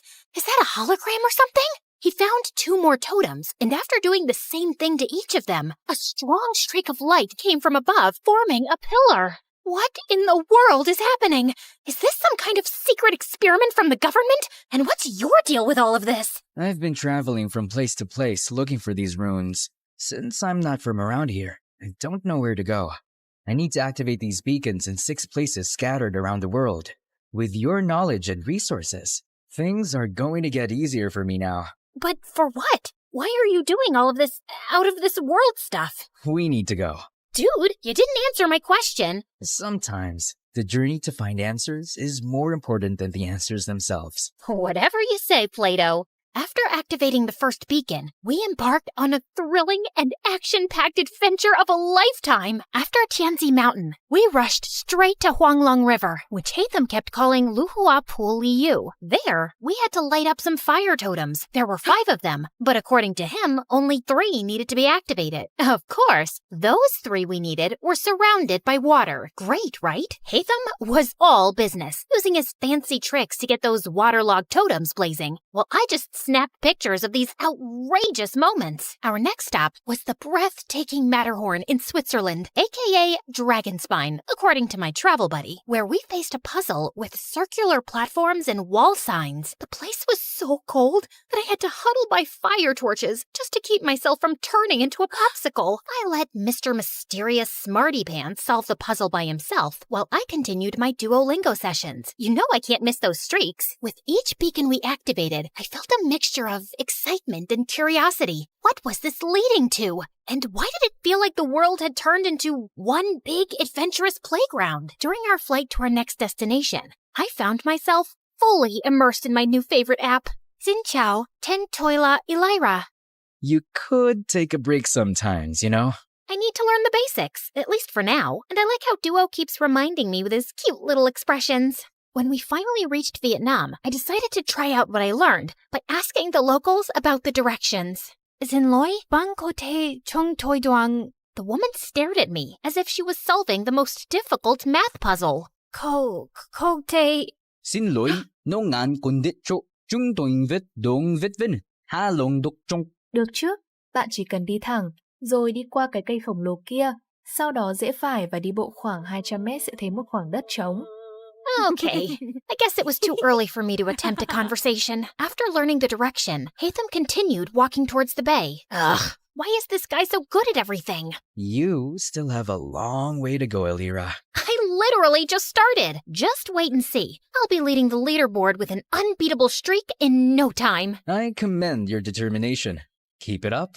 Soon enough, we were greeted by the beautiful emerald waters and towering limestone islands of Halong Bay, or as Hatham called it, the Golden Apple Archipelago. While I was snapping pictures left and right, Hatham got to work immediately. He solved a music rock puzzle thing, and after activating the place, we toured around the city and enjoyed their local food. I even tried conversing with the locals with the help of my brilliant travel buddy. It got me even more determined to learn more. So during our flight to Scotland, I got really busy with leveling up and earning rewards. I never knew that learning could be this fun. Learning could also be done in silence. Sorry. And soon, we finally reached our next destination, the Isle of Skye in Scotland, or as Hatham called it, the Star Snatch Cliff, Mondstadt. After walking around, we came across a green fan-like object. I watched in amazement as he applied some wind pressure to activate it, unleashing a powerful upward current. Whoa, that's so dope. So, what's next? Time to fly.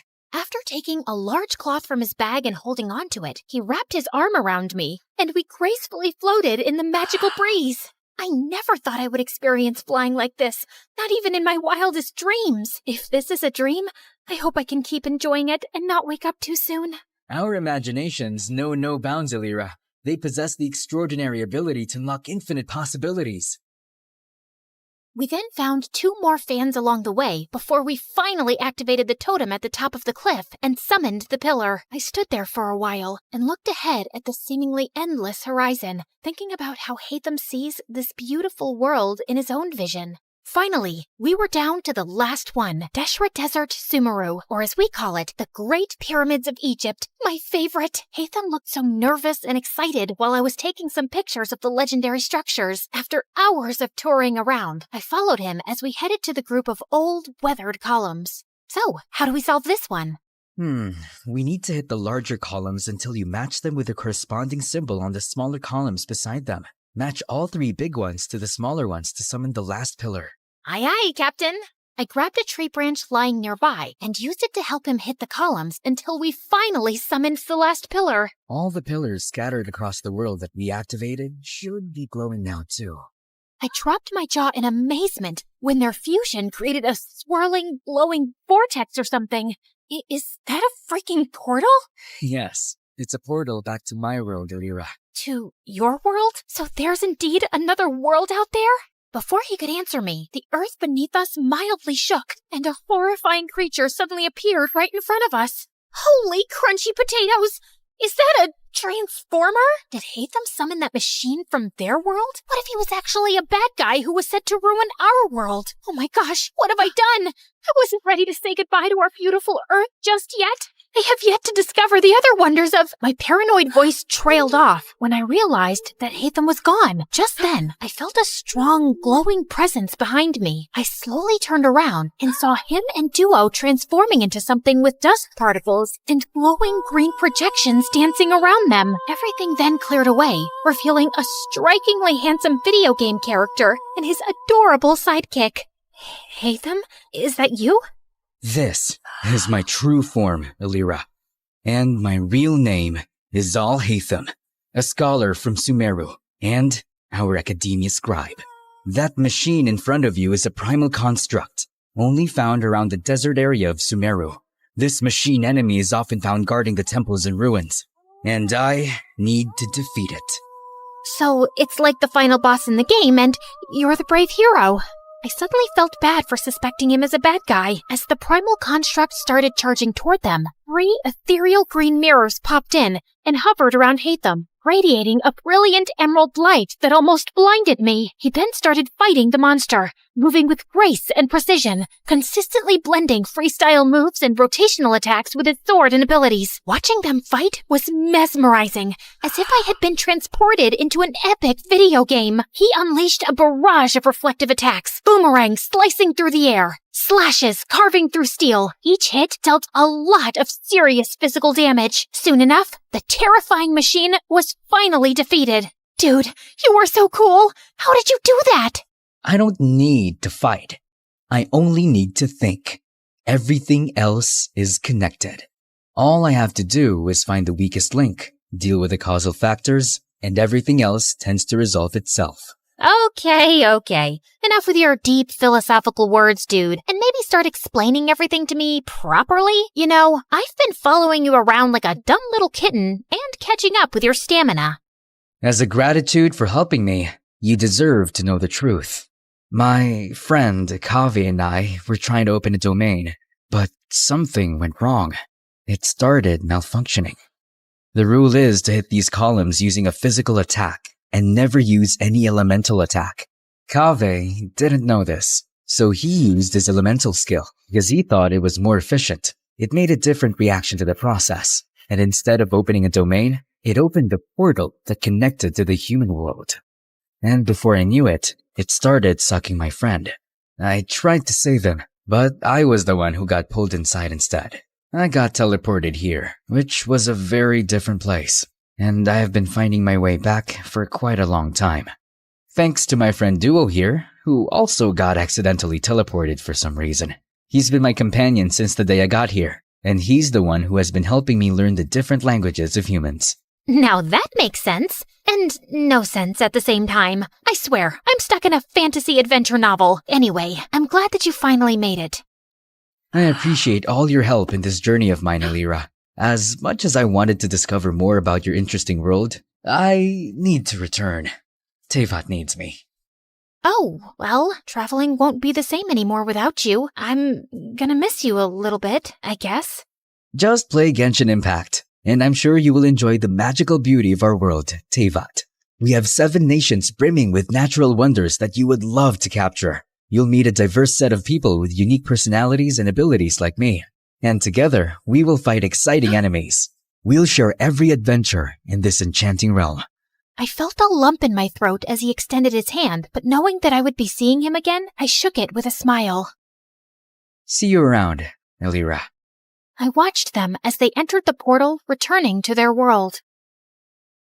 Come here, boy. Bam, bam, eat that monkey butt. All right, hate them? Time for some snacks. Ever since I started appreciating video games, I became the annoying passenger this time. These games opened my eyes to the existence of extraordinary places that remain hidden from our physical world, places that only exist in our minds, yet they possess the power to transport us on thrilling adventures. They hold captivating magic and beauty, offering a gateway to fictional worlds. Now, I embrace the opportunity to immerse myself in both realities, and because of it, I have never felt alone again. I was so into the game that I jerked when an incoming announcement sound chimed in. Ladies and gentlemen, this is your captain speaking. We will begin our final descent to Paris shortly. And now, it's time to explore the famous beauty of Paris. Bonjour, comment allez-vous? Wait, is it allez-vous? Allez-vous? Bonjour, comment allez-vous?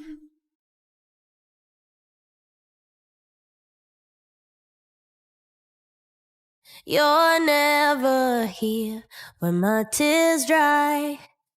You're never around to see me thrive. When it's my birthday or my day off, you got other plans and can't show up. Hi, my name is Ashley, and I live next to the worst family on earth. They're the biggest snobs ever. They drive around in the fanciest cars and clothes and look down on everyone else. And they have a son named Jack, who's an absolute troll. But before I continue, please like and subscribe. If you do, you might see us shooting star tonight. When I was 6, I was playing with my favorite doll, and Jack ran up to me, snatched it out of my hands, and threw it into the street. A car ran over it and smashed it into pieces. Another day at school, Jack stole a bunch of cookies out of the cookie jar and blamed it on me. Ashley took the cookies. No, I didn't. She hid them in her desk. The teacher opened my desk and found a cookie inside.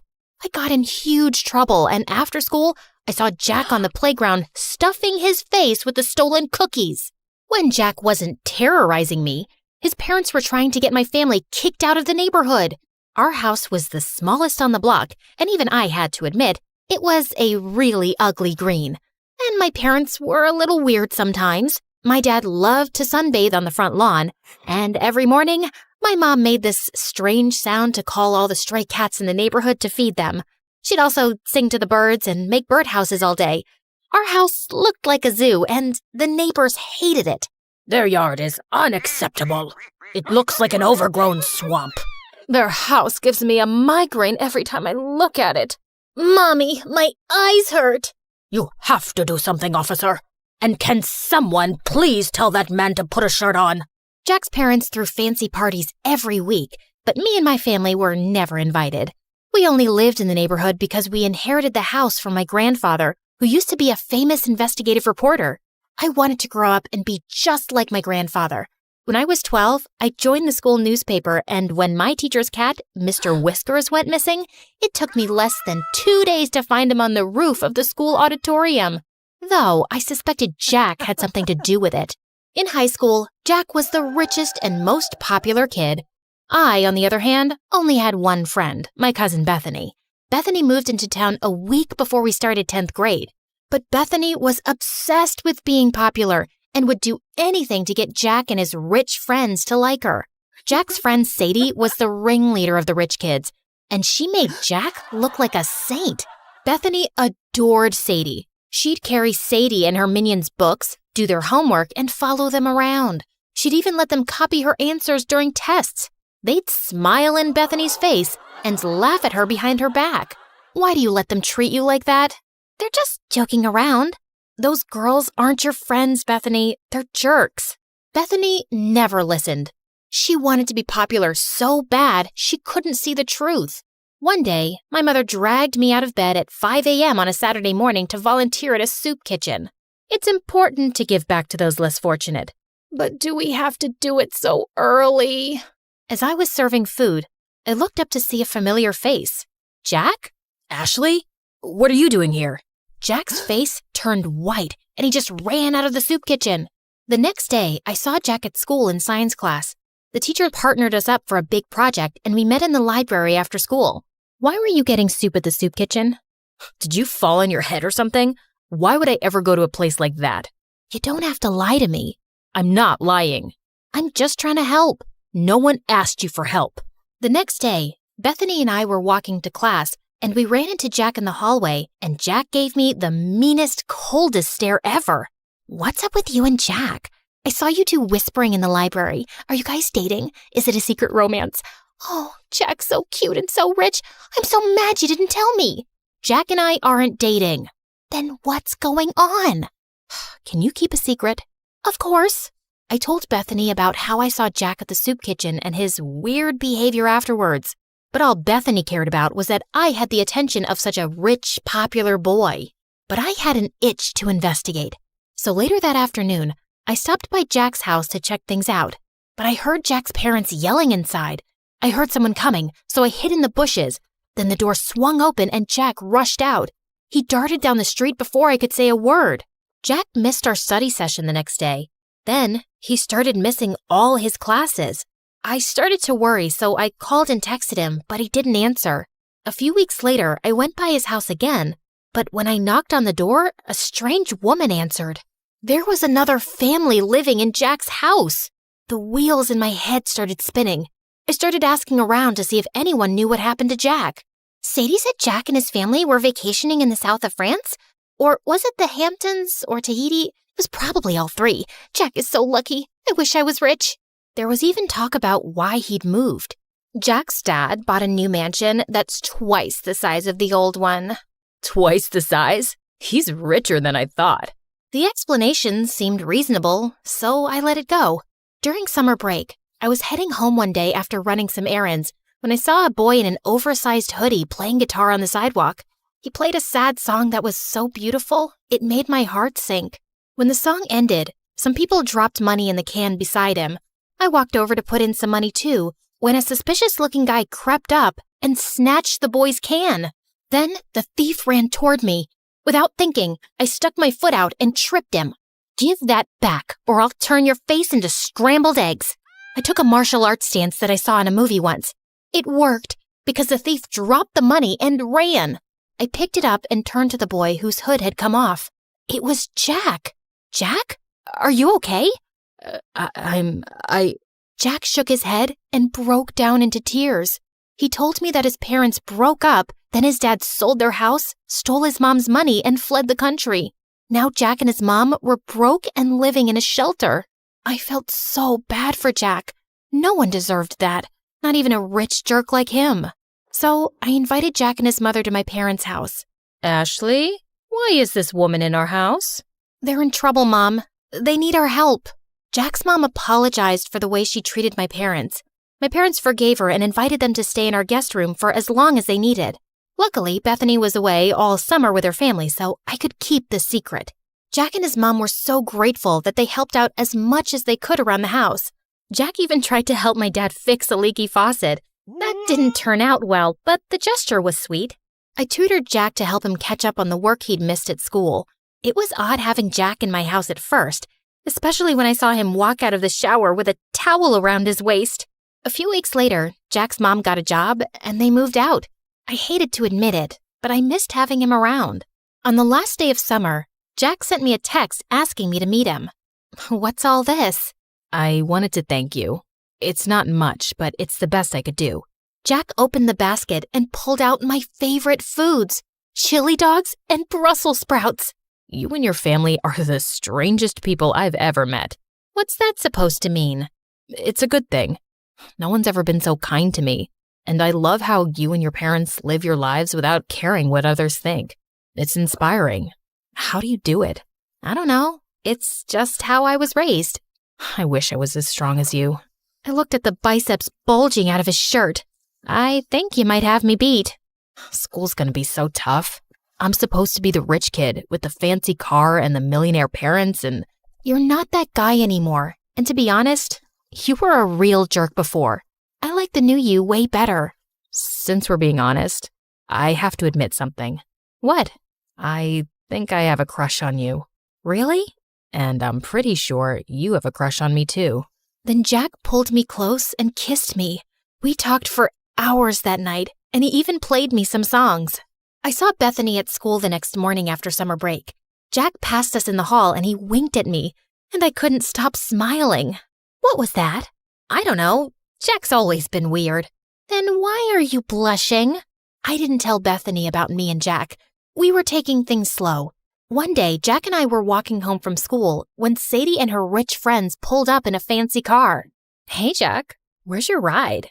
I don't… You're trading it in for a new one, huh? Always trying to one-up me, Jack. We all get it. You're the richest, but I'm a close second. Yeah, my new car is gonna be great. It's twice as expensive as the last one. Jack, what are you doing? Ditch that loser and hang out with us. Plus, we have to decide what color we're gonna wear to the winter dance. I'm not going to the winter dance with you. Then who are you going with? Tell me you're not gonna take that freak instead of me. If you're referring to this amazing girl standing beside me, then yeah, I am. Sadie was pissed and drove off. I appreciate the compliment, but you can't keep lying. About what? Your father's not buying you a new car. I know that. Then why lie about it? Why not? It's not hurting anyone. The truth always comes out, no matter how hard you try to hide it. Let's talk about something else. What time should I pick you up for the dance? I think I'll pass. I'm allergic to liars. Jack and I didn't talk after that. I'd see him at school bragging to his friends about the money he didn't have, lying about the huge fancy house he just moved into, and making fun of the poor kids. He was a rich, self-centered jerk again. I couldn't believe I fell for this guy. Jack called and texted me after school, but I ignored him and binge-watched MSA videos. What's with the frown? It'll give you wrinkles. I don't get why Jack has to lie about being rich. Some people will do anything to keep up appearances. Lie, cheat, sometimes even steal. But it's not right. Of course it's not right. Doing the right thing isn't always easy. I decided to go to the dance alone. Bethany and I were supposed to go together, but she wasn't returning my calls. When I arrived at the dance, I saw Bethany hanging out with Sadie and her crew, following them around, holding their drinks. Hey, Bethany, I've been trying to reach you. Sorry, I gotta go. Bethany was acting strange. She could barely look me in the eye. Then Jack walked up to me, and before he could say a word, everyone's cell phone started going off. I looked at my phone and saw a video of Jack's mom working as a maid. You're not rich, Jack. You're a poor loser. Then all of Jack's rich friends laughed at him. And don't try to deny it. Bethany told us everything. She even made this video. It's true. Ashley told me that she saw Jack begging for food at the soup kitchen. Shut up, Bethany. No one asked you to speak. Be a good little puppy and stand over there. I felt furious at Bethany. I'm so sorry, Jack. I never meant... It's okay. It's not your fault. I should have stopped pretending a long time ago. Sadie, you're right. I'm poor, but I don't care what you or anyone else thinks of me. You've never been my real friends anyway. All you've ever cared about is my money. Well, now it's gone and it sucks. But I found something way more valuable. Then Jack took my hand. Oh, geez. If you say you've fallen in love with that freak, I'm gonna throw up. I'd had enough. I walked over to her and accidentally spilled my drink all over her dress. Oh, sorry about that. But you know, the punch does bring out your eyes. You want to get out of here? Yes, please. As Jack and I walked out the door, Bethany ran up to us. Ashley, it wasn't personal. We're still friends, right? Maybe I can fix things with you and Sadie. If you did her homework for a week, then you're pathetic, Bethany. And you deserve someone like Sadie. Jack and I left the party and went to the beach. We ate chili dogs and Brussels sprouts and danced the night away. This is nice. You know what the best part is? What? It doesn't cost a thing. Then Jack gave me the most romantic kiss ever.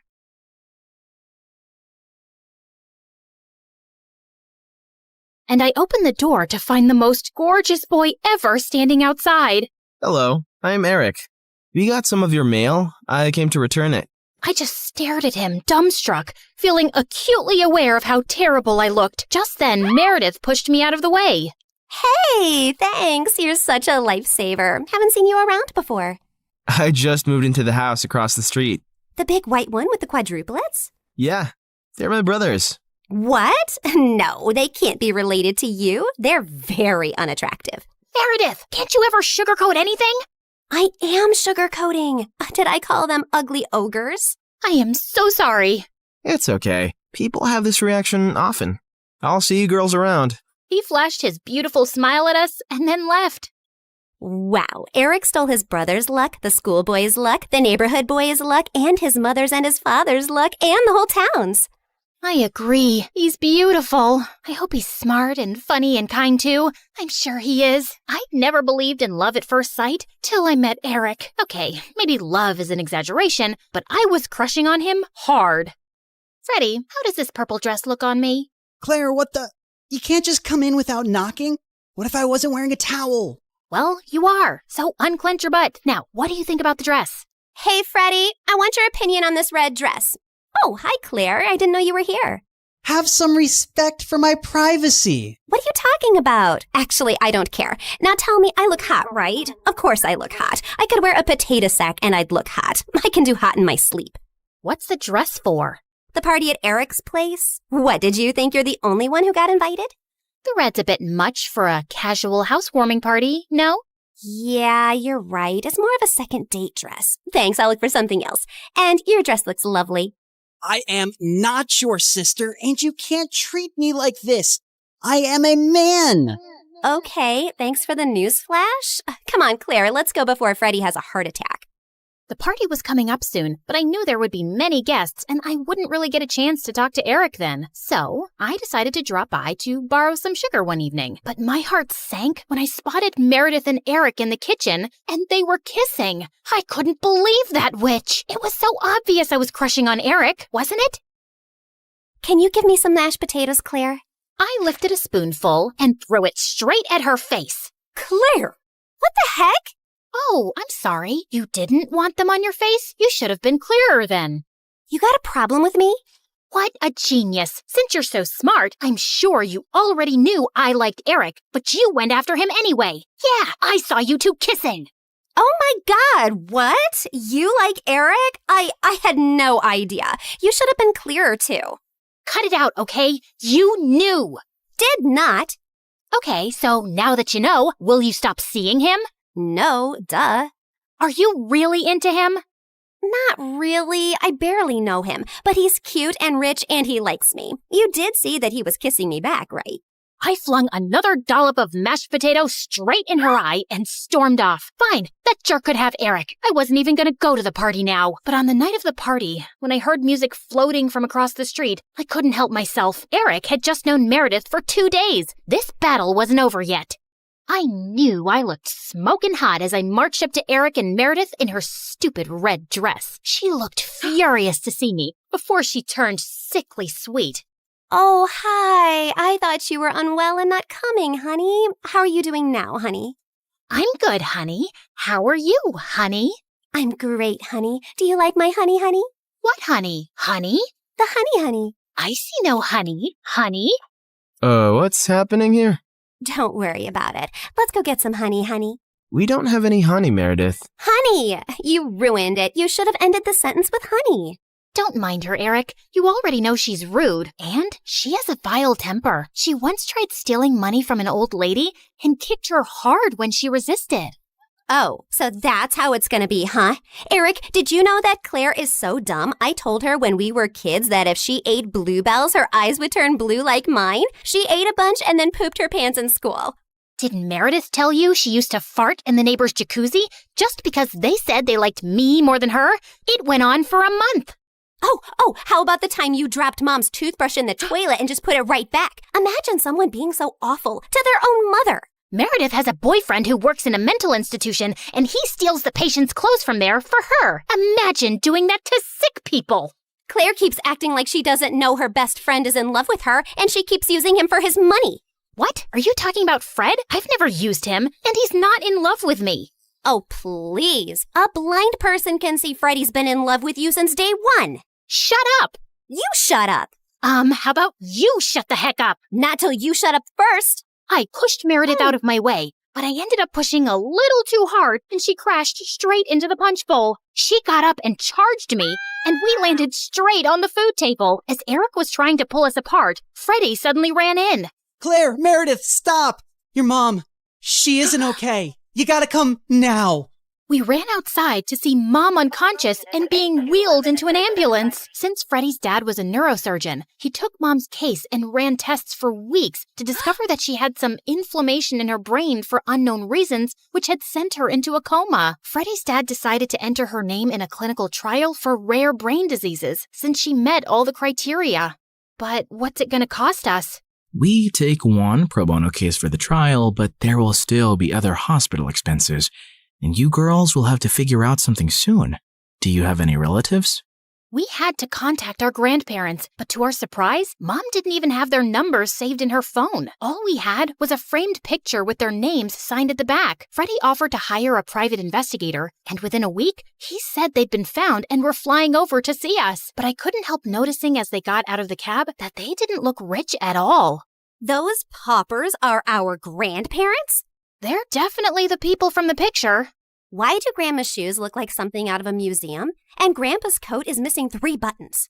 The old lady hobbled towards us and hugged us tight. Oh, girls, it's so good to see you. We had no idea we had granddaughters till yesterday. You look nothing like our son, though. Your son? No, we're your daughter's kids. Oh, honey, we don't have a daughter. The private investigator who tracked us down did say our daughter was looking for us, but we just assumed that was our son who ran away from home 18 years ago. He was always saying he'd change into a woman one day. What? Our mom used to be a man? No, this is crazy. Look at this picture. Does this woman look anything like your son? Our son is ugly, and I remember this woman. Alfred, you remember this beautiful lady came to stay at our motel many years ago? She disappeared suddenly one night, and the next day some mafia men turned up looking for her. Ah, yes. Those men kept turning up for weeks. They seemed like bad news. I'm happy to hear the lady is okay. So, you're not her parents? Then why does she have this picture of you guys? She took it from the motel. I don't know why. I'm so tired, dear. Can I rest for a little while? No, if you're not our rich grandparents, you gotta go. Taxi! Meredith sent them packing immediately, and we just stood staring at each other. When was Mom in a motel? And why were there bad men after her? She told us all our lives these random people are our grandparents. What else has she been lying about? Apparently, a lot of things. When we checked out if she had any health insurance, she couldn't be found in the system. I went to the diner where she'd been working for years to see if the manager could help, only to find out that no one there had ever seen her. We had no clue where she'd been going all this time while she was pretending to work, or where she got her salary from. Meredith and I tore up Mom's room looking for more clues. We didn't find anything in the closets or under the bed, but I pulled the rug away and came across a loose floorboard. We pried it open to find a laptop and so many fake IDs and passports, all belonging to Mom. Oh my God. Mom? As a French redhead? Her hair is black here, and she's Swedish. We opened the laptop, but we couldn't get past the security code. We asked Freddie to come over and told him everything. And when he went over the laptop, he let out a low whistle. Whoa, this is heavy encryption and insane firewalls. Is your mom from the CIA or something? Have you ever seen her using this laptop? Yeah, I have once, but she told me she borrowed it from a friend to watch Keeping Up with the Kardashians. Who is this woman? We really had no idea, except that her hair dye started fading soon, and we discovered she was a natural blonde. We still desperately needed the money and contemplated selling the house, but we couldn't even find any documents for it. For the first time in my life, I felt overwhelmed and completely out of ideas. Then one night, as Meredith and I were sitting on the porch, Freddie joined us, looking grim. I need to tell you guys something about the clinical trial. There's only a 50% chance that your mom will get the drug that could make her well. What do you mean? Doesn't everyone get the drug? No, half the patients get a placebo drug. Oh God, I did something really wrong. I checked the files of everyone on the clinical trial, and your mom has been assigned the placebo drug. She's not going to get the treatment. So that's it? We're just gonna sit back and watch, knowing there's no chance of her getting better? Make your dad give her the drug! I can't. Dad would lose his medical license if anyone thought he interfered with the trial. Then why did you even tell us, Freddie?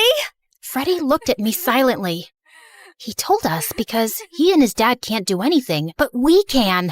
Whatever you plan, I can't be part of it, but you have to do it soon. The trial starts next week. Thank you, Freddie. You don't know what this means to us. Of course. I'd do anything for you, Claire. For the first time, I saw what had maybe been so obvious all along. Freddie was in love with me, and I was about to use it to my advantage.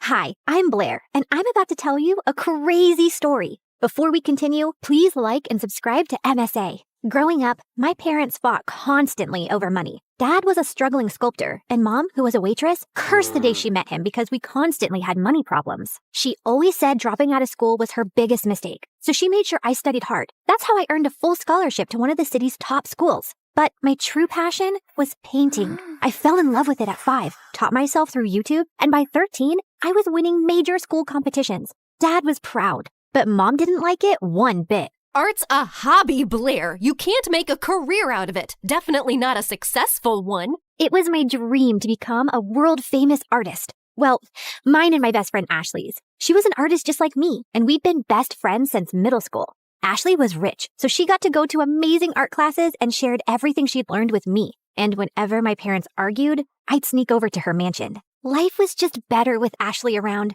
except for her annoying twin brother Dexter. He mocked our art, hid our supplies, and chased us with his paintball gun. Whenever we complained to Ashley's parents, Dexter would just put on his innocent face and get away with it. Even at school, everyone adored him for his sense of humor. Ashley absolutely hated him, and I could see why. Like on their 15th birthday, Ashley spent hours getting ready, and she looked beautiful. But the moment Dexter walked in, everyone gathered around him, completely ignoring Ashley. Look at him, smiling like he owns the world. I will never understand what people see in him. Probably his athletic body. I mean, if you look at it from an artistic point of view, Dexter's pretty much perfect for a portrait. What? I mean, so what if he's good looking? You've got a great personality. That's what you tell ugly people, Blair. You're also so much more creative and way smarter. People would notice that someday. Notice what someday? That you're a total jerk. Aw, are you jealous because no one's paying you attention? Go away, Dex. It's her birthday too. Don't make things worse. Fine, I'm sorry. Here, I got you a flower, little sis. Happy birthday. But as soon as Ashley took it, the flower squirted water all over her face, ruining her makeup, and Dexter ran away laughing. As we grew older, Dexter just got more annoying. At 17, he joined the football team, became the most popular guy in school, and a serial heartbreaker. Every day, some girl would be crying over him, and it was nauseating. As for me, my parents were fighting a lot more lately, and one day, Dad just packed his stuff and left. Shortly after, he filed for divorce, and Mom went bonkers. She refused to shower or step out of the house, and a week later, she came home and told me she'd quit her job. Between rent and expenses, we soon ran out of our savings and didn't even have enough money for food. Do you have cash? Sure, let me just grab some from the secret trust fund your dad left me. No, I don't have cash, you moron. Just run the card again. I've already tried 3 times. It's not working. Pay or leave. Mom just started yelling at the cashier like a madwoman. He called security, but as they approached, Mom grabbed a bunch of stuff and bolted in the other direction. She went round and round in circles before the security guys finally caught her and dragged her out. Since Mom was acting all kinds of crazy, I took up a part-time job at a cafe to help out. But between work and school, my life was miserable, and Ashley wasn't helping. What do you mean you're not coming for the concert? We booked this months ago. Things were different back then. Now I have to work. Ask someone to cover your shift. We're short-staffed, and I need the money. But Hank's gonna be there, and I need your help talking to him. You're not getting out of this. Ashley kept pushing me, but I kept refusing, and eventually she gave up. The next morning, she told me Hank had asked her out, and I was happy for her. College applications were looming, and I desperately wanted to get into NYU's art program, where Ashley was applying to. It was expensive, and I needed a strong portfolio for a scholarship. I couldn't risk my mom finding out, so I stayed late after my shifts at the cafe to work on my portfolio. One day, while I was heading back home, it started raining heavily. It was already late, so I couldn't get the bus, and was waiting for a cab when someone walked up to me with an umbrella. Dexter, what are you doing here? I was just across the road running some errands, and by errands, I mean date that didn't go too well. Anyway, I saw and I thought I'd help. Dexter led me to his car, and on our way, we got talking. He asked me how I was doing, and I don't know why I ended up telling him everything about Mom and how things were really tough at home. Ashley told me about your parents' divorce, but I didn't know things were so bad.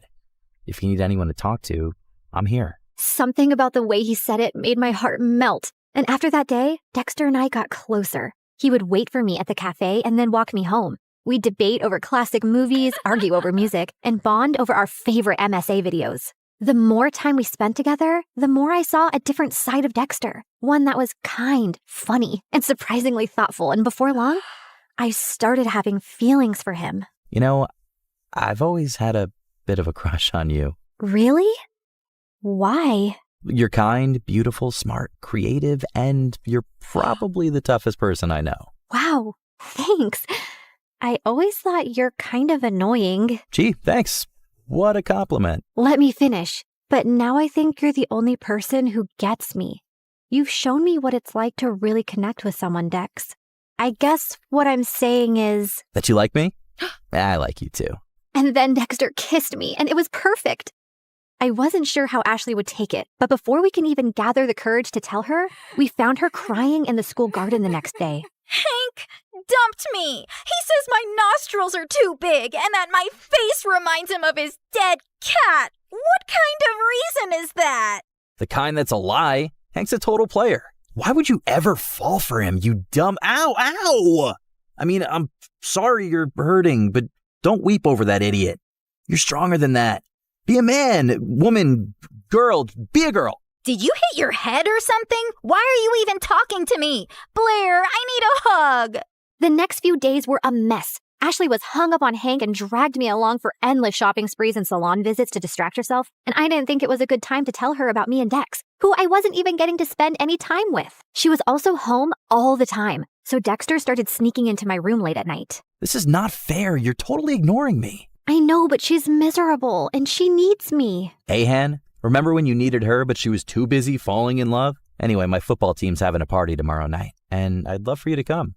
It's low-key, just close friends. How close are we talking? Close enough to do this. Dexter leaned in to kiss me, but before he could, someone knocked on my door. Ashley! He hid under the bed as I opened the door. Who are you talking to? No one. I was just humming to myself. La la la. See? You tell me. What's up? No time long see. You're being weird. Anywho, I need your help. I've heard the football team is having a party tomorrow and Hank's gonna be there. I need him to know that I've moved on and this party is perfect for that.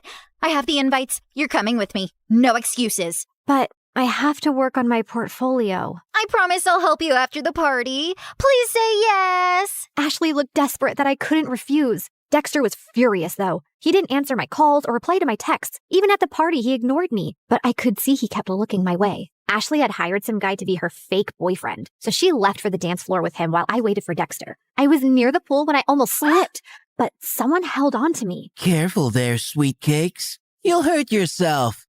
Blair, right? I'm Hank. I know. Great. Then let's skip the introductions and dance. I don't want to. Come on. She said no. I turned around and saw Dexter looking furious. And who are you? Her boyfriend? Yes, now back off. Or what? You'll hit me, pretty boy? You bet I will. Dexter punched Hank right in his face and he stumbled backward. Hank charged at Dexter and the two got into a fight.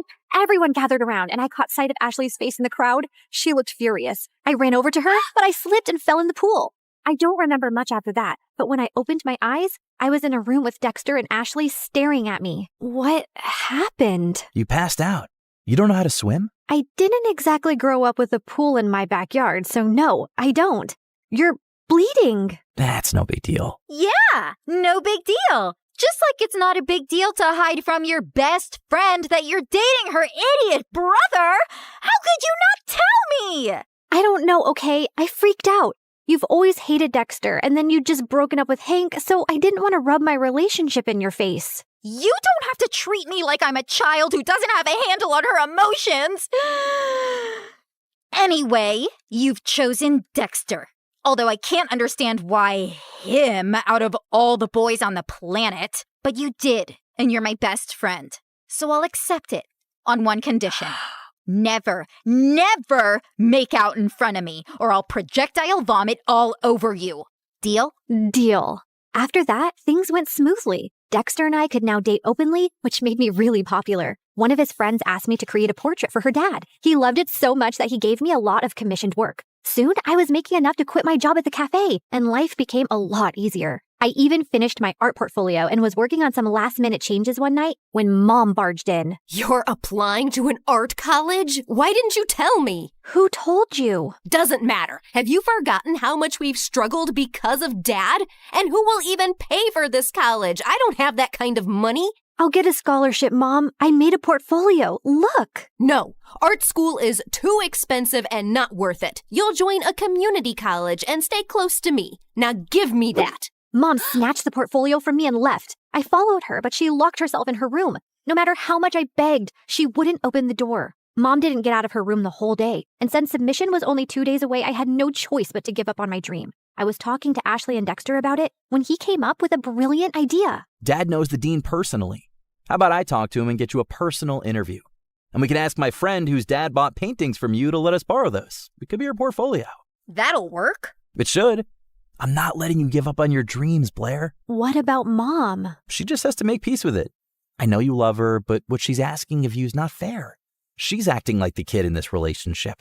The interview was scheduled for 2 days later, and I spent every second preparing. On the big day, I felt really confident. But as I was on my way, I got a call from the admissions office saying that my interview was canceled. Apparently, I had called and canceled my interview, claiming my mom was unwell, even sending medical reports as proof and withdrawing my application because I needed to take care of her. I tried telling them so many times that it wasn't me, but they just cut the call. I had no idea how Mom had found out about my interview, but I was furious that she'd done this. I went back home to confront her, but to my shock, I found her passed out on the floor. I called 911 and immediately rushed her to the hospital. On my way, I messaged Dad, and by the time we reached, he was already there. And what he told me next shocked me. A month ago, your mom fainted at work and was diagnosed with a rare heart disease.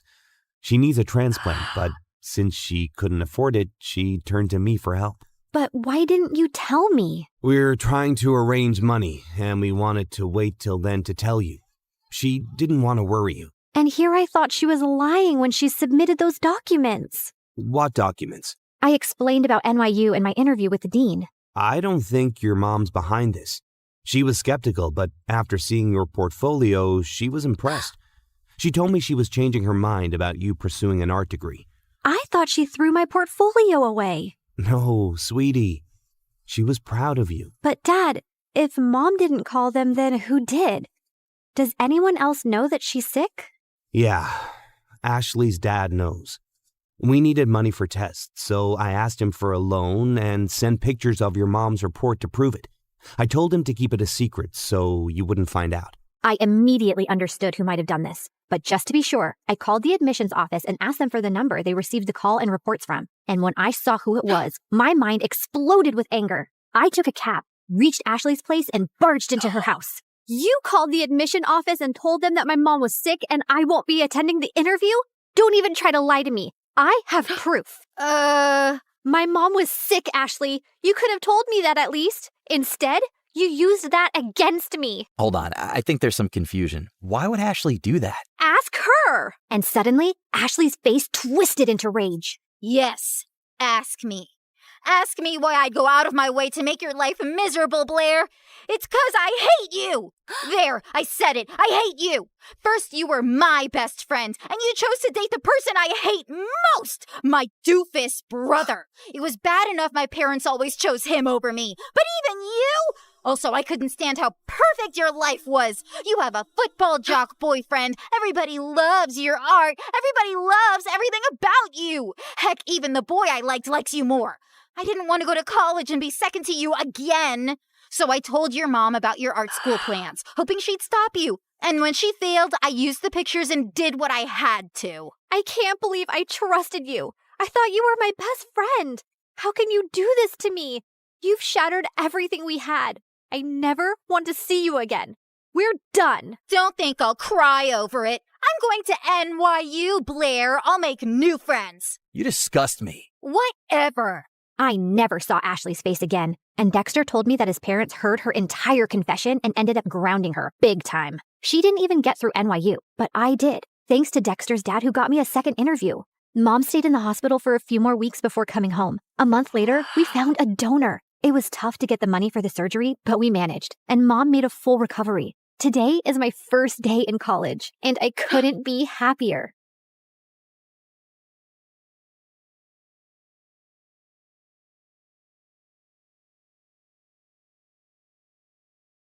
People call me the queen of entertainment, a famous pop icon, a musical superstar. You can take your pick. As for me, I like to be called the queen of hearts. Hi, I'm Ariana Grande. I was born in 1993 in Florida to overachiever parents who were super successful in their careers. Right since I was a toddler, I loved to sing. Mom would sing me lullabies and I'd sing along with her. You have a beautiful voice, my baby. Just like an angel. I'm not so sure. I didn't get selected for the school choir. Don't let that dishearten you, sweetheart, and have confidence in your talent. I'm sure you're meant for greater things. Although I loved singing, I was also fascinated by theater and acting. I performed on stage for the first time when I was 8 in a musical named Annie. Are you nervous, Ari? No, not at all. In fact, I can't wait to set the stage on fire. And I did just that. That musical was a great success, and it marked the beginning of my musical theater journey. After that, I performed in so many other local productions like Beauty and the Beast and The Wizard of Oz. Life was going smoothly, but then my parents got separated. I felt devastated for a while.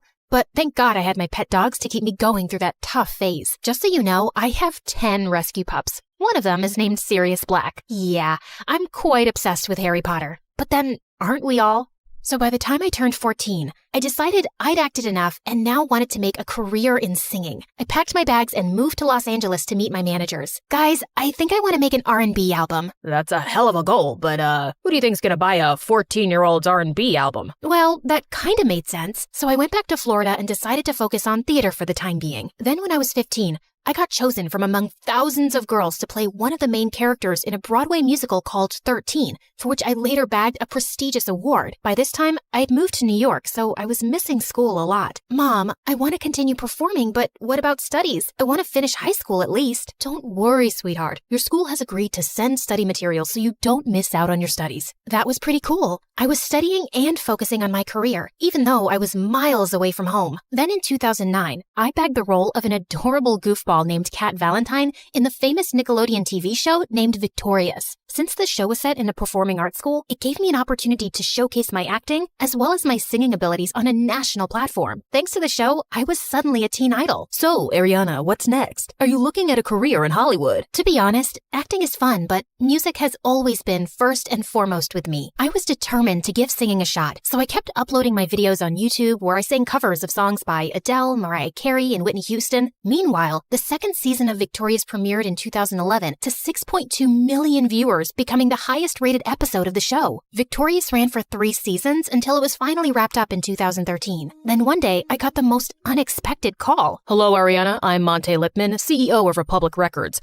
I saw your YouTube videos and I want to sign you up for the label. Are you interested? Yeah, of course. I'd love that. I put down my phone and did a little happy dance. My music career was finally taking off. The next 3 years, I focused completely on my vocals and singing and collaborated with many contemporary artists. The result was my first album, Yours Truly, that debuted at #1 on the US Billboard 200 albums chart, and it sold 138,000 copies in its first week. After that, there was no looking back for me. Today, I've sold over 85 million records worldwide, broke 27 Guinness World Records as a singer, bagged 2 Grammys, and was listed among the 100 most influential persons in the world by Time magazine. So friends, I hope my story inspires you to never give up on your dreams, since miracles do happen. Just believe in yourself, because if you don't, who else will?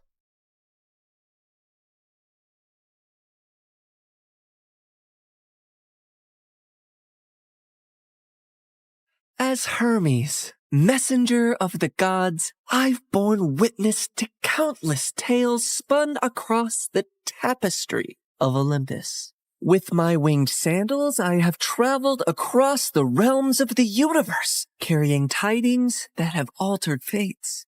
Among these tales, one that stands out in my mind is the story of Persephone and how a twist in her fate affects every mortal until eternity. You see, Demeter is the goddess of harvest, and she could turn the earth green with her touch. She made countless flowers bloom and coax bountiful crops from the soil. With her presiding over the planet, no living creature ever went hungry. She took great joy in her role, but her heart belonged entirely to her daughter Persephone, the Maiden of Spring.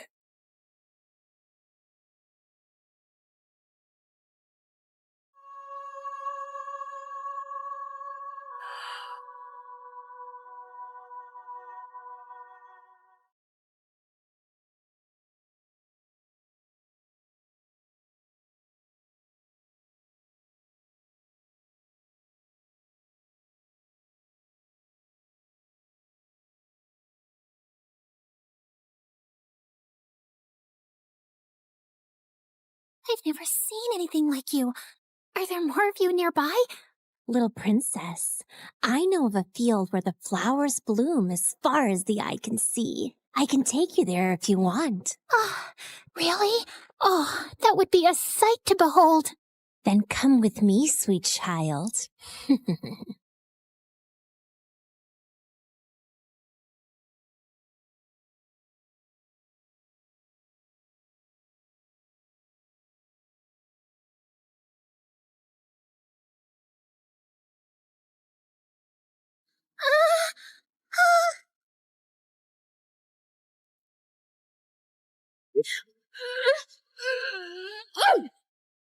Enough, spirit of mischief! I have given you plenty of chances to change, but it seems all you want to be is a troublemaker. Did you think you could lure my daughter away and I would be unaware? Curse you, Demeter! Why should you and your child receive all praise and adoration when we, the spirits of nature, fade into the background? A heart that is as poisoned with envy as yours cannot be cured. You are banished forevermore from these woods.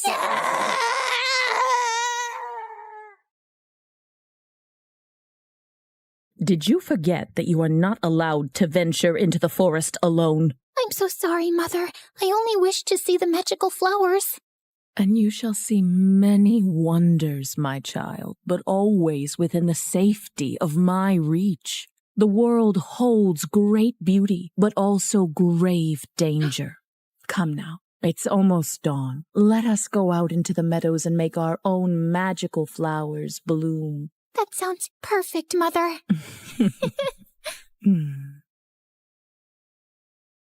Demeter always wanted to keep Persephone close to her. But as her daughter grew older, she turned into a beautiful young goddess who attracted the attention of many young suitors. Anytime a god smitten by Persephone's beauty sought her hand in marriage, Demeter sternly turned them away. I cannot marry her off, Hecate. She is too delicate for the harsh world outside. Huh? These gods who come after her, they only see her beauty, not her gentle soul. They cannot care for her as I do. Demeter, you must be mindful of what Persephone wants too, or she might grow to resent her cage. A cage? Is that what you would call it? She has everything here that she could possibly desire. She's a powerful goddess, and under my guidance she can wield life from barren soil. Any god she marries will only dim her light. No, she will be here with me forever. Innocent and loved. I do not desire to leave your side, Mother. I will stay here, forever. But fate had different plans for Persephone. On a rare trip to Earth's surface, the Lord of the Underworld, Hades, was wandering through a grove of trees when his gaze fell upon a scene that held him transfixed.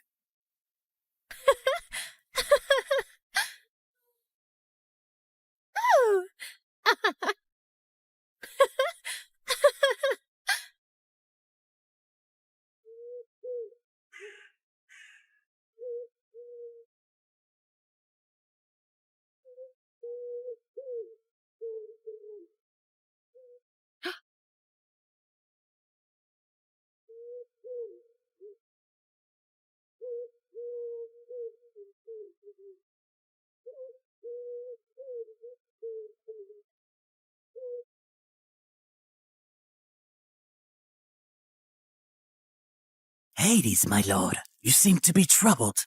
What weighs on your soul? As you well know, when my brothers and I overthrew our father, the kingdom was divided among us. Zeus received the sky, Poseidon the sea, and I the underworld. I've never complained about my lonely lot, and do my duties justice. I don't frolic or play like the other gods, and work hard in my solitude. But mortals and gods alike see me as the embodiment of darkness, and their tales paint me as a monster to be shunned. My realm is necessary, but it is hated by all, as am I. But do they not see that I also have a heart, that I am made of the same cosmos as they, even yearn for the light sometimes? What has brought this on, my lord? Persephone, she is the light where there is none. She is life where all is death. Ever since I laid eyes on her, I can think of nothing else. But would she ever see past the darkness that cloaks me? Could she ever gaze upon me and see not a lord of despair, but a soul longing for companionship and warmth? Persephone, Demeter's daughter. Indeed, her radiance rivals the dawn, but she is of the upper world. I must have her as my queen, as my wife. Her presence would bring joy and life to a realm that only echoes with loneliness and sorrow. And I must believe that even in the underworld, love can find a place to blossom. My lord, her mother would never allow it. Perhaps there is a rightful path to this union. I will go to her father Zeus with a proposal of marriage. I only need his permission according to our customs. Get my chariot ready and prepare for my departure. Today, either I win a queen for my empty halls, or I resign myself to an eternity of despair.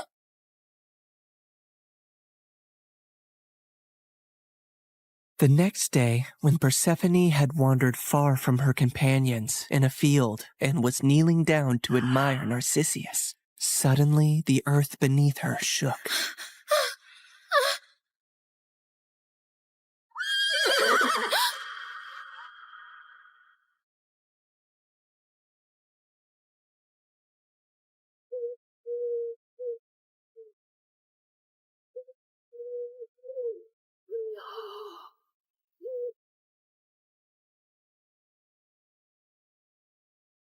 Fair Persephone, be not afraid. I am Hades, lord of the underworld. My kingdom is vast and rich, but it lacks the radiance of your presence. Unhand me! Come with me and rule by my side in the shadows where eternity lies. Let me go. My mother will tear the world apart to find me, and there will be no place dark enough to hide.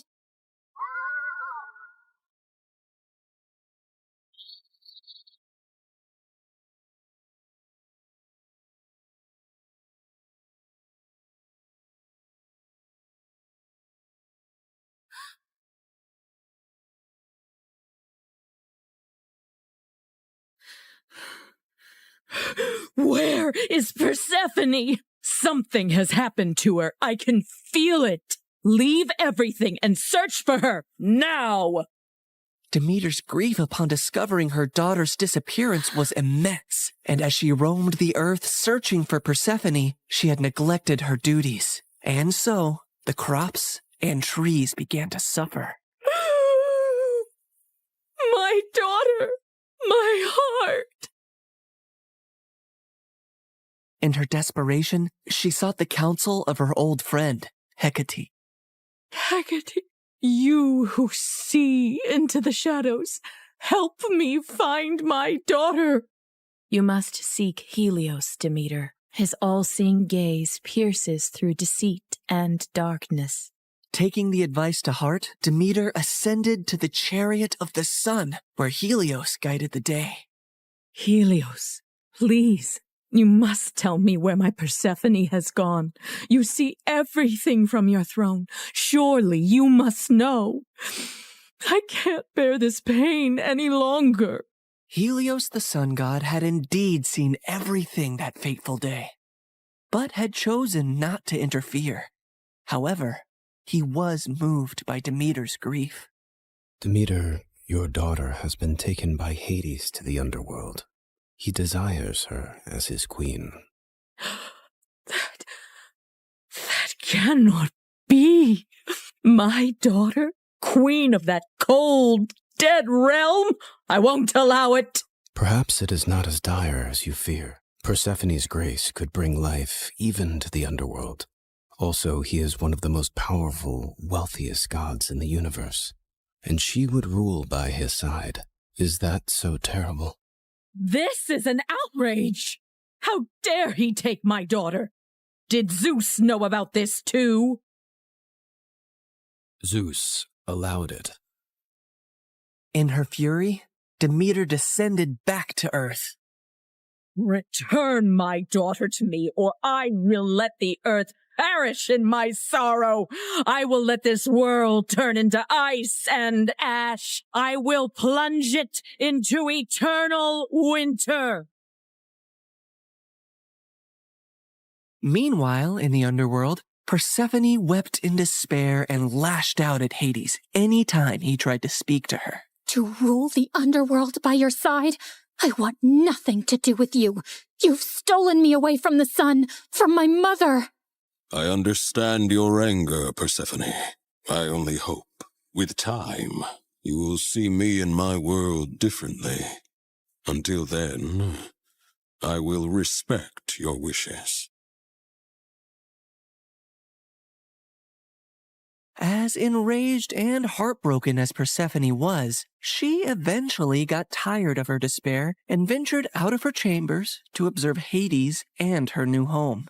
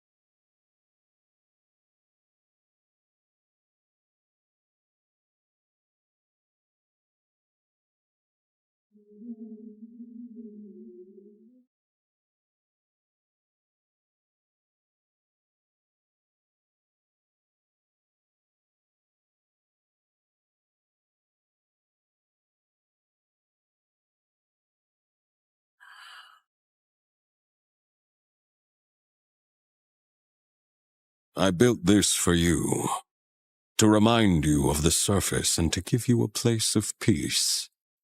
I've never seen something like this. It's so beautiful. As are you, my queen.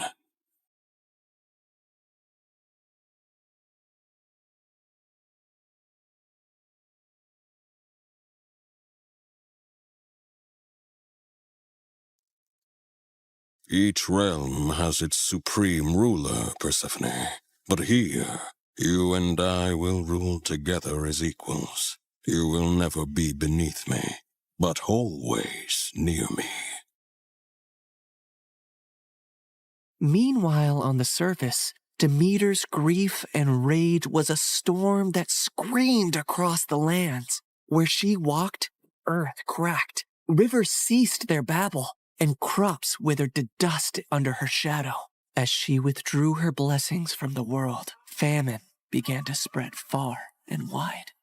The cries of suffering mortals eventually reached the ears of Zeus on high Olympus, who could no longer ignore the matter. So he convened a meeting of the gods. Demeter's wrath endangers all. We must find a solution that honors both her demands and the laws of gods.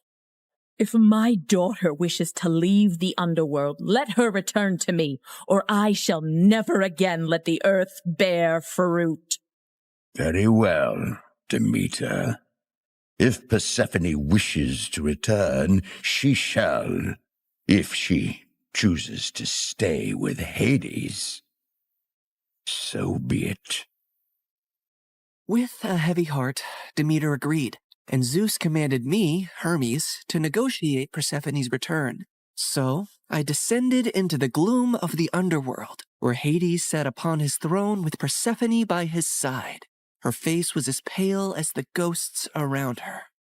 Hermes, why does Olympus disrupt the quiet of my realm? Mighty Hades, Zeus commands you to release Persephone, lest the earth die with Demeter's heart. I cannot ignore the decree of Zeus or the pleading eyes of the one I love. But know this, the ties that bind us are not easily broken. What do you mean, Hades? Just then, Persephone looked down at something she was clutching in her hand, and I saw it was a pomegranate. Suddenly, the realization of what had happened dawned on me. Fair Persephone, did you eat from that fruit? I couldn't help it. 6 seeds, to be exact. Each of them has sealed her fate and has bound her to the underworld. I knew I had to think quickly and come up with a deal that Hades would accept. Otherwise, Demeter would let the earth starve forever. She only ate a small portion of the fruit, so she should only stay with you for part of the year. She will spend 2/3 of the year with her mother on Earth, and 1/3 with you in the underworld.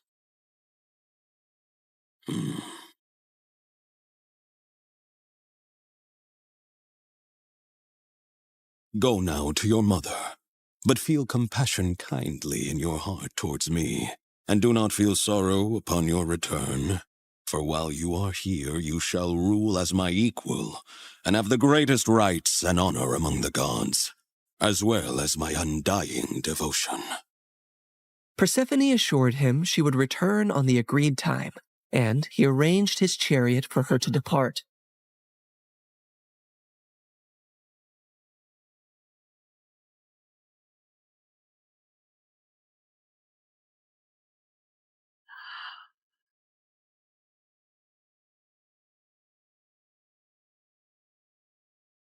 Demeter's joy knew no bounds when she was reunited with her daughter, but she was furious at the deal that had been struck. How could you possibly eat the fruit of the dead? It is common knowledge that eating anything in the underworld binds one to that realm. Why would you do that, Persephone? It was a moment of great weakness. I wish I could reverse it. I am so sorry, Mother. Demeter had no choice but to accept the deal. And once her wrath subsided, the earth turned green and bountiful again. But when it was time for Persephone to return to the underworld, Demeter began to mourn once more, and winter would arrive, thus setting the cycle of the seasons.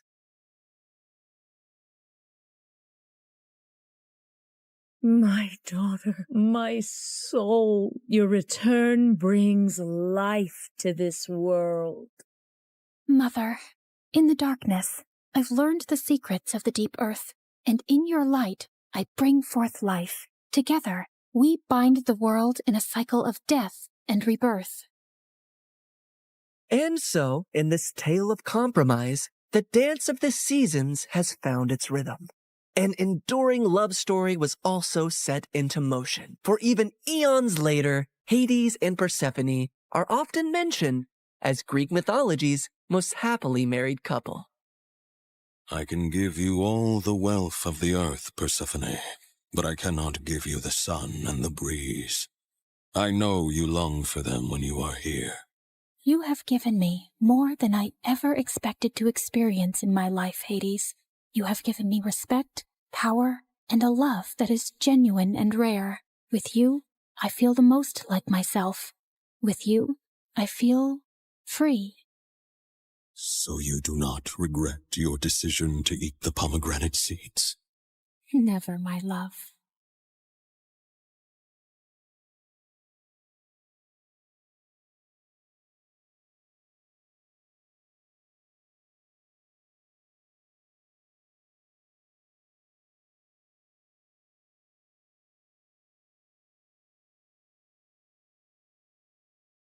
Hi, I'm Carly. This is my crazy story. Before I continue, please like and subscribe. I was born to a single mom who worked very hard to raise me and my twin sister Blake. Blake was born with a rare condition that impacted her kidneys, and she was always sick. Since Mom was busy juggling things at home and work, it was my duty to look after Blake.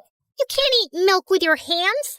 Drink it. Blake, don't chew on your gross shoes. Even Mom was extra paranoid about Blake, and she hardly paid attention to me. Like this one time when I was 6, Mom had to leave for some urgent overnight office trip, and she dropped us off at the neighbor's place. These are Blake's medicines. You know she drinks chocolate milk before sleeping, and I've also packed her favorite pink night clothes. Wait, where's my stuff? The bag's too small to carry both your things, but hey, I packed your toothbrush. You'll be okay, right? I wanted to say no, but Mom already looked tense, so I nodded and she left. Everything was going great, but right before bedtime, I went to get milk for Blake, and I heard a huge thud. I rushed to see Blake crying on the floor with a bleeding nose. Apparently, Blake was jumping on the bed with the neighbor's son, and he thought it would be fun to push her off of it. Thankfully, the injury wasn't big, but when Mom found out, she went ballistic on me. Carly, I trusted you to look after her. And I did. I was just getting her milk, like you asked me to. And she's okay, Mom. Everyone falls sometimes. Your sister isn't like everyone else. After that day, Mom banned both me and Blake from participating in any extracurriculars at school or playing in the park afterwards like other kids. I was always stuck at home with Blake, so I never really got a chance to make new friends. And those at school joined clubs and got busier. I missed having a normal life, but Blake needed me more. Mom got more paranoid with time and took special care preparing food for Blake. I knew how tired she was, so I'd get by with frozen meals. And over time, I started taking comfort in junk food,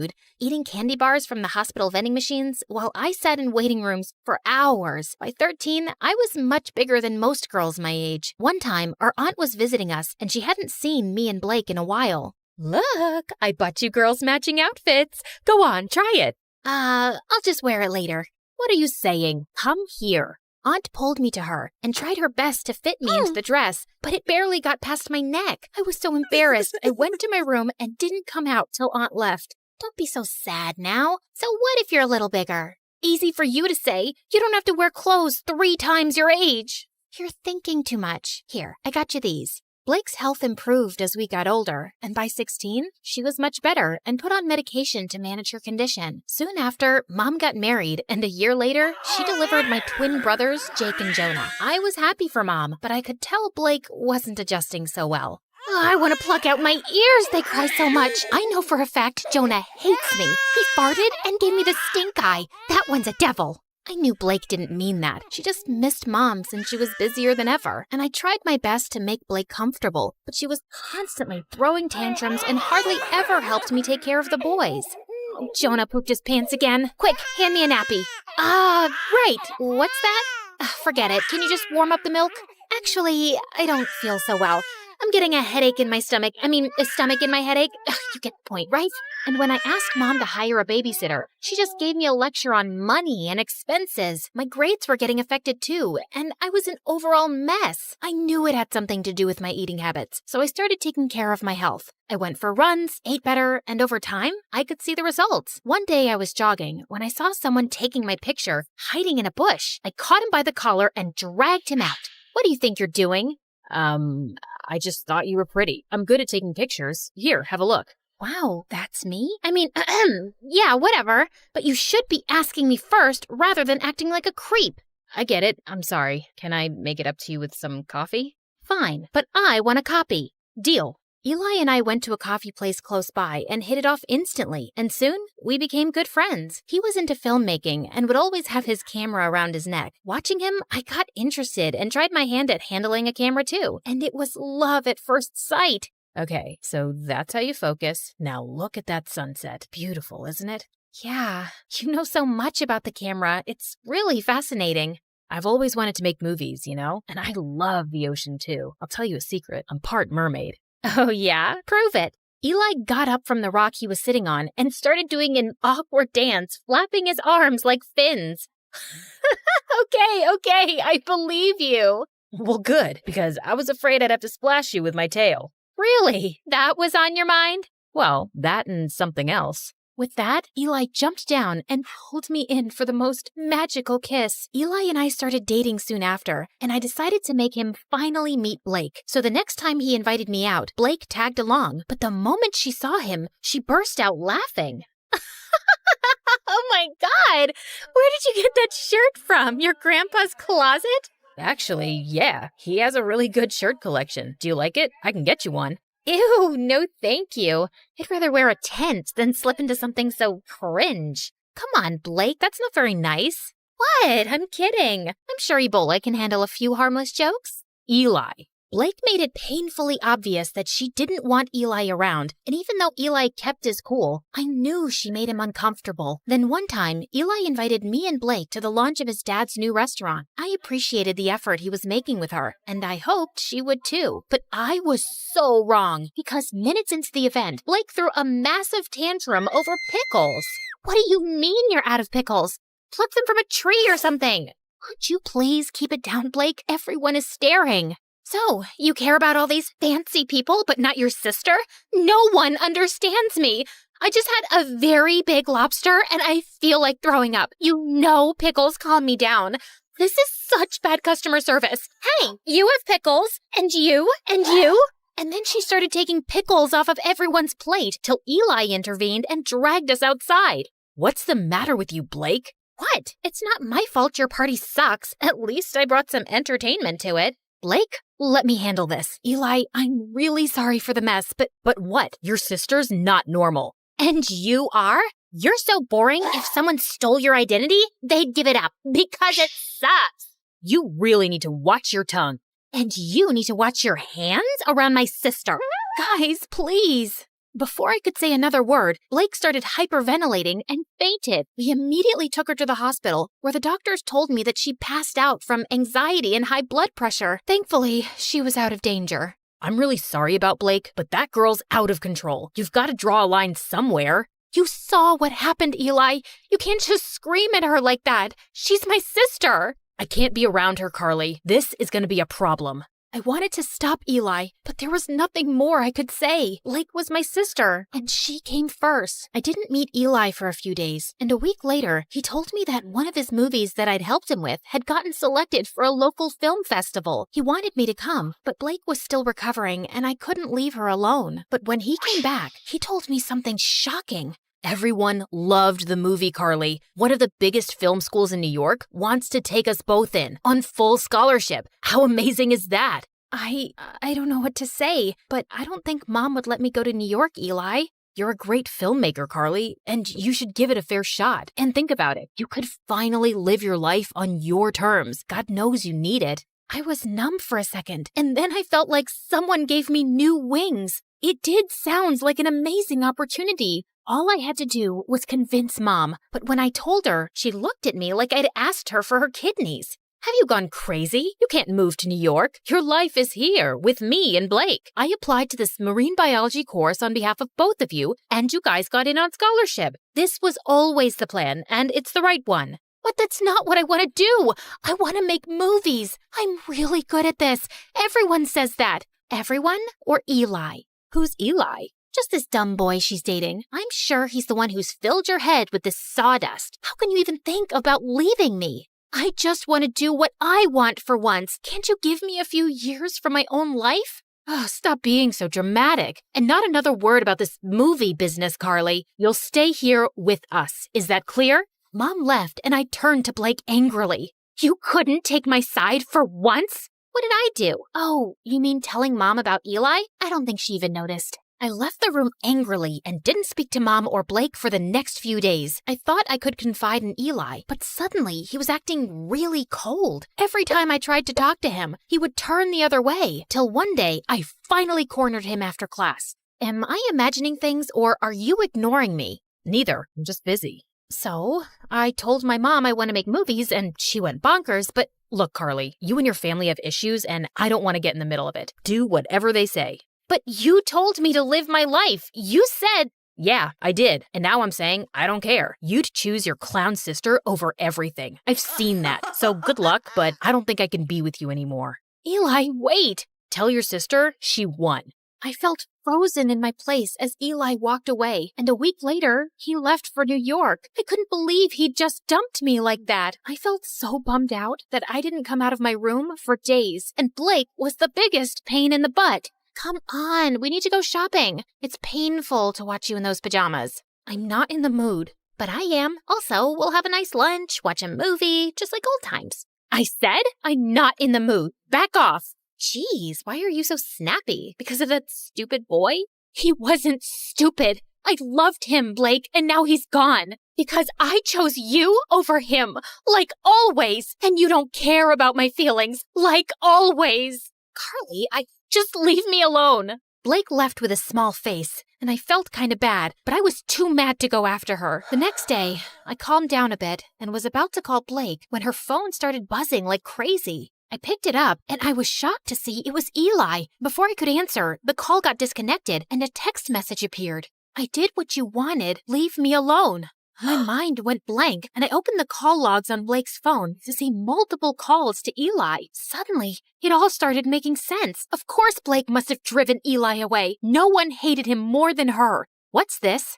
You don't understand. Oh, I understand everything perfectly. You asked Eli to dump me so you and Mom could use me as your servant all my life, right? Before Blake could even say more, I pushed her out and slammed the door in her face. I started packing my bags and stormed downstairs, only to run into Mom. What's wrong? Is Blake okay? Yes, she's fine, but I'm not, and I haven't been fine for a while now. But you don't care, do you? Of course I do, sweetie. Why would you say that? Because you never have. Not since we were kids. Carly, I knew you could take care of yourself, and you were the healthy one, and Blake... No, Mom, I was eating my feelings, and you didn't even see that. I got back to being healthy on my own, and you've stunted both my growth and Blake's. Hers by over-coddling her, and mine by always holding me back to be her guardian. And now, I'm done. I will go to New York, because I want to get away from you and Blake, and you can't stop me. I left home and booked a flight to New York. On my way, I called Eli and explained everything to him. He told me that he was proud of me for taking a stand for myself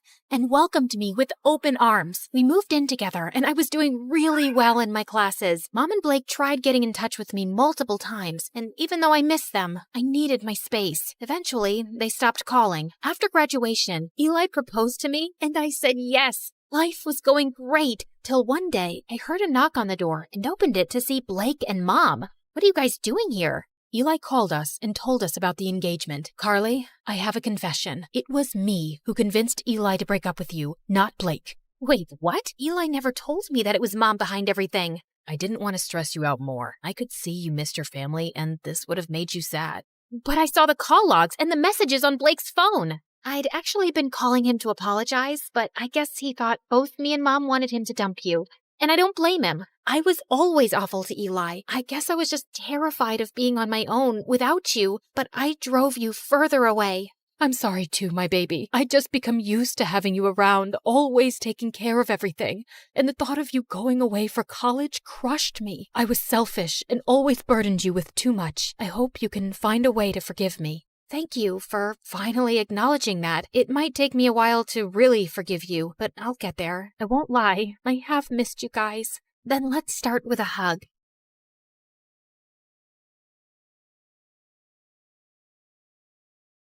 Hi there, I'm Ellie, and I've got a story that'll make you laugh, cry, maybe even question your own sanity. But hey, don't we all need that from time to time? So like and subscribe and strap in, because this roller coaster is about to take off. You see, I was born with a slight anger problem, the kind that made me want to karate chop a stuffed animal when I was just 5. Yep, I had anger issues. On a sunny day at the park, 5-year-old me just wanted to have fun on the swings and slides, but things took a different turn. I'm gonna slide like a penguin. Move it. I'm going first. Hey, no cutting. That's not nice. Do I look like I care? The bully pushed past me, smirking. Feeling furious, I climbed the ladder fast with my juice box in hand. You'll be sorry, mister. I squeezed the box hard, squirting juice straight into the bully's eyes. Then I slapped him and pushed him down the slide, and his nose started bleeding. He started crying like a baby, and his dad came running over. What is wrong with you? Behaving like a monster? You should be ashamed of yourself. I picked up a pebble and threw it at him, but it missed him by an inch.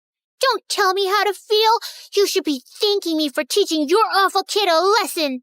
I threw another pebble at him and then ran away. Mom and Dad yelled at me all the way back home. I cried and said sorry. Then I jumped onto my parents and smothered them with kisses till they forgave me. Yeah, I think I'm a kind person in general. I mean, as long as I'm not angry. Fast forward to 1st grade, and there I was, little Ellie, eager to make friends at school. One day during recess, I spotted a group of girls playing hopscotch, and I approached them. Hey you, I think we should be friends. No thanks, I already have friends. Well, that didn't go as planned. But I wasn't giving up so easily. Oh yeah? Well, you haven't met a friend like me. I started shouting and spinning with my arms spread out like a wild little windmill. I even threw my sandwich on the ground. I'm fun, I'm cool, and I'll bring snacks to share. So why wouldn't you want to be my friend? Say yes, or you'll regret it. Say it. The girl hesitated, then let out a sigh.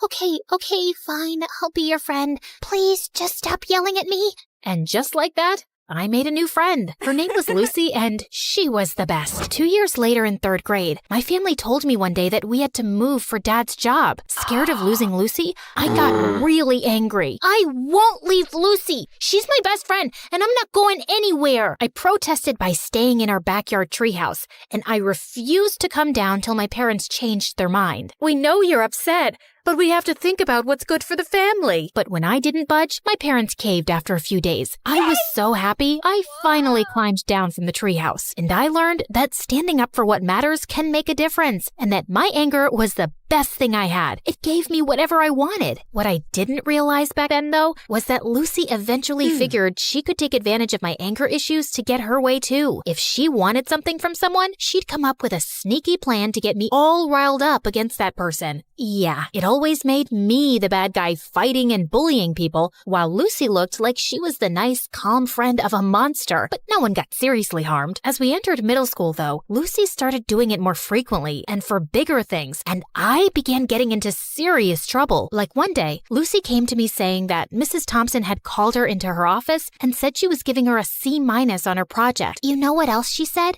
She told me that I should get myself a better friend because you're distracting me with all your fights and affecting my grades while you get good grades yourself. She even said that you hang out with me just so you can feel better than me. Can you imagine? What? That's not true. Of course I know that. Listen, in today's lesson, I'm gonna confront her about this psychological manipulation. And if she sneezes a lot, it means she's nervous that I've told you everything she said. You know all the teachers fear you, but Mrs. Thompson is always sneezing because of her allergies. Yes, but sneezing a lot means she's nervous and she's hiding something. She told us that once, but I guess you forgot. Lucky you have me to remind you. When it was Mrs. Thompson's class, Lucy gifted her a red nose, and seconds later, when she confronted her about the manipulation, Mrs. Thompson started sneezing like crazy, and I felt furious. How could you? I thought you were a nice teacher, but you're just like the rest. And with that, I pushed her hard. She fell down and screamed in pain. While everyone's attention was focused on me, Lucy sneaked into Mrs. Thompson's laptop and changed her own grade on the project. Mrs. Thompson broke her arm, and I got suspended for 3 weeks. My parents were furious with me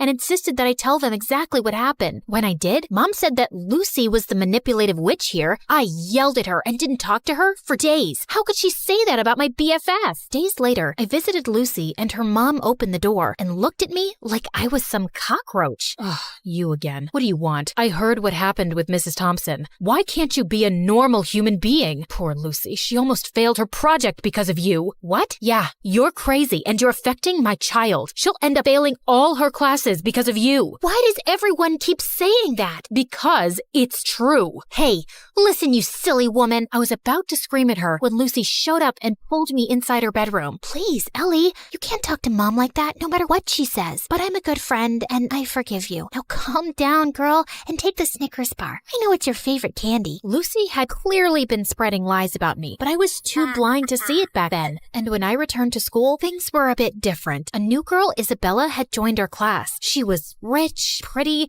and quickly became popular. Lucy seemed annoyed by her existence, but she seems like a cool girl to me. Till one day, Lucy and I saw Isabella walking out of the bathroom, and I noticed a marker in her hand. Lucy went in to use the bathroom as I waited in the hallway, but moments later, she came out, dragging me back into the bathroom with her. OMG, you gotta see this. You won't believe what Isabella wrote about you on the door. It's totally her handwriting. I'm so done with this annoying psycho Ellie. She's always bullying everyone. I want a peaceful, calm school that I can brag about to my rich friends. I offer $1,000 to anyone who can get rid of her. DM me on this Instagram account if you're interested. What a stupid, ugly witch. Furious, I stormed over to Isabella. How dare you write that about me on the bathroom door? I saw you with that marker, so don't you dare lie to me. Ellie, seriously? I had a marker, but I was working on an art project. I didn't write anything about you. Oh, yeah? Well, Lucy seems to think it's in your handwriting, and Lucy said that? Okay, you should stop listening to that friend of yours. She's just using you like a puppet. Can't you see it? For some reason, Isabella's words struck a chord with me, like she just said something out loud that I kinda already knew. But I quickly brushed my thoughts away. You don't know anything.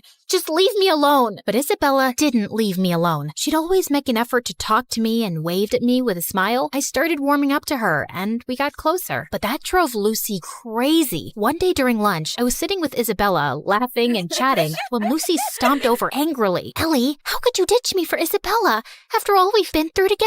Just calm down, will you? I'm not ditching you, just spending time with Isabella. We can all be friends, you know. Are you for real? How dare you replace me? And with that, she pounced on me. I didn't want to fight her, so I just pushed her away, but she grabbed my hair again. Luckily, someone called a teacher, and Lucy got detention for 2 weeks. And I swear, those were the best 2 weeks of my life. Things were calm and peaceful, and I didn't have a single fight with anyone. Isabella even convinced me to start getting therapy for my anger issues, and I felt really good about it. Then one day, Isabella told me something. Hey, Ellie, yesterday when I got back from school, I was shocked to find Lucy in my house. I asked her what she was doing there, but before she could reply, her mom showed up. She's our maid. I swear I had no idea. She said she'd brought Lucy over to help her clean the kitchen before Christmas. Oh, yeah, I know that her mom works as a maid for you, but we never talk about it, because I don't want to embarrass her or anything. But I don't have a good feeling about her suddenly being in your house. She might be up to something fishy. So we decided to keep an eye on Lucy that afternoon, and we watched from a safe distance as Lucy's mom gave her instructions to clean. But just a few moments later, after her mom left, we heard a loud crash, followed by Lucy's scream. We rushed to find Lucy lying on the floor with a broken shelf and scattered kitchenware around her. We tried to help her up, but she screamed in pain and couldn't move. Just then, Lucy's mom and Isabella's parents came running too. Oh my God, what happened? Oh, Mom, I was just reaching for something on the shelf, but it was unstable. It just all came crashing down on me. Lucy's mom turned to Isabella's parents furiously. This is all your fault. You knew this shelf was broken and you never bothered to fix it. I told you so many times. Now my daughter is injured because of your negligence. I'm gonna sue you for this. You'll pay for the harm you've caused my daughter. Isabella's parents tried apologizing repeatedly, but Lucy's mom didn't listen to a word and called an ambulance to take Lucy away. I couldn't help feeling sorry for Lucy, although I was almost sure she'd hurt herself on purpose to cause trouble for Isabella and her parents. She probably hadn't expected it to be this bad. And sure enough, the injury was very bad, and Lucy couldn't walk for a few months. A few days later, the teacher planned a visit to Lucy's house for the class to cheer her up. But the moment we entered Lucy's room, she went ballistic, calling me a horrible friend who'd betrayed her and calling Isabella bad names too. I was feeling angrier by the second, but I tried staying calm. Just then, Lucy's mom walked in, and she started calling me a bad friend too. Are you here to hurt my Lucy even more, Ellie? You've made it obvious whose friend you really are. But be aware, Isabella, I'm certain she only chose you because you're rich. Ellie has always been a bad, rotten egg. Suddenly, I just snapped. I jumped at Lucy's mom and she fell back and hit her head on the floor. Everyone looked shocked, and I knew I'd messed up big time. I ran out crying. When Mom found out about it, she was so mad. Ellie, I can't believe you attacked Lucy's mom. She called me, threatening to contact Child Services and telling them that you need to be put in some rehab center because you're a danger for other people. I honestly felt terrified hearing that, and my first instinct was to lash out and scream in my defense. But instead, I took a deep breath and thought of my friendship with Isabella, and it helped calm me down. Mom, I know it was wrong, and I'm really sorry. I'm working on controlling my anger. I'll be better, I promise. Mom looked really surprised and then nodded, but she still took my phone away and grounded me for a month, and I didn't protest. I knew I deserved that. Back at school, Isabella told me Lucy's mom was going ahead with the lawsuit, and I really wished there was something I could do to help. Lucy or her mom wouldn't listen to a word I'd say. But then one day, I was in the school's bathroom when someone knocked on the stall door. It was Lucy's mom. Ellie, I need to talk to you.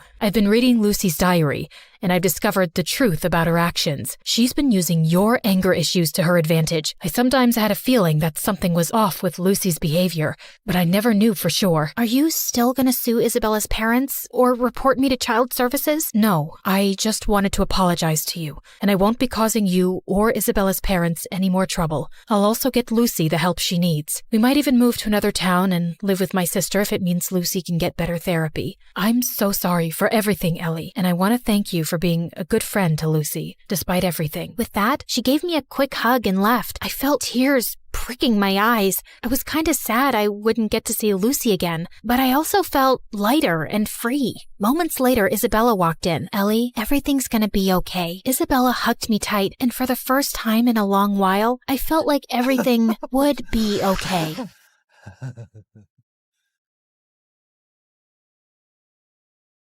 When the music kicked off and everyone started dancing, I escaped to the garden for some fresh air. As I sat down by the fountain and sighed, a soft object hit me squarely in the face. Then someone in black jumped down from the tree above me. Brought your favorite cheeseburger. Meredith, what are you doing here? And why would you hit me with a burger? Wait, are you dressed up like Catwoman? Yeah, it's been my look for weeks now. 1, it shows off my fantastic figure, which is a service to humanity. 2, every vigilante hero needs a costume, and I've always found Catwoman classy. 3, vigilante hero? You basically rob people. Yeah, like Robin Hood, stealing from the rich and giving to the poor. You steal for yourself. I am the poor. And what's all this you nonsense? Last time I checked, we were a team. But sis, what's taking so long with this mission? It's not that simple. It's pretty simple. You make this rich dude fall for you, get access to his vault, steal the painting, and we run off to Bora Bora. Are you having trouble making him fall for you? Maybe he hates your eyebrows. I don't know, but I feel like punching you in the face every time I see your eyebrows, which is basically every time I see your face. Shut up, Em. Everything's going fine. Okay, but hurry up. This catsuit is giving me a butt rash, even though I use baby powder under it. I want to put it away soon and retire on a beach in a bikini. Aren't you looking forward to it? Just take the stupid suit off. You're a con artist, not a cat burglar. And of course, I'm looking forward to it. You should go before you blow my cover. And thanks for the burger. It's not a gift. Duh. You're gonna pay me back. I've noted it in my diary. See ya. I couldn't help laughing as I saw her clumsily climb the wall, then fall over to the other side. But as I turned away, I felt troubled. The problem wasn't about making this rich guy I had to rob fall for me. He already had. The problem was, I'd fallen for him too. Let's start from the start, okay? Hi, I'm Claire, originally from Connecticut. And yes, you might have heard some fun words being used for me. Deceitful witch, manipulative liar, and con artist might come up, none of which is an exaggeration. But people change, okay? Before I tell you my crazy story, please like and subscribe.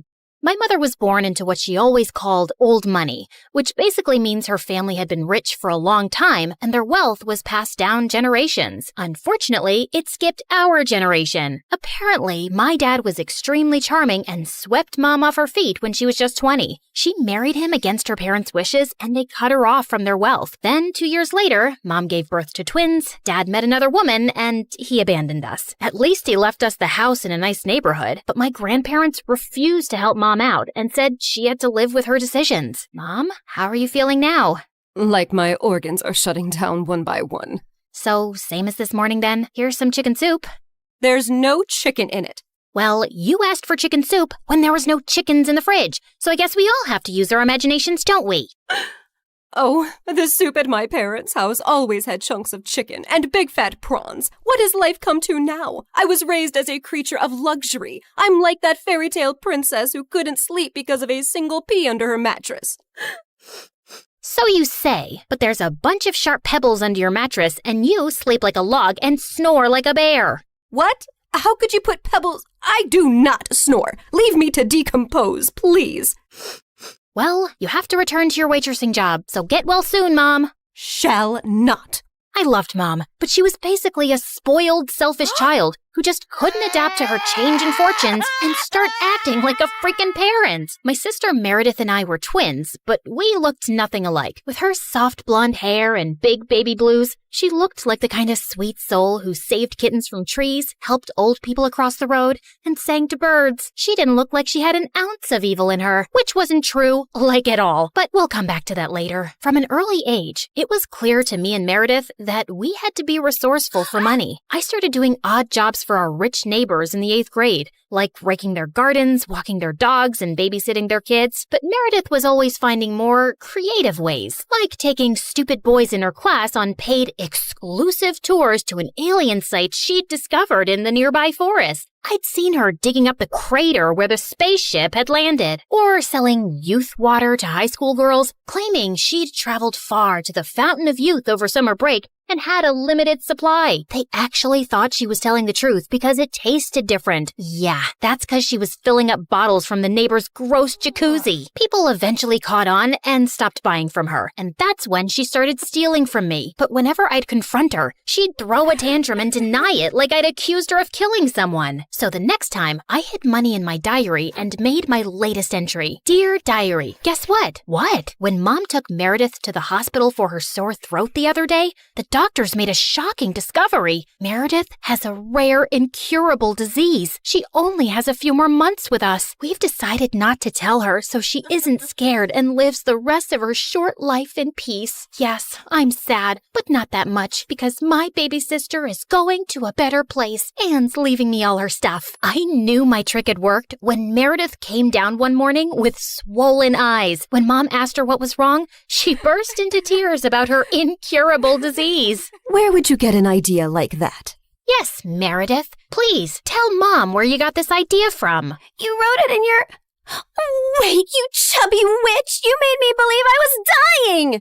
Meredith lunged at me and we went rolling all over the kitchen floor. But she ended up getting grounded for a month for stealing and invading my privacy. I soon started missing her at dinner time though. So late one night, I snuck into her room with ice cream to find her playing darts with my face as the target. I'm sorry you're stuck here, but you did steal from me. I know we don't have a lot right now, but we'll work hard and make money in the future.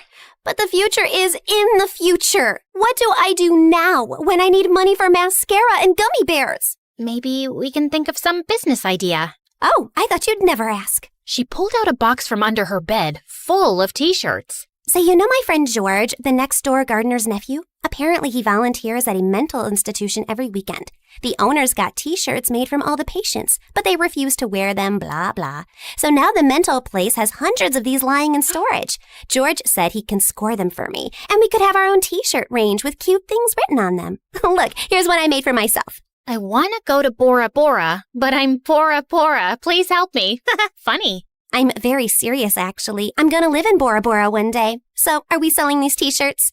I'm in. I also made one for you. That'll be $10, thanks. Money can't buy happiness, but poverty can't buy anything. Please help me. You should pay me for wearing this. Meredith didn't have the best reputation in our neighborhood or school to sell things, so we decided to hit the other end of town and set up a t-shirt stall outside a private school. With my salesmanship and Meredith's flirting, we managed to sell quite a few on the first day. We started setting up shop at different locations, and one day as we were heading home, Meredith suddenly said she had to pee really badly. So we walked up to the closest house to ask if they'd let us use the bathroom. We rang the bell, but no one seemed to be home. I was peeking in through the window when suddenly I turned around to see Meredith already crawling halfway through one. Are you crazy? That's breaking and entering! I'll kick in your face so hard that you'll need plastic surgery, which we don't have money for. If you don't want to be ugly for the rest of your life, let me pee. I let her go and was standing guard at the door when, to my horror, a car suddenly pulled into the driveway and a snooty woman stepped out. Hey, you girl. What are you doing lurking around my house? Were you thinking of breaking in? What? No, of course not. I'm a Girl Scout selling cookies. Yeah, I study in the, Aston Bridge School for Girls. Oh, I see. It's a lovely school. I know many people whose children go there.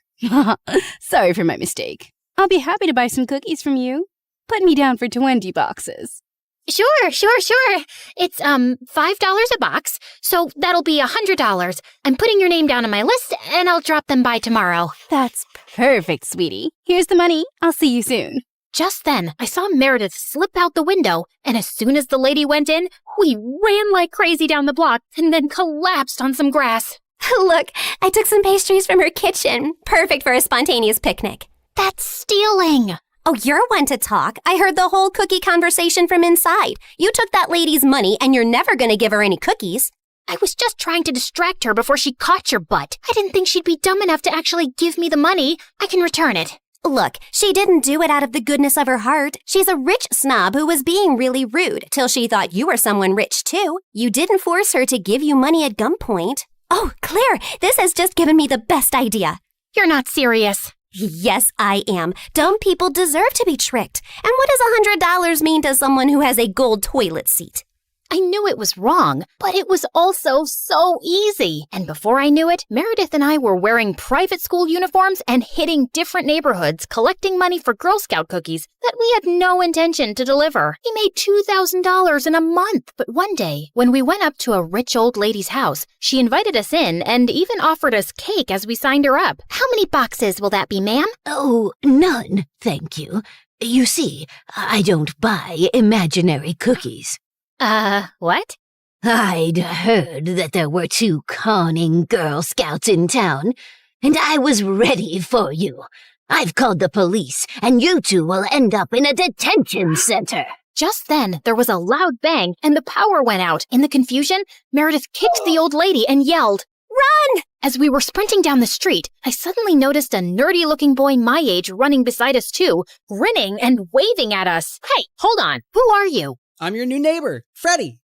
I'm the one who saved you from that old crow. What? I'm so confused right now. New neighbor? You moved into the house next to ours? Why are you here? I was bored and saw you girls leaving your house, so I followed you for fun. Don't worry, I won't tell anyone about your little cookie secret.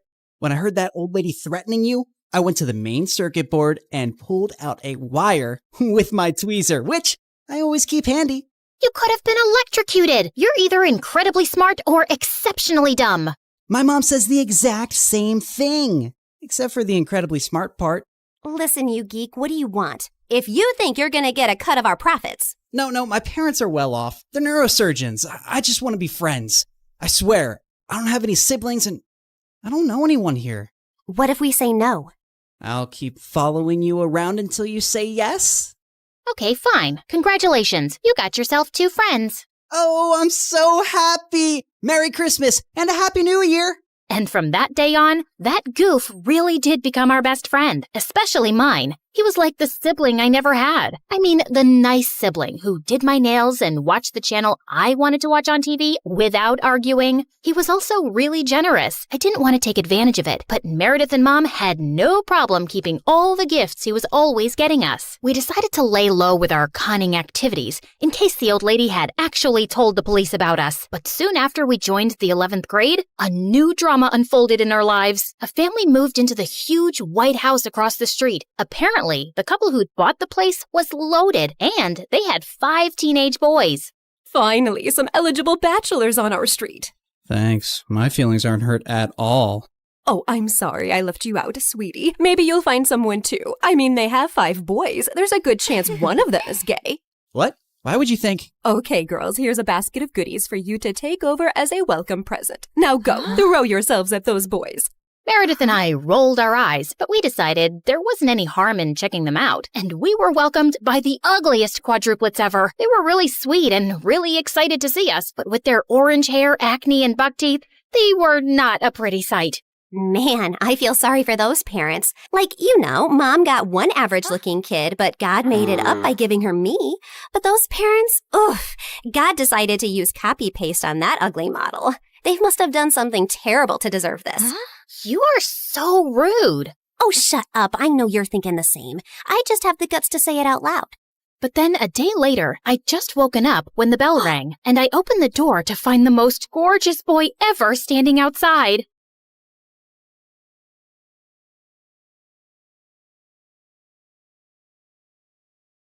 Hi, I'm Emma from Chile. Please like and subscribe to MSA. Show your love for MSA with their awesome bottles and notebooks. Peek at the collection in the description and pick your favorites. My childhood was tough. My parents were always fighting. But when I grew up, I met Clara, and my life started to become better. We met on the first day of high school, and I remember it like it was yesterday. Hi, is this seat taken? No? Great. I saw you sitting alone and thought you needed some company. Is that a choco chip muffin? I love them. You get the best muffins at this coffee house nearby, but if you eat too many, you might get gas or a sugar rush.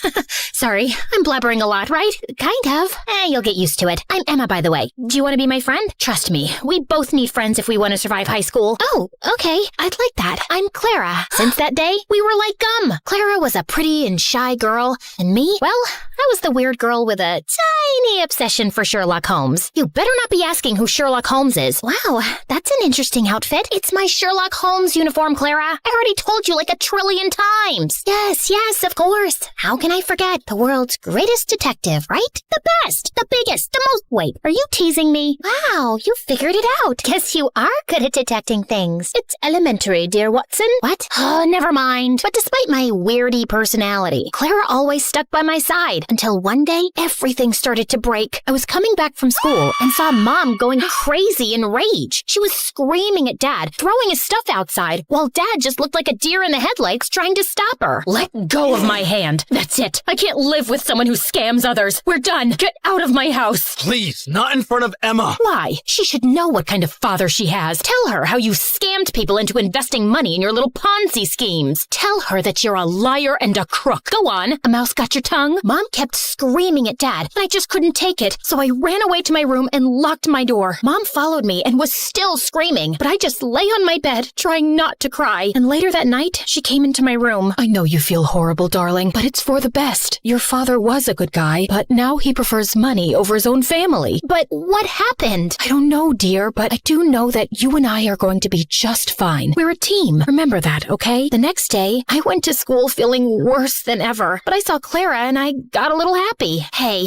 I had the most awful day yesterday. Can we skip classes and talk? I really need to vent. And why do you think I have the time to listen to you whine? Excuse me? Clara started to walk away from me, but I stopped her. No, wait, I don't understand. Did I do anything wrong? We can talk about it. Oh, God, if I have to listen to you talk one more time, I will kill myself. I don't even know how your parents tolerate you. you. You're so childish and annoying. I can't be around you anymore. But we're best friends. And now we're not. So please don't talk to me again. Clara left, and I felt completely broken. Did she always think of me like that? I tried to talk to Clara between breaks, but she ignored me, and she did so for the rest of the week. I had no other friends, so I just spent my time in the school library reading some Sherlock Holmes. At least the books were loyal. But one day, I was walking to my next class and saw a notebook by the lockers. I opened it out of curiosity, and what I saw blew my mind. The notebook was full of pictures of Clara. Clara going to class, Clara in the gym, Clara walking to her house. What kind of creep would do something like this? I was flipping through the pages when I noticed someone familiar in one of the photographs. It was this guy from our class, Gerardo, and he was holding a camera in a mirror reflection in the photograph. I'd seen Gerardo following Clara around in school, and I always felt that there was something off about him, but Clara would never let me chase him away. And now he was taking her pictures? This guy was a freak, and I had to do something before Clara was in some serious trouble. So I went to the principal and explained everything to her. I can't accuse any student without real proof, Emma. I mean, Gerardo is the official photographer for our yearbook. He could be taking pictures of anything else. But if you feel so strongly about this, I'll tell the teachers to be on the alert, okay? But nothing ever happened. Since telling the principal blew up in my face, I fell back on the one thing that I knew would work, my awesome detective skills. I spent the entire night stalking Gerardo on social media, but it was a dead end. The only possible solution was to confront him. But the next morning when I entered school, I saw Clara walk in with Gerardo looking completely different. Her face was painted with makeup, and her hair was all red. Oh my God, Clara, what happened? Did a radioactive spider bite you or something? What happened to your hair? And what's with the makeup? Can you stop touching her, you freak, and get out of the way? I wasn't talking to you, creepy stalker. Clara, what are you doing with him? Did he torture you? Do you need my help? She doesn't need anything from you, so get lost if you have nothing to say. Clara didn't look at me, so I walked closer to her, ignoring Gerardo's protests, and pulled out the notebook. Clara, this guy is a stalker. He's been taking your pictures since God knows when.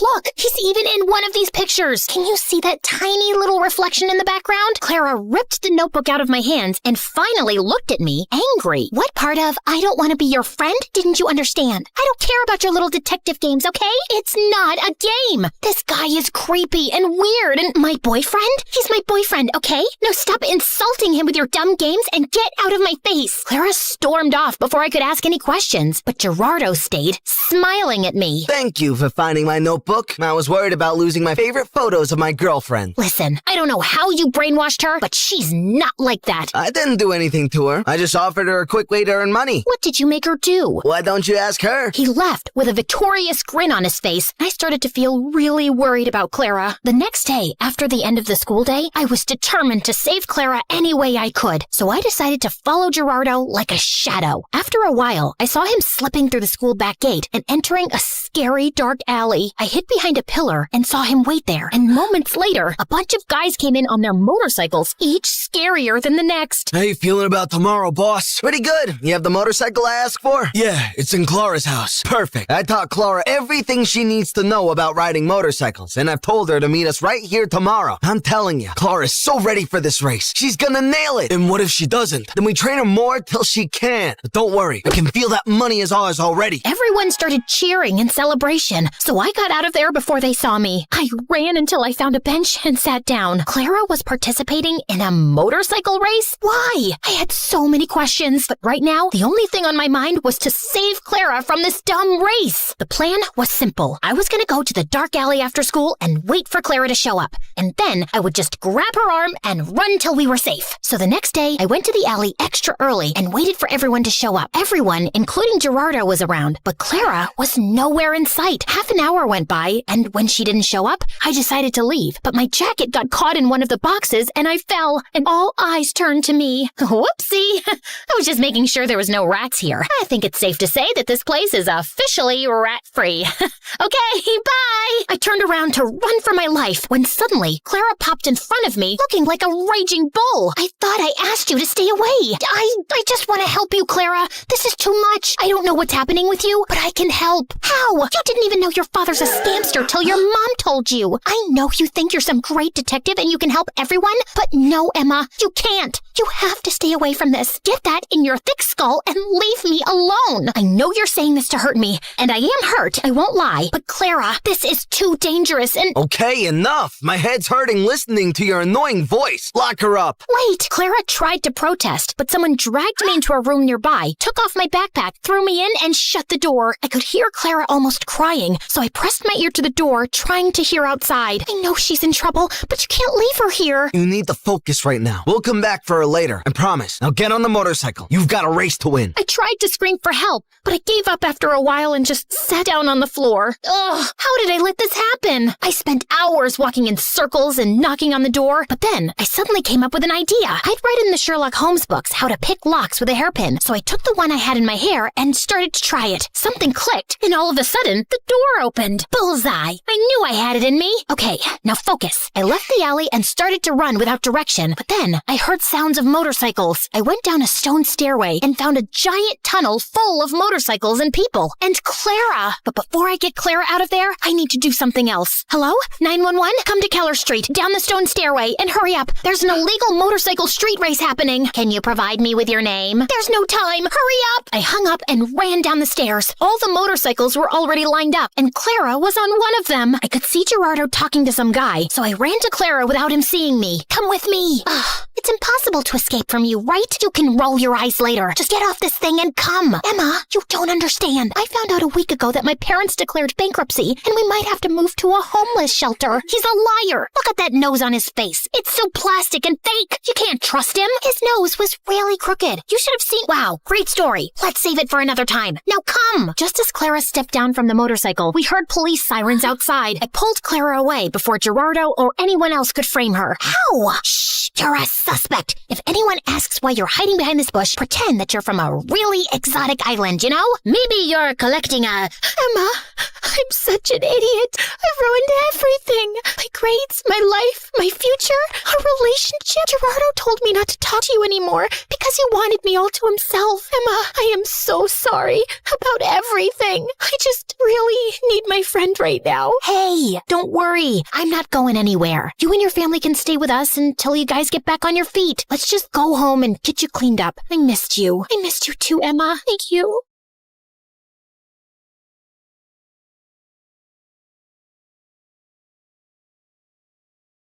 Your mom, she isn't okay. There will still be other hospital expenses, and you girls will have to figure out something soon. Do you have any relatives? Of course. I'd do anything for you, Claire. Can you tell me where the trial patient files are? When we visited Mom next at the hospital, I was able to slip away and retrieve Mom's file and another patient's who was receiving the drug. That night, Meredith and I used every Photoshop skill we had to make duplicate copies, complete with the hospital's seal and everyone's signatures to ensure that Mom was the patient chosen for the treatment. And the next day, I slipped the files back in. I knew what I'd done was wrong, and I'd broken at least 5 different laws. But as I walked away, I didn't feel like a criminal at all.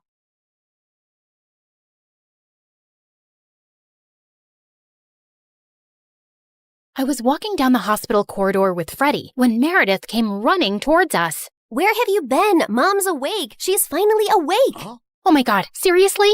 This better not be a joke, Meredith. I swear on my beautiful face, it's the truth. The doctors are just checking her vitals. Can you girls stop making so much noise? It's a hospital. Oh, shut it, nurse. We're in the coma ward. Who are we disturbing here? Don't you want these people to wake up? How dare you talk to me like that? This is preposterous. That's not even a real word. Remind me to buy you a dictionary. How did you become a nurse? Jeez. We ran down to Mom's room to find her fighting off the doctors. She jumped onto her bed like an animal and started screaming at them. Where am I? Are you doing science experiments on me? You will not touch the daughter of Vladimir. I learned how to catch fish with my bare hands when I was 3 and tackled a bear when I was 5. You think you are any match for me? Ma'am, we mean no harm. We're your doctors. How are you old enough to be a doctor? You have a pimples like a teenager. I'm fully qualified. Shut up, little boy. Tell me where I am before I take your eyeballs out and play bubbles with them. Mom? Mom turned and stared at me with wild eyes. Let's get out of here before she attacks us. For once, I agree with Meredith. Who are you? And what did you just call me? Hey guys, the last time you saw me, I was walking down a hospital corridor after switching the clinical trial files. That was 2 years ago, so let me get you up to speed on everything that's happened since then. Mom entered the clinical trial, and her tests started showing signs of progress, but she didn't come out of her coma anytime soon. Freddie tried to help us, but Meredith and I had to learn to manage on our own. And it turns out, there's a lot you can steal from a hospital. We never had to buy toilet paper or cleaning supplies again. And we always had endless cups of pudding and Jell-O. Meredith, is that diaper cream you're putting on your face? A girl's gotta moisturize. It's very hydrating. My face is as soft as a baby's butt. What did you score today? More useful things like new bed sheets, pads, towels, and batteries for our TV remote. Time for our show and more Jell-O. Woohoo! But we still needed money, and after high school, we went back to our conning ways. I always pushed away the guilt and justified it to myself with things like, we needed the money, we had no other choice. But I have to admit, I also felt a thrill every time we outwitted someone and got away with it. It started out small, like hitting venues of concerts and games in different cities and selling fake tickets to desperate fans, hoping to get in at the last minute for twice the regular price. By the time they figured the tickets were bogus, we were gone. Or going to the American Idol audition venues and convincing hopeful contestants that we were part of the TV show crew, and we'd get them through to the next round if they paid us a little money. Then, we set up an Instagram matchmaking business account with tons of fake success stories. We were getting booked for our services by loads of women. We'd always meet at the client's house in disguise. What is this exquisite dessert? It's like a cloud melting in my mouth. It's a Japanese cheesecake, delivered fresh every day from Japan. You are just the kind of people I like. Ow! Let's get down to business, shall we? Wow, I mean, this cake. Yes, business. This is your daughter? Oof. We know she's a bit plain. And she's 6 feet tall? With that face? Is her case hopeless? Oh no, we've dealt with a lot of uggos before. Believe me. Ow! What my partner means is there's someone for everyone out there, and we're experts at making those two people meet. We'll need a small advance, and we'll bring you a portfolio of suitable bachelors in a week. You'll be the mother of the bride soon, watching your little giraffe walk down the aisle. Sounds good, right? Make that check to cash, please. Can you also pack the rest of this cake? We'd take the advance, keep in touch for a few weeks saying we were gathering options, and then disappear. Of course, people soon started commenting on our page, calling us frauds and reporting our account, but we made a good amount while it lasted. We tried out a wedding planner service next. That's a gorgeous cake, but it's so expensive. But it goes so perfectly with your pink and white theme. Also, we're planning to order 2,000 pink and white roses. And an ice sculpture for the reception area. How much will all this cost? You can't put a price tag on happiness. Daddy will have a heart attack. He's gonna have one anyway. I just saw him eating a block of cheese. Why should that stop you from having the wedding of your dreams? Really, you deserve the best on your big day. Okay, I'm sold. Let me write you a check. When that went bust, we became travel bloggers and influencers. With our huge number of fake followers, we managed to get into the best hotels for free as long as we wrote a review. When I'm rich, I will buy a hotel and live there. They have the best beds. Room service? Yes, we'll have 2 lobsters, 4 sushi platters, 2 beef burgers with fries, the prawn tempura, the fish tempura. Okay, anything with the word tempura. And why don't you bring up the entire dessert menu? Thanks. Of course, none of these businesses lasted too long, and we were always on our toes, traveling from place to place, changing disguises, trying not to get caught. The only person who had any idea of our activities was Freddie. But whenever we went back home, he was always happy to see us and never asked questions. 2 years had gone by like this, and Mom was finally awake, except she didn't remember being our mom. Now, we had no chance to ask her about the fake IDs and laptop we'd found, because all she seemed to remember was her childhood in frickin' Russia. We showed her pictures of us together, and the doctors explained that she'd lost most of her memory, and they were unsure if she'd regain it. Oh, my girls. I am so sorry I don't remember anything about you, but I feel a connection to you, as strong as the frost on my toes, walking barefoot in snow, and as sweet as the smell of my grandmother's honey cakes, and as deep as the violet skies of Siberia, and— Yeah, we get it, Mom. We love you too. As the three of us sat in a cafe later, I was still trying to process everything when I saw Meredith had a faraway look on her face. I know that face, Em. What are you planning? Oh, nothing. Just thinking how excited Arthur will be when he finds out Mom is awake. You're talking about our neighbor, Arthur? Yeah, he's been visiting Mom every week for 2 years. He's always been in love with her. He'll be happy, but she won't even remember him. That actually works in his favor. Mom always found him irritating.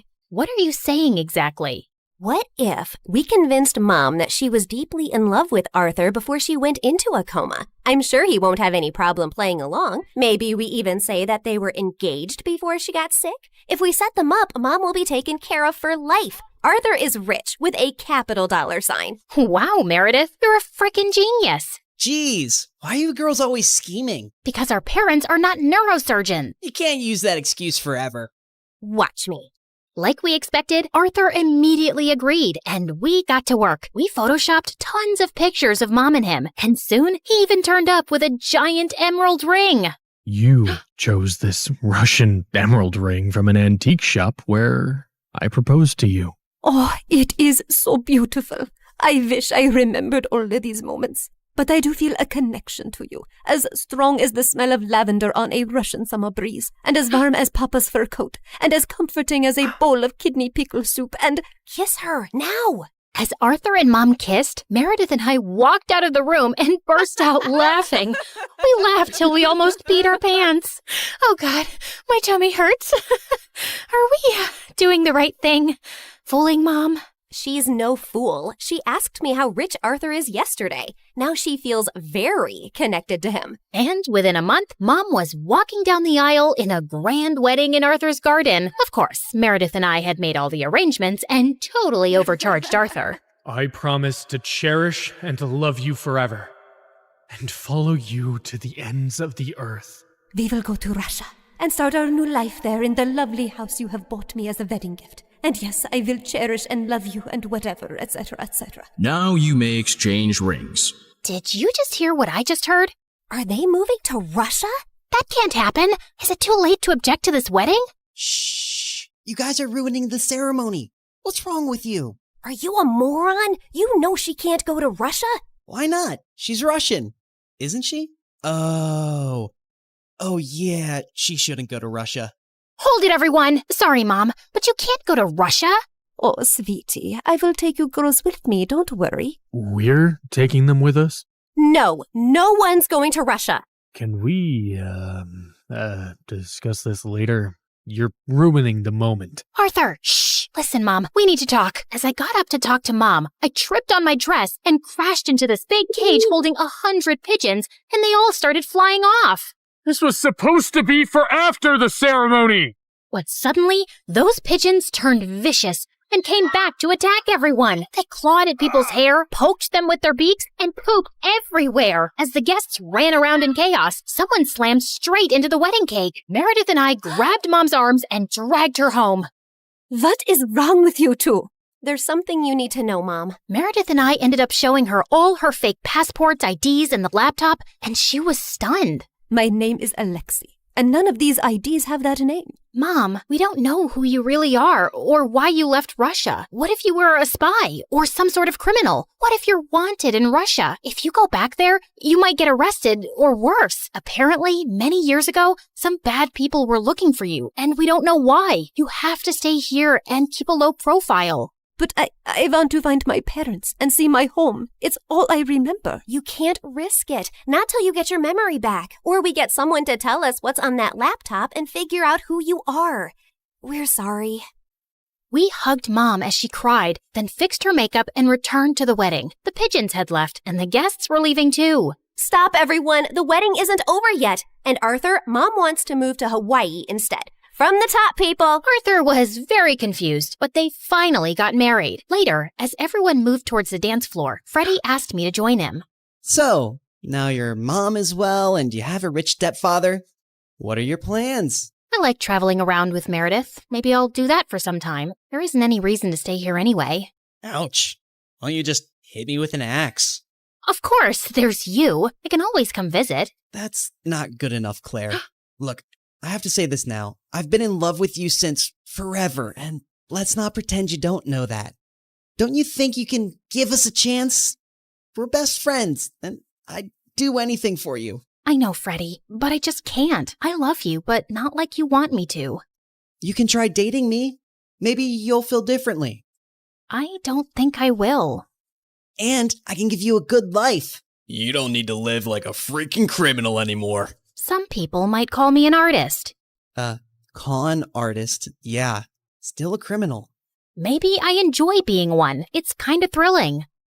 I don't really believe that. You don't want to believe that. We're too different, Freddie. You're going to be a neurosurgeon like your parents, and you'll find a nice girlfriend and then marry her and live in a nice neighborhood, and you'll be content. I'm not sure that's the life I want. It sounds boring. I wish I'd said something else when I saw Freddie's hurt face, but there was no easy way to let him down. He kissed me gently on the cheek and walked away, and I felt a lump in my throat. Mom moved to Hawaii with Arthur, and Meredith and I went down a crazy path over the next few years. There wasn't a scam, fraud, or con we didn't attempt. We never stuck to the same thing for too long, in case the police picked up a pattern, but word got around in underground circles about 2 female con artists, and we actually started getting hired for our services. People were always less likely to suspect 2 pretty, innocent-looking girls than someone who looks like a thug. And working with these thugs, we learned how to forge signatures, create counterfeit money, make fake checks, and steal credit card information. I'd always been bad with computers, but Meredith even showed a great knack for hacking. We made good money, partied with rich people, traveled first class, and stayed in amazing hotels. But for me, the glitz and glamour gradually started to fade. I was getting tired living out of suitcases, always wearing disguises and looking over my shoulder. I had no real friends, and even if I met someone I thought I could like, I knew I couldn't be in a real relationship. I was almost thinking of talking to Meredith about quitting the con artist life when one day she burst into our New York hotel room looking beyond excited. You won't believe the job we just got. It's gonna pay us $250,000. Who would pay that kind of money? And for what? Turns out, the kind of people who take you to their headquarters blindfolded. As Meredith and I walked into an underground room, a large chair swiveled around to reveal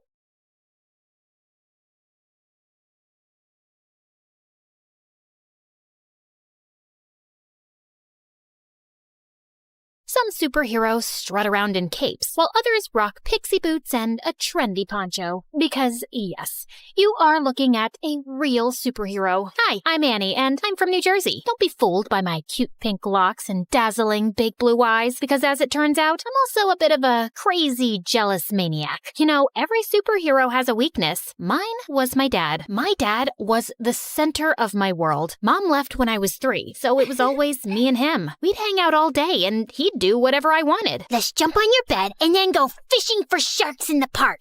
I've just made the bed and it's raining outside, but whatever makes you happy, my angel. My dad was the best. He was my superhero. We did everything together and made a big effort to share each other's interests. For example, he learned the names of all the dogs from Paw Patrol. You're such a sky. In return, I learned to play chess, which was Dad's favorite game. Kapow! That's a chick and a mate. One time, when I had a high fever, I asked him not to leave my side for 1 minute. I promise, Annie, I never will. And I totally believed him. He even made a pulley system to get the Uber food delivery to my bedroom window without leaving my room. But then, the worst thing happened. A couple of days later, instead of making me breakfast, he grabbed his car keys and let a babysitter in. I must go to work today, Angel Annie. Teresa will look after you. No, Daddy, I'll go with you. I'm sorry, sweetie. I have to go alone. It's for the best. Why? Because we need the money to live. Fine. If you want to leave, you'll have to step over me, and everyone knows that's bad luck. And to my surprise, he actually stepped over me to leave. I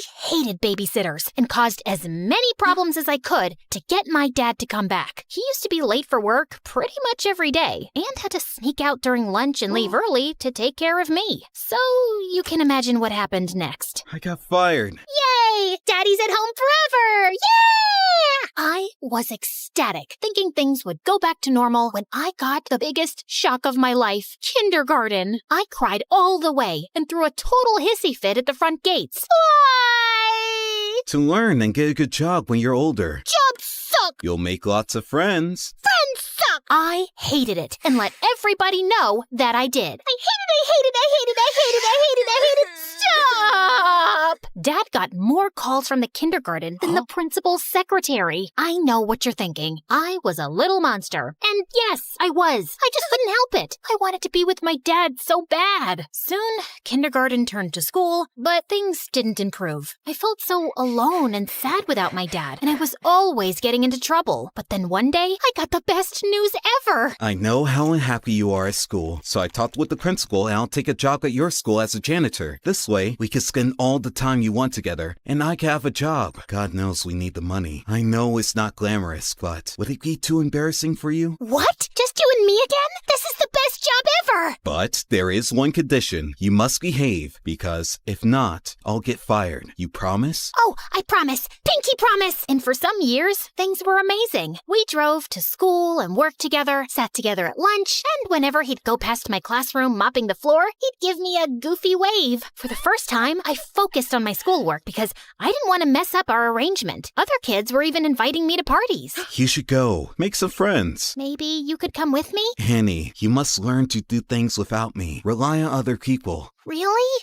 Maybe you're right. I guess I can go for like half an hour. Nah, let's just hang out here and watch TV. But then it all changed. I was supposed to be meeting some peeps at the movies, but then remembered Dad's favorite TV show was on. So I decided to go back home and watch it with him. But when I opened the door, I found that Dad was having dinner with a woman with candles and flowers on the table. Annie, Angel, I wasn't expecting you. This is Fern, my new friend. Hello, Annie. I've heard so much about you. It's great to meet you at last. Funny, I've heard absolutely nothing about you. I was hoping we'd spend some time with Fern, Annie. Three's a crowd. Suddenly, I felt so jealous. Why would he want to spend time with her and not me? Soon, Fern became a permanent fixture at our place. Despite my grumpy face when she was around, she was always super nice to me. Wanna hit the shops? I have the biggest discount card. Maybe you can use it to buy another book on winning over skeptical teenagers. And at school, Dad was always calling her. She even joined us for lunch some days. I tried to do everything to get his attention when they were together. Like the time in the canteen, she'd made us all sandwiches, and I pretended to choke. Poison! But they were too busy staring into each other's eyes to notice. Soon, Fern moved into the house. And even though I kept moving her things around, she was always calm and supportive. You can always talk to me about anything, you know. I'm fine. You and your dad have such a special relationship. I wouldn't want to come between you two. Well, cheers for that. You can rely on me too. I'll always have your best interests at heart. Yikes, is that the time? Gotta run. It felt like Dad was slipping away from me. But at the same time, I was also starting to become independent. During that time, I joined the chess club and quickly showed talent. No doubt thanks to all those games with my dad. I even won the school tournament and got invited to represent the school in an international tournament in Belgium. I knew it was a life-changing trip, but I also knew that my dad's job as a janitor didn't pay much. He would not be able to afford the expenses of such a trip, so I had to decline the offer. I was pretty sad about it, and soon things got even worse. That same afternoon, I got to class, and one of the more popular girls was sitting in my seat, slurping on a milkshake and making fun of me. Look at me. I'm Annie, and I'm so lame because my dad's my BFF. Great, that's really mature. Now move your butt from my seat. Oh no, you better call your personal janitor to clean up this mess. What mess? I shouldn't have asked, as she threw her milkshake on the floor on purpose. This mess. What are you waiting for? You better call Daddy. I jumped on her and tipped the rest of the milkshake over her, and that's when the teacher intervened. I got after-school detention. I was really scared that Dad would find out, but thankfully, he went home after finishing his shift. I was super relieved. But then, on my way out from detention, I heard a weird rustling noise from one of the classrooms. That's odd. Everybody went home already. I thought it was best to get out of there, but suddenly, a man in a ski mask rushed out of a classroom, holding a bag full of the school laptops. Oh no, a thief! I froze in my spot as he spotted me and stopped for a few seconds, then started running down the hallway. As he ran past me, he accidentally hit me with the bag of laptops, and I yelled in pain as I stumbled to the floor. Oh my God, are you okay? I looked up in shock as I recognized that voice. Dad? Suddenly, he dropped the bag and ran down the hallway and out of the school. I tried to follow him, but he was too fast. So I sprinted home, and there he was, Dad, completely out of breath and with the ski mask in his hand. The first thing he told me was to keep my voice voice down so Fern wouldn't hear. Dad, seriously? Stealing from the school? Are you crazy? Annie, you've got it all wrong. Oh, really? Ski mask? Swag bag? Come on! Keep it down, will you? We can't let Fern hear this. Start talking. I did it for you, Annie. Professor Parker told me about the chess tournament and the trip to Belgium. He told me that you turned him down without even telling me. I want the best for you. I don't want you to lose out on something like this because of me. But the moment I saw you, I knew I couldn't go through with it. Now, we can't let the police know. They'll lock me up. If you think about it, no harm was done. Nothing was stolen, so everything's great. Of course, everything wasn't great. While his intentions were sweet, he made a huge mess in school. The principal had reported the attempted robbery to the authorities, and I had to testify in front of the police as the only witness. I couldn't turn in Dad, so I had to lie. I told them that the thief was super short and had green hair. I hoped to keep a low profile about the whole thing, but the next day at school, I was treated like a hero. The girl who saved the school. My hair would have just frizzed out in fear. You're like a real superhero now. Yep,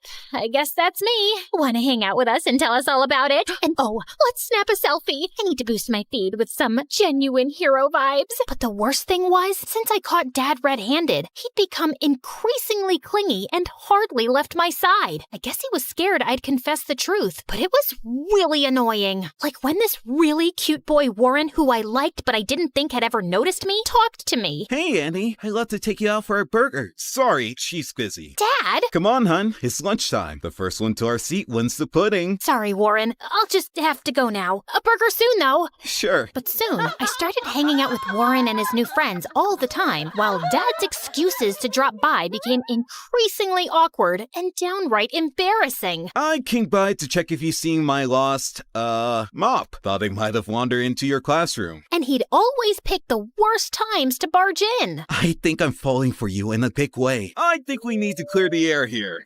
Dad! I'd had enough, and on the way home, I thought of ways to let him down gently. But I ended up screaming the truth at him in the driveway. Dad, it's time for a reality check. You can't shadow me forever. How about picking up a hobby that doesn't involve stalking me? You're suffocating me. Then he looked down and rolled his puppy dog eyes. I began to feel very guilty. But then big news popped up on my phone. A very short man with green hair had been arrested for the school robbery. And it was all because of me. Annie, we must go on the run. No, Dad. You need to confess. Confess to what? And suddenly, we both turned around, and Fern was standing there with the groceries.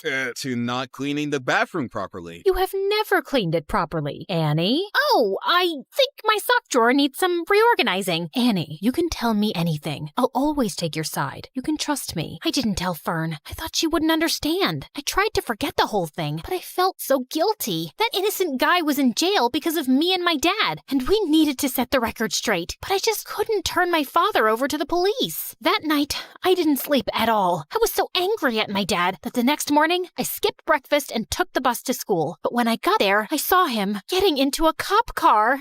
Dad! Loads of people were standing around, watching and filming, and I was mortified. I tried to make my way through, but when I reached the police car, it drove away from the school. Then the principal came over and pointed at me. Warren and my friends were shocked. It seems Annie isn't a superhero after all. She was an accomplice to her dad. I've never felt such deep shame. If I had superpowers, I'd have vanished right there or zapped myself to the North Pole. I covered my face, crying, and was ready to run away from there, but a cop caught my arm. Time to face the music and confess. But when I finally told the truth, I felt like a weight had been lifted from my shoulders. They let me off with just a warning since I was a minor, and my dad took full responsibility. Fern came to pick me up, and I was enraged with her. I knew she couldn't be trusted. How could you betray us like that? I must confess that I heard you guys whispering around. I quickly understood what was happening, and I knew I had to step in. You didn't deserve to live with that huge secret and with the guilt. I knew it was the right thing to call the police,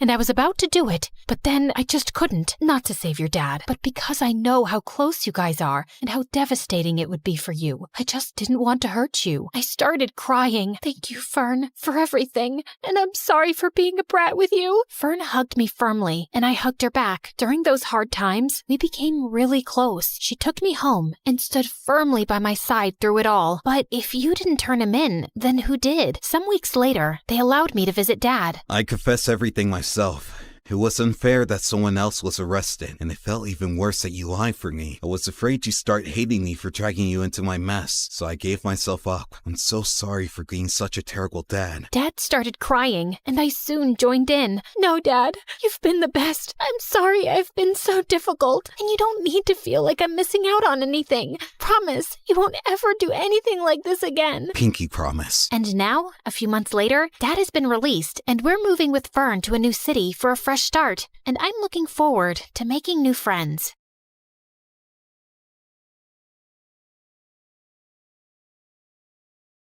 Okay, listen. Onion, honey, or pineapple. Any of those can tenderize meat. Pick whichever one's available. Okay, got it. Noted. I didn't come to this school for academics.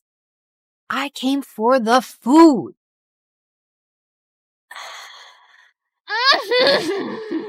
The texture. Oh, the crunch. The glaze. The magic.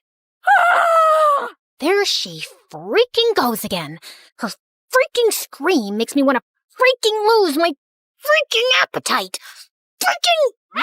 And that's exactly why you don't have friends. You treat food like it's your boyfriend. So what?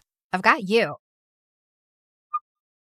They're reopening the Culinary Society for freshmen, and they're choosing 10 new members. The announcement's tomorrow at the auditorium. I'm joining that club. You in a cooking club? Babe, you're way too lazy for that. But I have a golden tongue. What was he doing here? Don't tell me. He also cooks? Broody boy has kitchen skills? The world doesn't revolve around you and your stupid food cravings, you annoying brat. We only passed because of you. We almost failed because of me. You wasted all of this? For what? For your stupid little practice? Goodbye, Wi-Fi. Goodbye, sanity. Welcome to the life it endless you, where the story's changing and the lead is you. So carve your name in the wind, let the legacy breathe. There's a world in the pages that we're starting to weave. Not just a school, but the soul of the story, turning our scars into stars and our grit into glow. Salty. Sweet. Cheesy. Ooh, spicy. You're clearly riding a flavor high. Did you fall in love?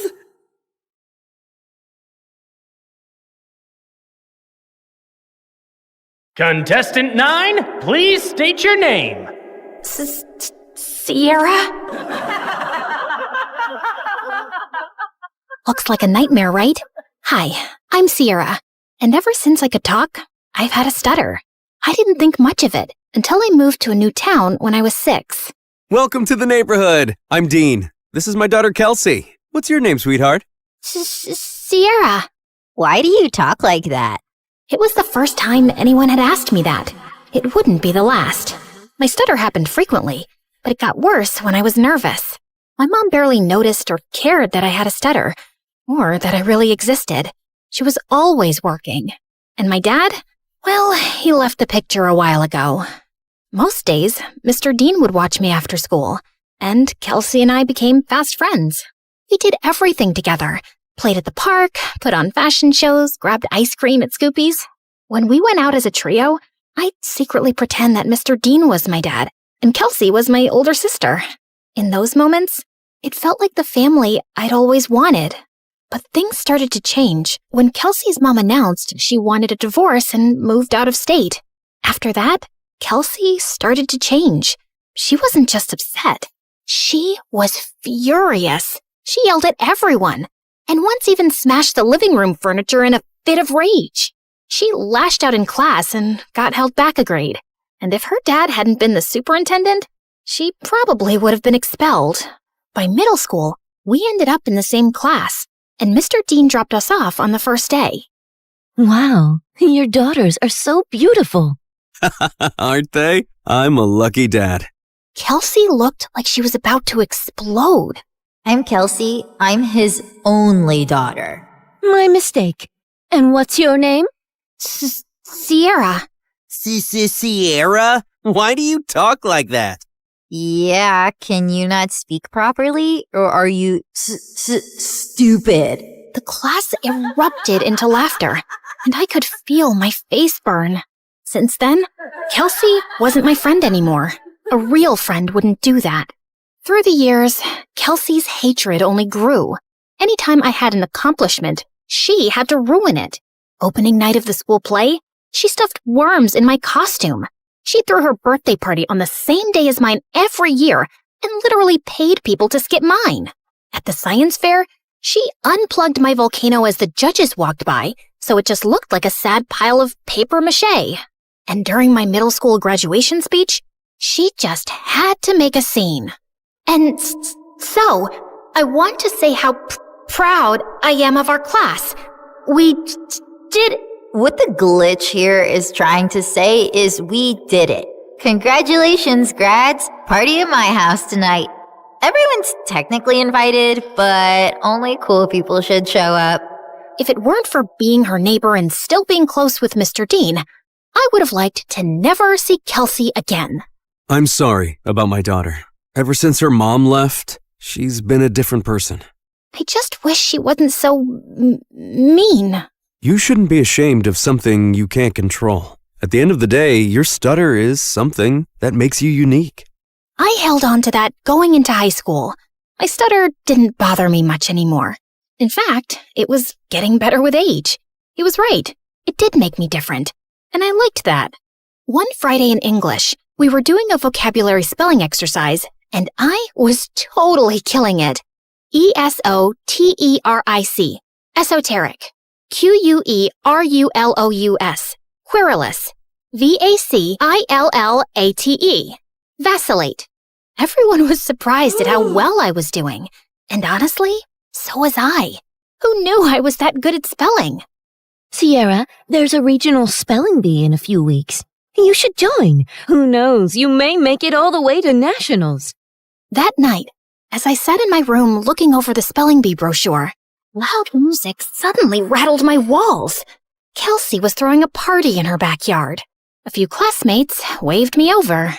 Fine, just for a little. The party was fun, but I couldn't stop thinking about the spelling bee, and I decided I would sign up. I was about to leave when... What's this? She snatched the brochure out of my hand. A spelling bee? Oh, please. Like you could ever win one of these. In case you didn't know, you trip over your words.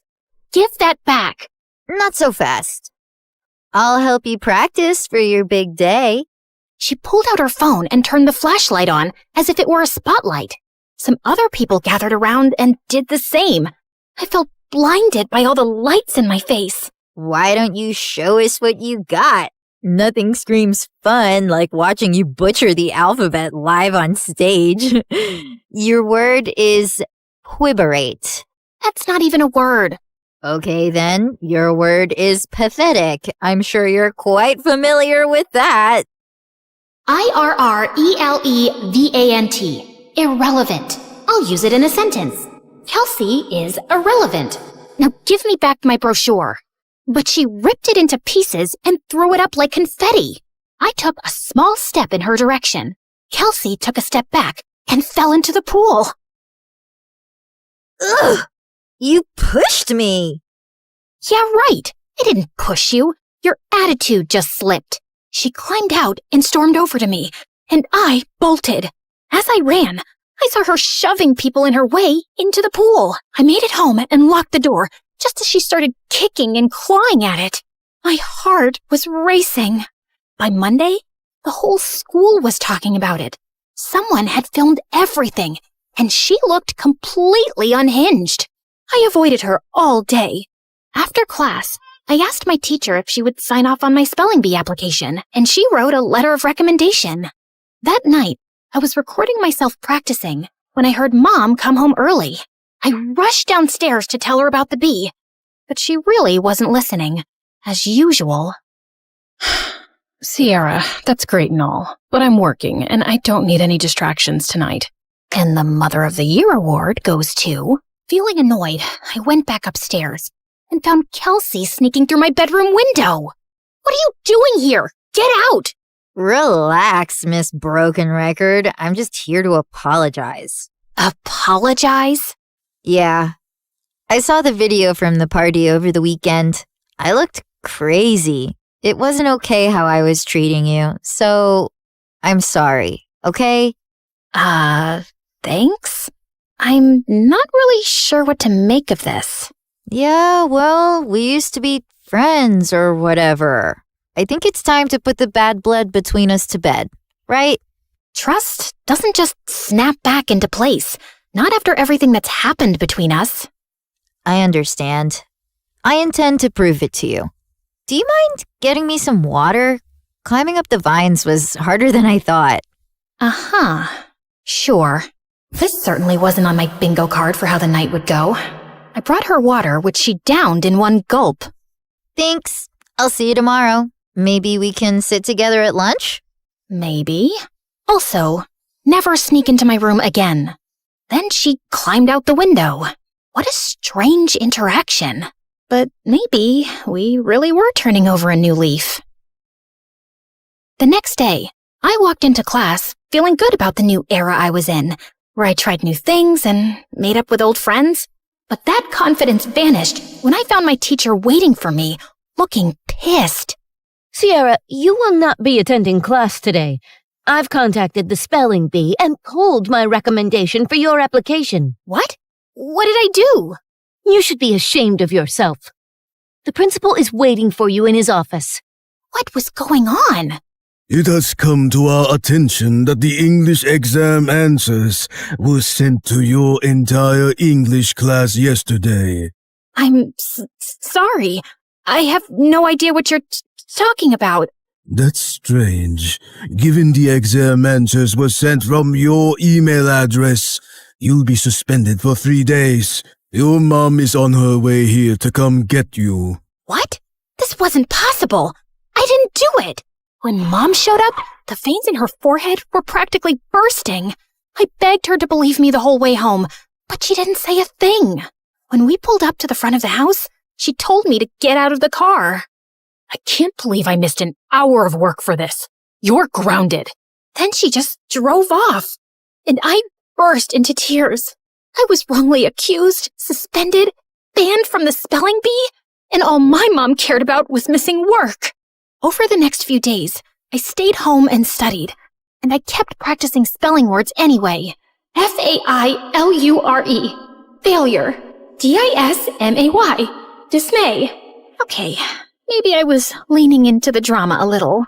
When I finally got back to school, everyone basically hated me.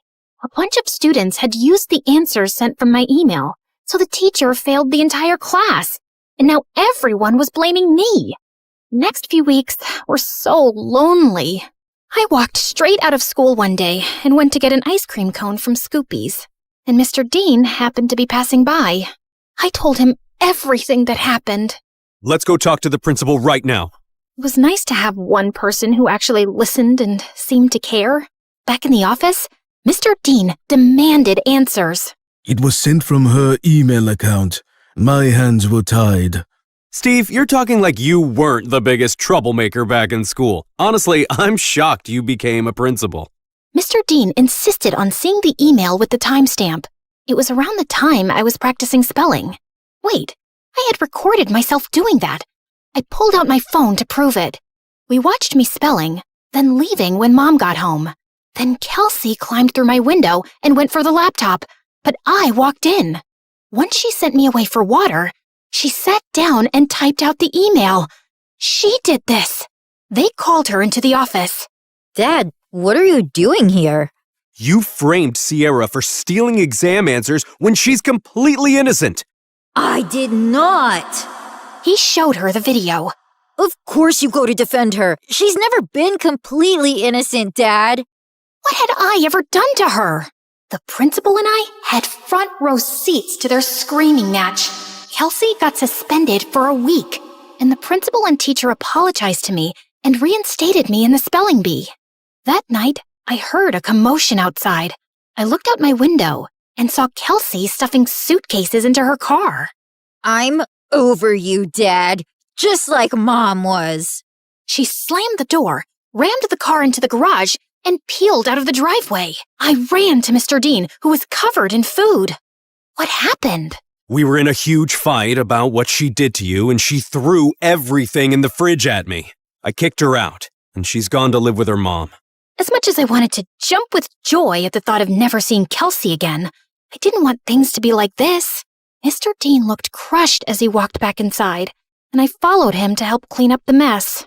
At school, word got out about what Kelsey did, and people started being nice again.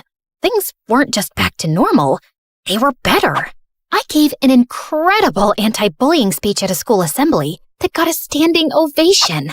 I started a support club where victims of bullying could share their stories. And at every free moment, I was practicing for the spelling bee, often with Mr. Dean's help. He still seemed down about being alone, but when I was around, he cheered up. He drilled practice words with me every day until regionals. And on that day, he was there in the audience. My mom wasn't. I got second place and was qualified for nationals in a month. Afterward, the top contestants did a group photo shoot. I was smiling for the camera when someone put an arm around my shoulder. I looked up. It was the guy who won first. You were a great competitor out there today. Congratulations. His accent, his eyes. Suddenly, I forgot how to breathe. Thanks. Where do you come from? Where do you come from? Sierra, are you kidding me? Is that how you speak, or did I just fluster you? Oh, no. I just have a stutter. It's adorable. I'm Leon, and I'd love to get your number. We should talk more, since we'll be seeing one another for nationals next month. Yes, please. We exchanged numbers, and I practically floated back to Mr. Dean. It felt like the best day of my life. When we got home, Mom was on the porch, arms crossed. She rolled her eyes when she saw us together. And where have you two been? The spelling bee, Mom. Remember? I won second place. She did amazing. You should have seen her. I'm sure, but I was too busy with the logistics of moving. Moving? Work wants me to relocate to California within the next couple of weeks. Mom, no! I have nationals next month. Well, that's too bad. Work comes first. You know that. Work always comes first for you, Mom. It's never me. Oh, stop being so dramatic. What if she stays with me until the end of the school year? What? I have Kelsey's empty bedroom. She can compete in nationals, finish out the year, and then move out to California. Please, Mom. Fine. Within a week, Mom was gone, and I had moved into Kelsey's old room. Mr. Dean cared in a way my mom never had, and this new life felt good. And to top it off, Leon reached out. He was a foreign exchange student from Spain living in New York, and we hit it off instantly, texting all night, every night. We had so much in common, and he was so easy to talk to. I had a major crush. One night, I even felt bold enough to tell him. I was losing sleep, slipping in school, and didn't care. I had never felt like this about someone in my life. Leon and I even planned our first date the night before nationals. That weekend, I was behind on prep, but I was more excited to see Leon than I was to compete. We planned to meet at a park, and I spent hours getting ready. I waited for him at the park. He was 5 minutes late, then 15, then 30. After 2 hours, unanswered calls, and 20 unread texts, I gave up and walked home. I got in bed and cried. Had something happened? Had I been stood up? I barely slept that night. The next morning, I was exhausted. Mr. Dean and I headed to the bee. I checked in and looked for Leon. Nothing. When it was time to go on stage, I scanned the crowd. No Leon. But then backstage, I heard whispered voices. I turned and saw Leon talking to someone behind him. No, I can't keep doing this. Leon, come on. It's not that hard.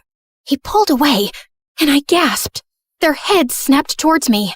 Kelsey laughed, while Leon froze like a deer in headlights. Was this all just a setup to mess with me? Sierra, wait! My ears started ringing, and I don't remember anything else that happened until... Contestant 9? Contestant 9, please step forward! A contestant sitting next to me tapped on my shoulder, and I walked up to the mic, trying to steady myself. Sierra? Why do you talk like that? Yeah, can you not speak? Are you stupid? You should be ashamed of yourself. Like you could ever win one of these. In case you didn't know, you trip over your words. Contestant 9, please state your name. Sierra? Your word is vicissitude. Vicissitude. VICISSITUDE. That is correct. And just like that, my first round was over. With every ring of the bell that told me I got the word correct, my confidence rose. I shut Kelsey and Leon out of my mind. Contestants were dropping like flies, but I stayed strong. Until it was just Leon and I. Your word is appoggiatura. Appoggiatura. A-P-P-O-G-I-A-T-U-R-A. Appoggiatura. I'm sorry, that is incorrect. Sierra, if you can correctly spell the word, you will be our national spelling bee champion. Appoggiatura. APPOGGIATURA. Appoggiatura. That is correct! I did it! The audience went wild. I got my huge new trophy and went to the lobby to find Mr. Dean. But I heard Leon's voice behind me. Wait! Sierra, please! Leave me alone!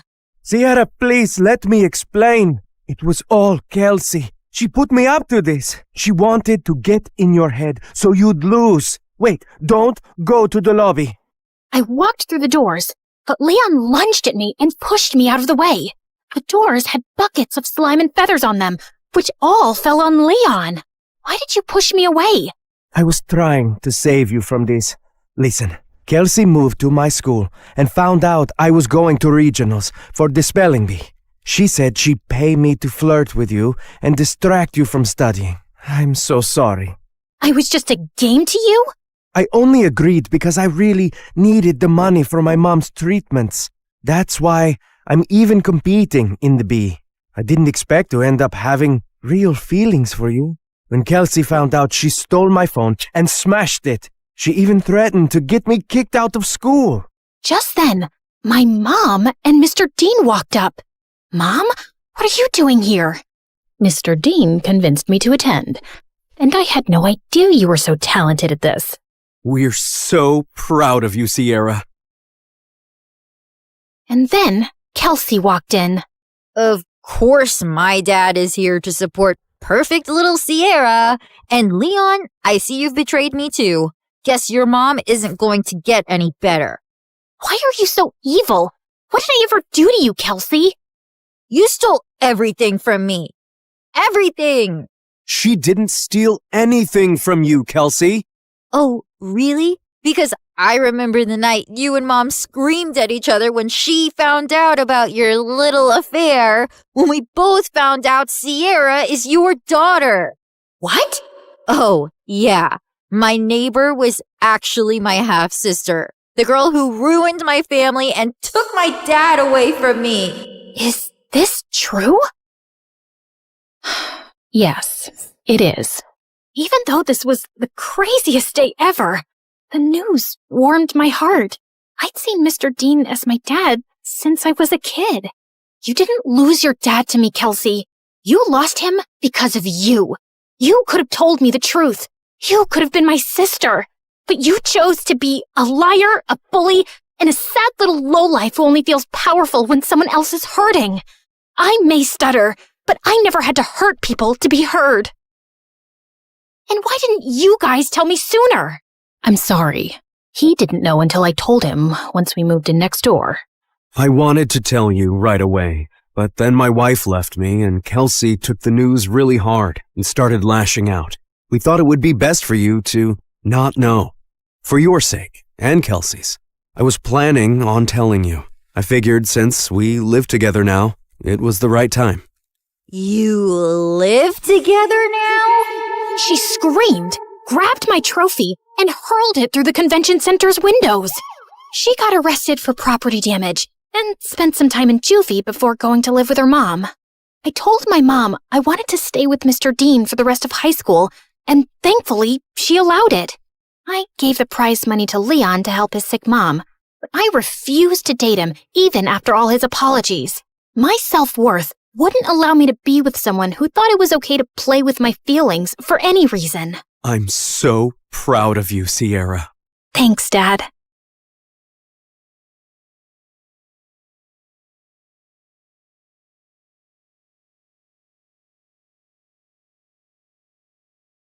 Hi, I'm Catherine from Arizona. Please like and subscribe. When I was born, my parents were very young. Dad was an inventor and Mom was an aspiring model. Mom spent most of her time at auditions and fancy parties, while Dad and I stayed home in his lab. The two of us would go from business to business trying to sell Dad's inventions, but no one ever bought anything. I love that Dad let me help with his experiments, even though I was clumsy. Like once when I was 7, I tripped over my shoelace and ended up spilling some beakers, and the whole lab stank of rotten eggs. Nobody could pass by our house for a week without gagging. Another time, I left a burner on the lab and went to the park, and by the time I returned, I found a fire brigade outside the house. Mom was furious when she came home, but Dad always had my back. He was the sweetest, but Mom fought with him over everything, especially the fact that he didn't make enough money. And then one day, Mom just left with her new friend. Dad said she was going on a business trip and would be back soon. Well, Mom never came back, and Dad did his best to keep me happy. Once when I was 9, we were at the supermarket and Dad picked up the last bag of marshmallows when suddenly a lady started yelling at him. Hey, I was about to take that. Give that to me. Ma'am, I picked them up first. So what? I saw them first. Don't you have any manners? It's ladies first. Dad gave the bag to her, but I was furious. He was just too nice, and I had to protect him. Plus, there were marshmallows on the line. I acted nice and offered the lady some gum. And seconds later, the witch started to scream. It was a spicy gum that made your mouth feel like it's on fire for 10 hours. One of my favorite inventions. Dad and I kept working together, and by the time I was 12, we had developed something spectacular. He sold our invention to a huge corporation, and overnight, we became millionaires. We moved into a huge house, and Dad started his own company. But I couldn't help noticing that sometimes he was really sad. What's wrong, Dad? Nothing, honey. I'm totally fine. Then one day, a magazine named him the city's most eligible bachelor, and suddenly, he was going on dates every weekend. I was jealous. For so long, it had been just the two of us. But Dad seemed happier. Dad had always homeschooled me, but now he was too busy. So I started school for the first time in 9th grade. We had a test in science class soon, and I turned in my exam in 5 minutes and got all the answers right. My teacher, Mr. Johnson, swore I cheated. I didn't cheat. I studied the chapter last night. I stood up and recited everything from the chapter word for word. Mr. Johnson was stunned and immediately apologized. After that, he was much nicer to me and even asked me to assist in class. Soon, I was even tutoring kids after school, and people called me a genius. Everyone loved me, except for a kid named Gabe. Gabe and I had competed against each other on the school's debate team. Every time I came in first, and he came in second. Later that year, Gabe and I competed in the science fair. The teachers were really impressed with Gabe's project. That is, until they saw mine. I won first place, and Gabe came in second. You think you're so awesome, don't you? Well, you're not. Things are just easy for spoiled brats like you. Excuse me?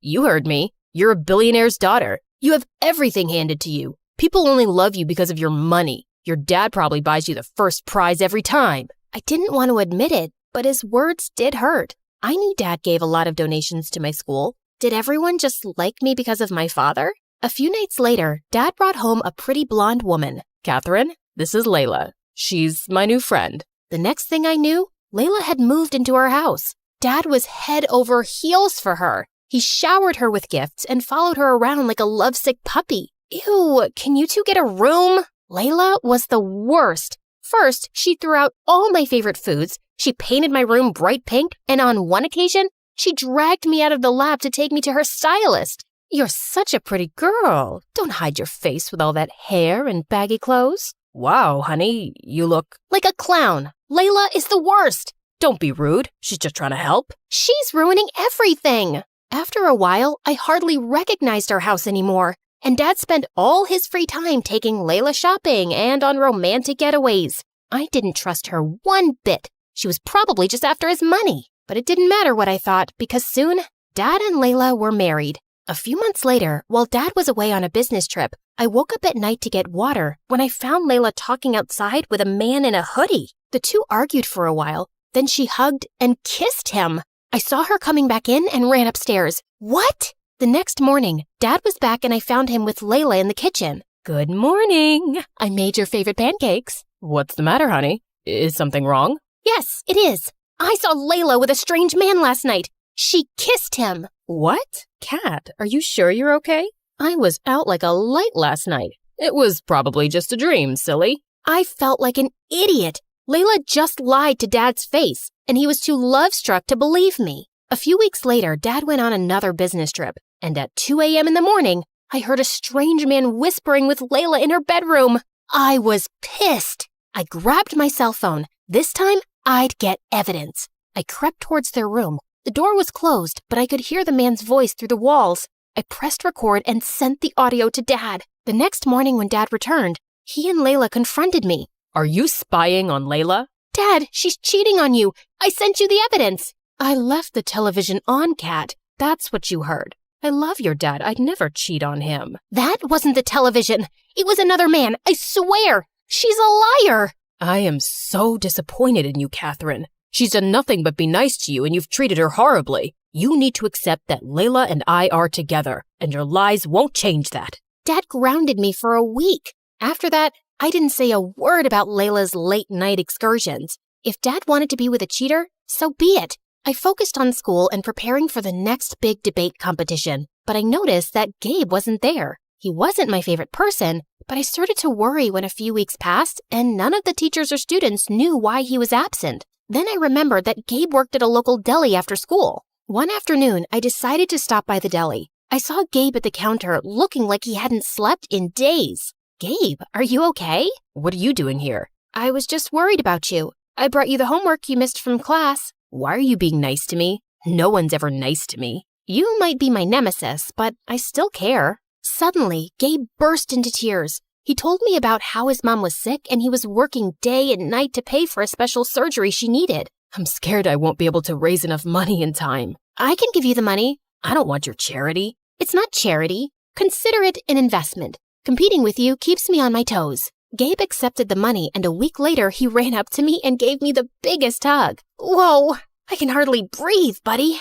Mom's surgery was a success, and it's all thanks to you. Also, I'm sorry, Catherine. It's not true that you win everything because you're rich. You're just better than me, and I know that. Soon, Gabe and I started spending all our time together. We studied together every day, texted late into the night, and sent each other our favorite MSA videos. I was happy being at his place anyway because I wanted to avoid Dad and Layla as much as I could. One day as we were walking home, he was unusually quiet. What's wrong? You look like you swallowed a lemon. I don't know how to say this, but I was thinking, just contemplating if maybe you would consider or like to, Just spit it out, man. Do you want to go with me to the winter dance? Oh, I don't know. That might not be such a good idea. It's okay, I get it. You'd rather go with some rich, cool guy, not a poor nerd like me. No, I don't care how much money you have, and we're both nerds, duh. It's just that I'm a horrible dancer.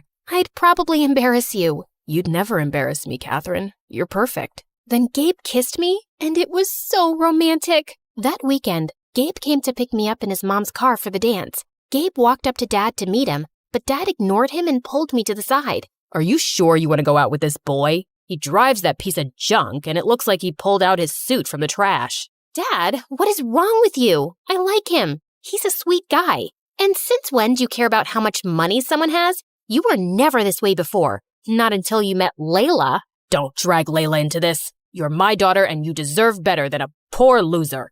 You're being impossible. Let's go, Gabe.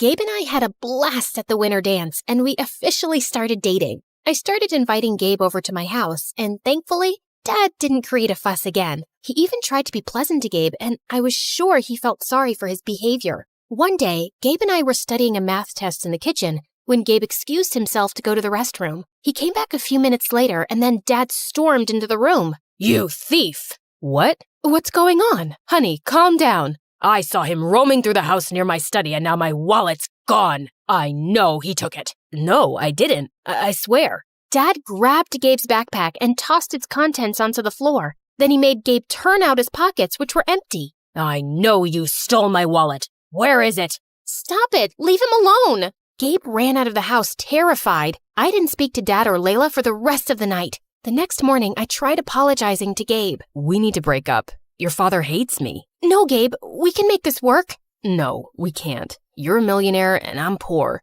Your dad'll never accept me. I love you, Catherine, but I can't do this. I have my pride too. After that, Gabe didn't speak to me again. He blocked my calls, and when I went to his house, his mom said he didn't want to see me. Days passed and I focused on my studies, but I still missed Gabe and felt so angry. Catherine, your father is upset that you've been ignoring him completely. He didn't mean what he said about Gabe. The things aren't always what they seem. He's been under a lot of pressure at work, and I don't care about your excuses, Layla. All I know is that my dad was amazing and we were happy till you came along, and now he's changed and everything's awful. A few weeks later, Dad and Layla had their anniversary, and Dad made dinner reservations for us at a fancy restaurant. I said I didn't want to go, but Dad looked upset, so I reluctantly agreed. I was getting ready and decided to wear my favorite diamond necklace, which was in Dad's safe. I went into Dad's office and opened his safe, and inside there were suitcases full of money,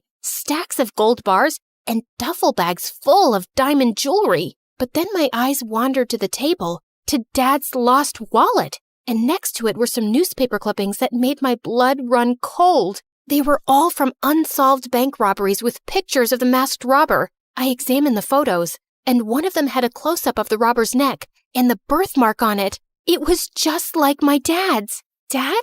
What's wrong, honey? I showed Dad the newspaper clippings. This is you? How could you do this? What? No, I don't understand. This can't be. I didn't. Then Dad fainted and hit his head. Layla called the ambulance and Dad was rushed to the hospital. I sat in the waiting room while Layla spoke to the doctors. Then she asked me to come into Dad's room. Layla and I have been keeping a secret from you. I have dissociative identity disorder, also known as a split personality. I struggled with it when I was younger, and I had it under control for years. I was his psychiatrist and fell in love with him. He was good for a while, but then his condition got worse. That was your dad in the hoodie outside the house that night, and he was the one you heard in the bedroom. He was supposed to be out of town getting treatment, but both times, he came home acting strange and saying things that didn't make sense. He didn't ever let me tell you because he didn't want you to worry. I have no memories of the robberies, Kat, I swear. I didn't know things had gotten that bad. I'm so sorry, honey. I hugged my dad and Layla. I felt so bad for Dad and for how I'd treated Layla. Dad was released from the hospital. The judge decided not to press charges for his crimes, but ordered him into therapy, and we returned all the stolen goods. Layla and I supported Dad through his treatment, and a few months later, the doctors released him from the psychiatric facility. And over this time, Layla and I grew closer. One day, when I got home from school, I opened the door to see Gabe and my father standing inside. Layla told me I chased your friend away, and I've apologized for how I treated him. I'm sorry for the pain I've caused you both. I would never stand in the way of your happiness, Kat. Thank you, Dad. Gabe rushed over to me and kissed me, and from then on, he never let me go.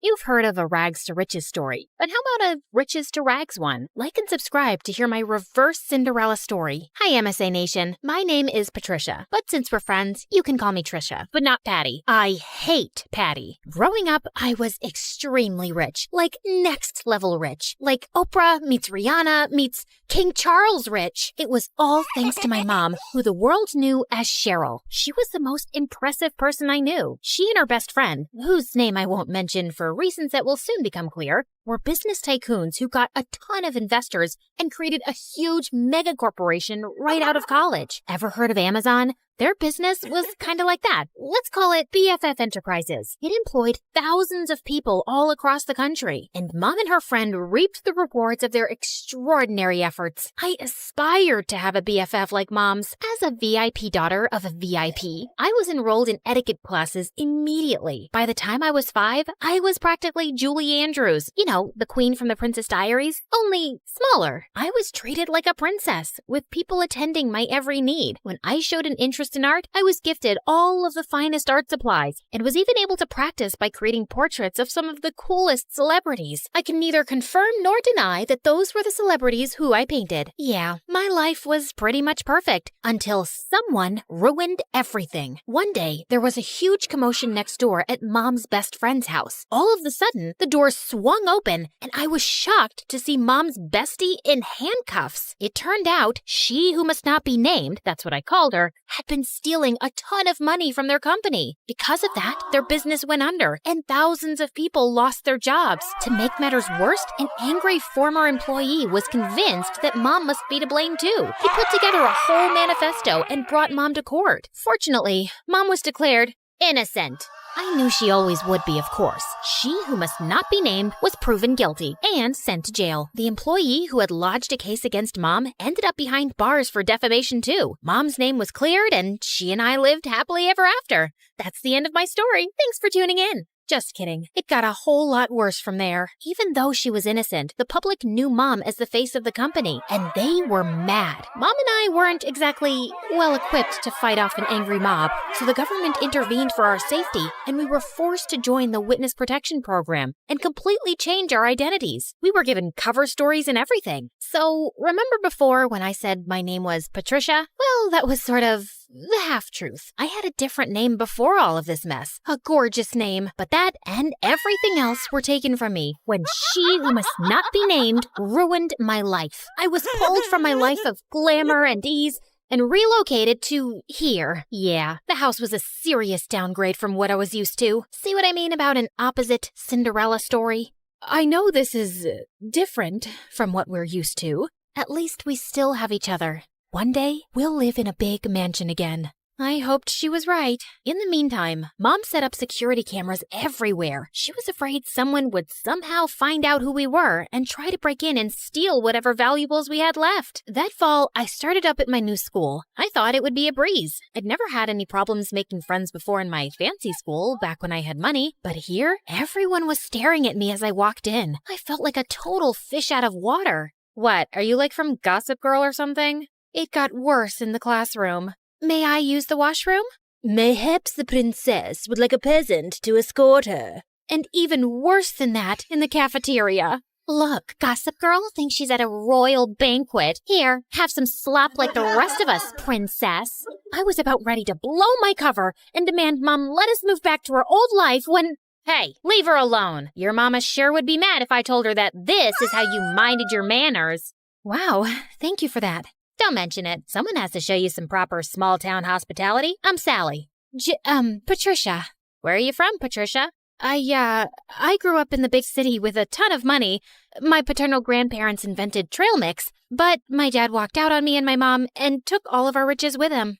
Oh my goodness. I'm so sorry to hear that. We used to have more money too, but, well, it's complicated. It's hard, what with being one of 6 kids. Hey, if you'll let me, I would love to help you learn the ropes of a small-town life on a budget. Under Sally's wing, I started to really get the hang of my new life. She taught me all the tips and tricks to finding the best deals while thrift shopping. $5, final offer. The art of sandwich making. The more cold cuts, the better. Even how to use a lawnmower. She was a hoot. While all the other neighborhood kids were riding bikes, Sally would show up places driving her dad's lawnmower. And you don't need a license for this? Nope. Weirdly, though, I never actually saw Sally's dad, but more on that later. Sally encouraged my painting, even if it meant using unconventional canvases. She was the most thoughtful friend I ever had. In turn, I taught Sally all about how to host a proper high tea and even how to ballroom dance. Sally was a total girly girl at heart, and I could tell she appreciated feeling like a princess for once. Over time,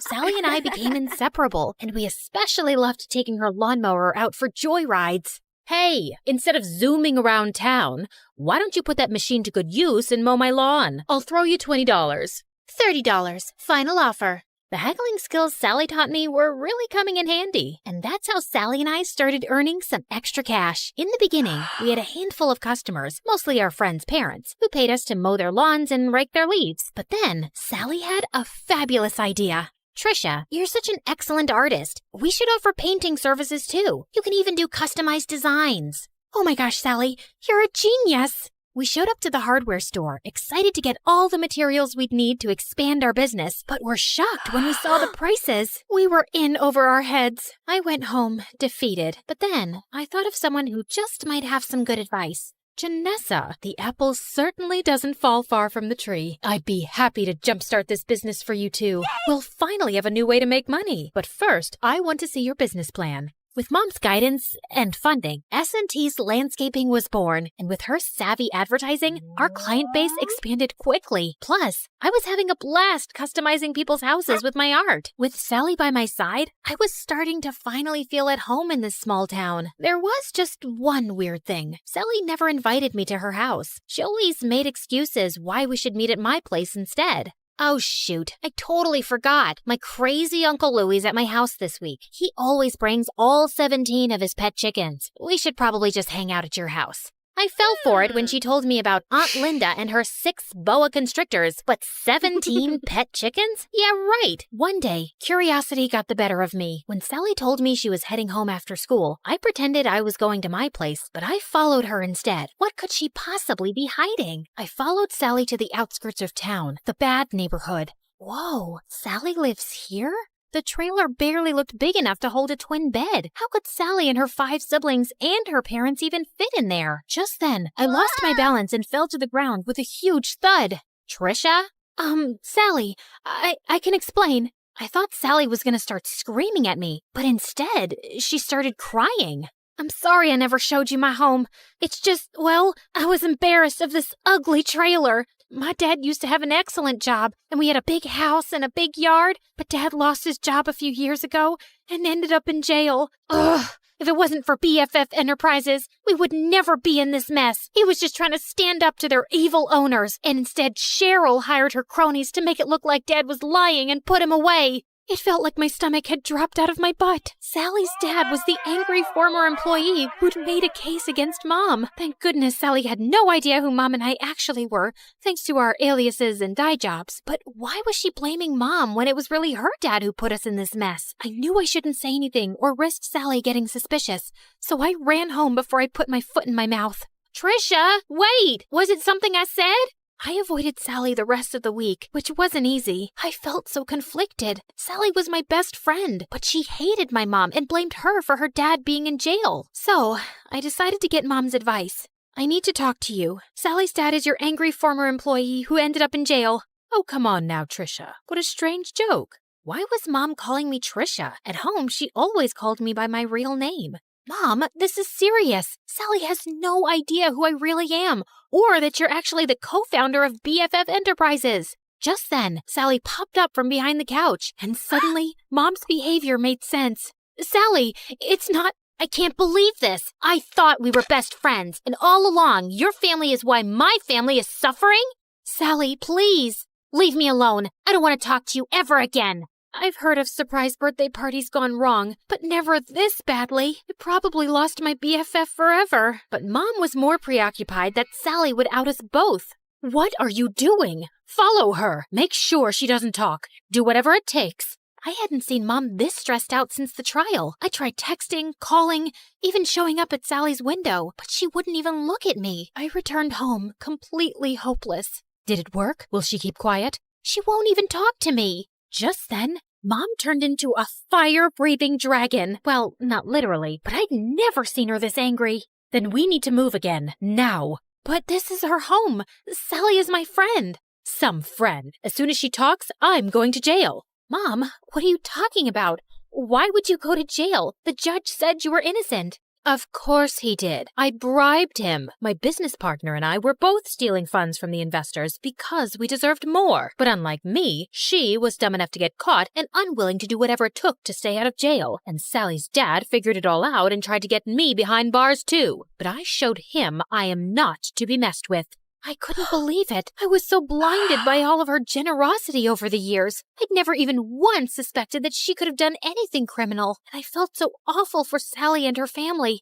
They didn't deserve this. But then again, how could I choose between my mom and my best friend? What Mom said next, though, made everything totally clear. You got us into this mess. Now you have to get us out. Me? I'm just a kid. You're the one who was so greedy that you stole money and ruined your company and all of your employees' lives. You even let your own best friend take the fall. You cared so much about money, you forgot about what really matters, friendship. Trisha, come back here. My name isn't Trisha, Mom. It's Janissa. So, let me reintroduce myself. Hi, MSA Nation. My name is actually Janissa. Pretty, right? Okay, back to the action. I grabbed the security cameras on my way out and headed straight to the police station. It had our conversation and Mom's confession recorded. The police took my mom away, and because I had just turned 18 recently, they let me take care of myself. And that night, the story was all over the news. I knew I'd done the right thing, but I'd never felt lonelier. The next morning, I woke up to a knock at the door. Sally, you have to believe me. I didn't know about my mom. She told me everything for the first time yesterday. I can't believe you did that for me, Patricia. Well, I had to. It was the right thing. I mean, sure, I probably could have bounced from town to town with Mom for years, pretending to be someone I'm not, but I don't want to be like Mom, throwing my friends under the bus and not caring about hurting other people. I would choose friendship over luxury 1,000,000 times. And, by the way, my real name is Janissa.